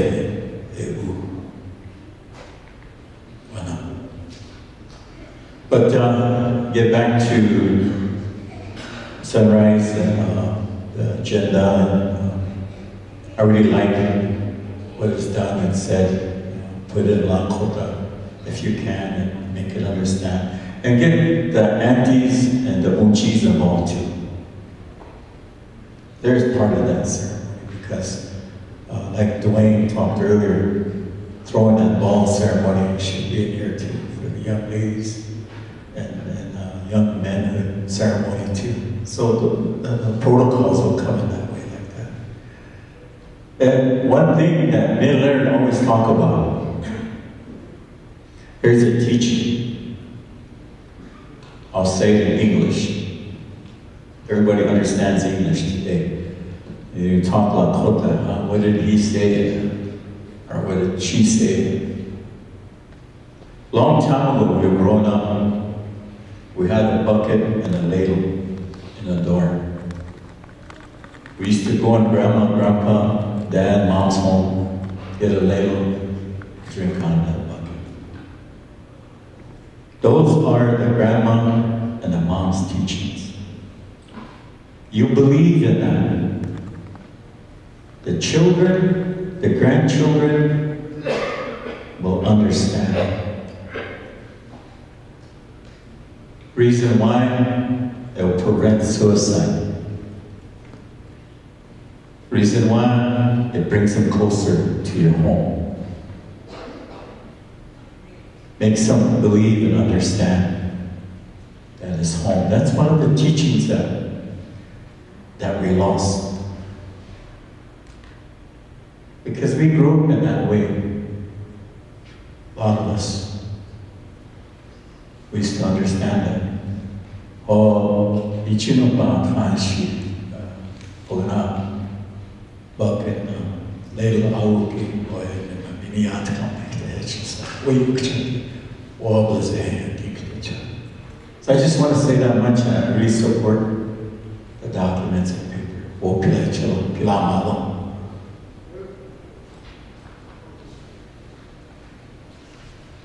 Kanshi Dwayne Trikak ya to after that only had she has you hello. Let's go.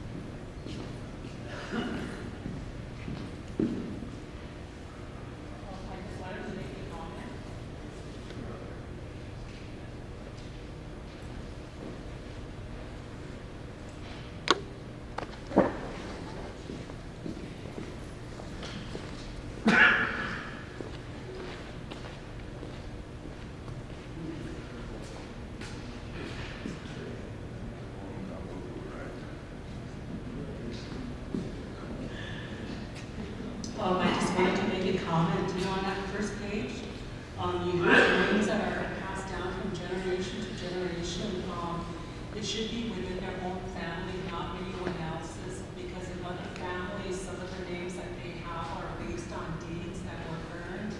So you don't want to infringe on any, other families' names. And on that second page, you have, on that number 13, it says that you have to have a giveaway or do a giveaway. That's optional. If you can afford, if the families can afford it, they can do it. But if not, that's not a big deal. But a meal is, that's kind of what, that's one of the things that we always do in any ceremony is feed. Whether it's a big one or a small one, just what they can afford. And that's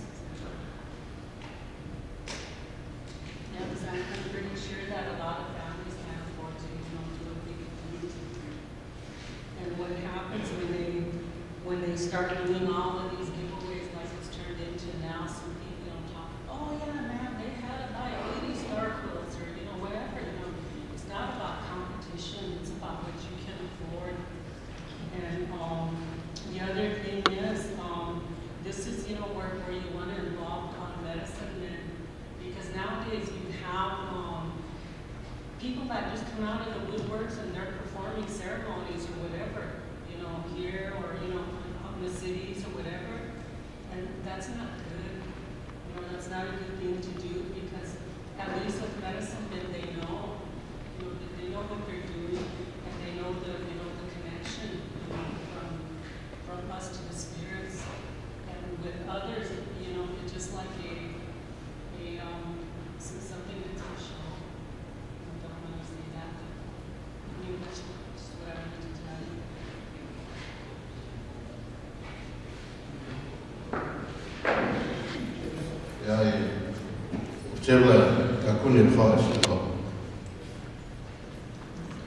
From what I understand, you have a consensus approval from the medicine man here to go ahead and use this for now.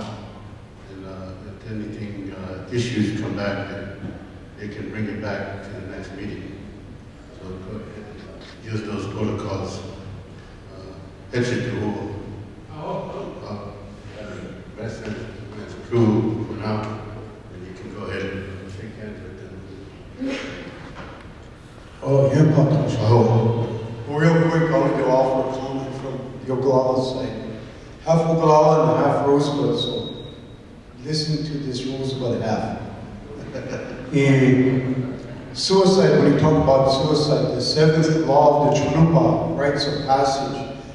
Long time ago in the 90s, we talked about this with Gerald One Feather, Leonard Littlefingers, Richard Broken Nose, Nathan Bax. We used to meet all the time for many, many years. We talked about this one time, and what they recommended was during the ceremony of the rites of passage, take them out and explain to them what life's about. You put a young man up on a hill 4 days, 4 nights.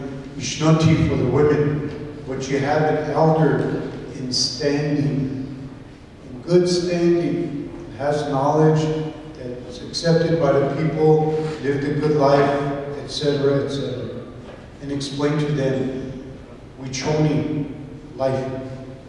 There's a story that goes with that whenever you create life. This is another family story that was told to us before. There's a ceremony called Iwichakipat Kintabi. What they would do is, a family, when a baby is born, they would take that baby, the mother and father would hold a big giveaway and feed. They call a very esteemed elder who lived a good life. And that elder would take that baby and hold it up and explain the purpose of Wichoni and pray.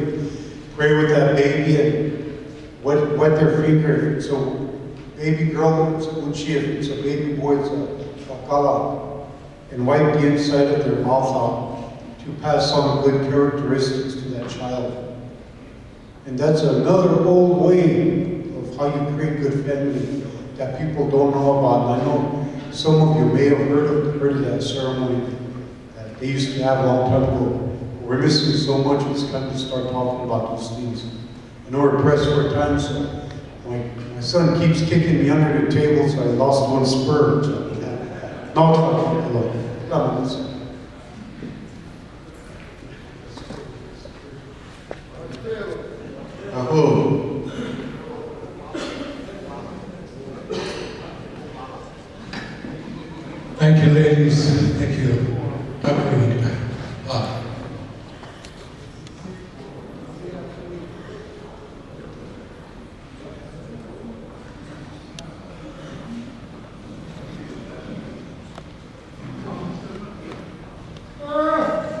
want to say Wopila to the young ladies to take leadership, to carry on some of the ceremonies that hasn't been happening in our reservation, and it could be the other tribes too. So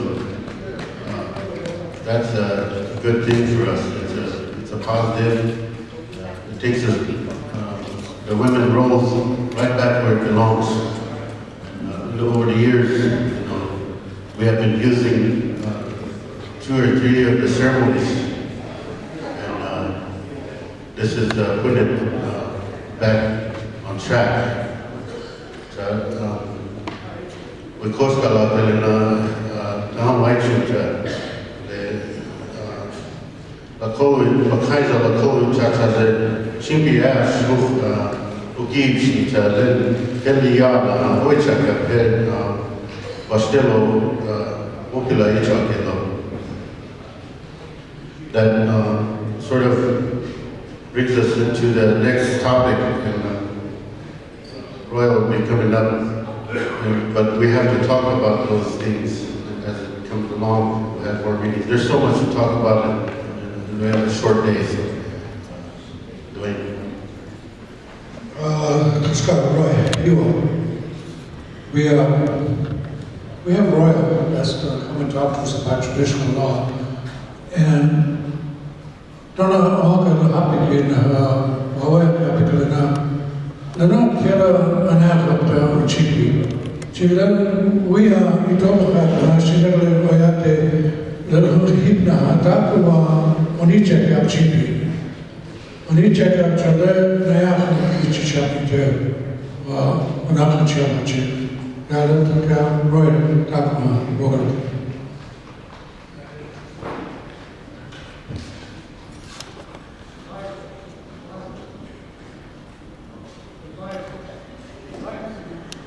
Turn the lights off. Spotlight. Drum roll.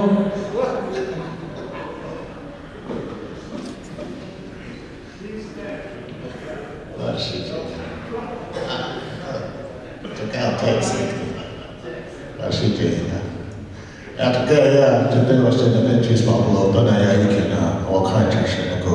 I go to the party. Wolfgang Hogana, Wogala, Wakinyan, Ler Shinag Hawaya, now Hipcha, Wogala Chikicha, Nachni, Washington, it just said. Hogana was watching Hedge,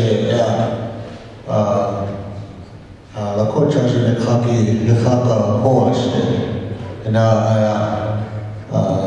early 70s, Wodak in the Kaki, Pass Creek, Wanbli, we want what she Chawa, Kanchasha, Mohibna, La Cocha, Omoku, Dog Eye, 2 dogs, Schweigman, who Lala, who Latam, La Cocha, which Omoku, I feel like Royce Yellowhawk assembly at Milks Camp and Takashila Chris Yellowhawk, he's IRA council, Sandra Blackrow, he dog, Le Wolfgang,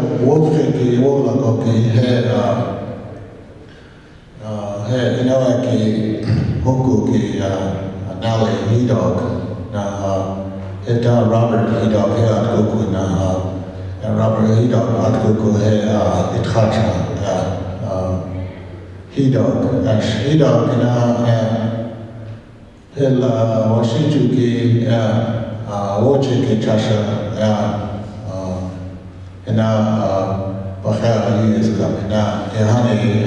Robert Vidal, Oglaki, Shimkamaloka, Hedishni, Gap, Choi Kamash, Hiktishniash, la kucha je khoki meja he shimatu thaka he na shimatu ki he ithacha he cha Yakina, Yogana, which we have Lakam, Asha, one, the Bella, Washington, Hodging, make you Japoya, and Yani, Ithachi, Sinte Gleska, and Kchi, Washington, D.C., Kchi, Oyamana, tribal judge Yetaka cha hina hokcha washichuki wasu na yogana upiche sha lela yani such a good house ktiwa na ija sitting bull ija judge as traditional judge as hidok washitula yani like she lettered fourth generation Gapcha Asia, Mijama fourth generation Ikhacha, Robert Edog, Nelly Edog, Inoa Sandra Blackroad, fourth generation, and Iwo Ninja, the Bella Wolf Liki, Obalaka Chain. When Washington, enough of the oil watching. Good afternoon, relatives and medicine men that come this afternoon. Just want to reflect on tribal, asked to speak a little bit on traditional law and no law degree, but still traditional law, traditional law, I know treaties today, the white man does not recognize traditional law. I think treaties is the closest that I know I testified a few times. My Khala was a prosecutor for the tribe, and they had questions about hookah or cases like that were coming through tribal court, how to interpret traditional law. And traditional law is pretty hard to follow.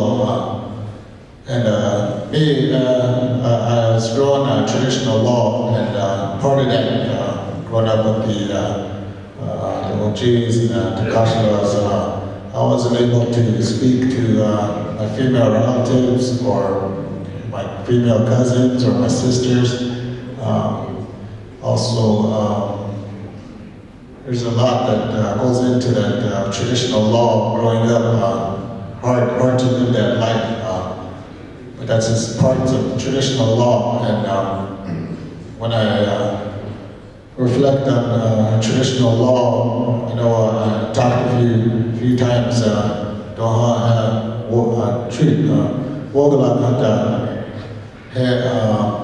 We talk about Sidomania and Igatoshi, Chanazi, the spiritual law, Wanaga Chango, then the natural law.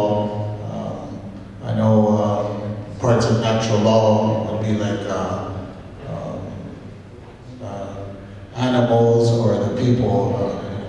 Igatula, we live in a natural law. I know there's only one animal that urinates in the water, and that would be the cow. And the other animals, I believe, don't they respect the water enough not to urinate. But then I believe that we come to accept the law when the treaty was signed, the man-made law. But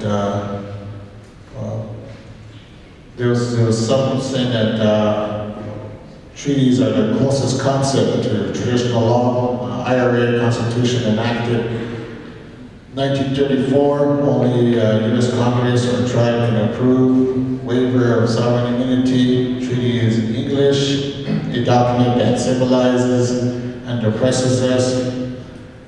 It's not traditional, it's the beginning of our oppression and colonization. It was a peace treaty. Only a few tribes signed a peace treaty. Most tribes already defeated by the government. Just a handful signed peace treaties. There was an intent of slaughtering us like the buffalo. We are back. We got cow DNA. We're mixed up like cows, like the cow DNA, from the cow DNA. And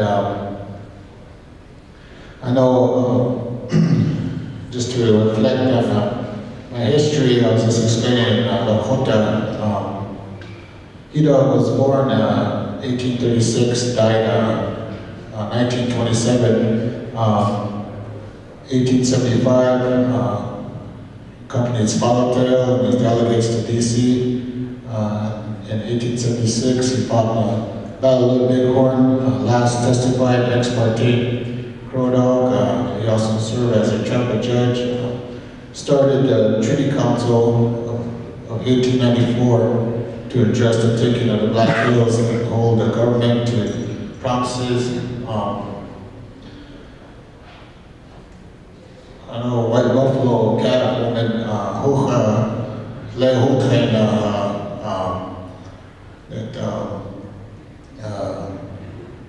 horrible,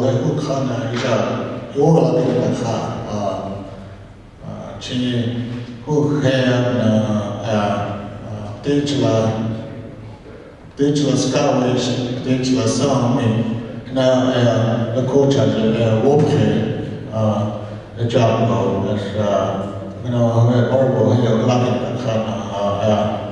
she brought Chanukba to the people, brought the law, the way of life to the people, 7 rights to live by, spiritual and natural, not man-made law, some aspects, universal law. Him said, I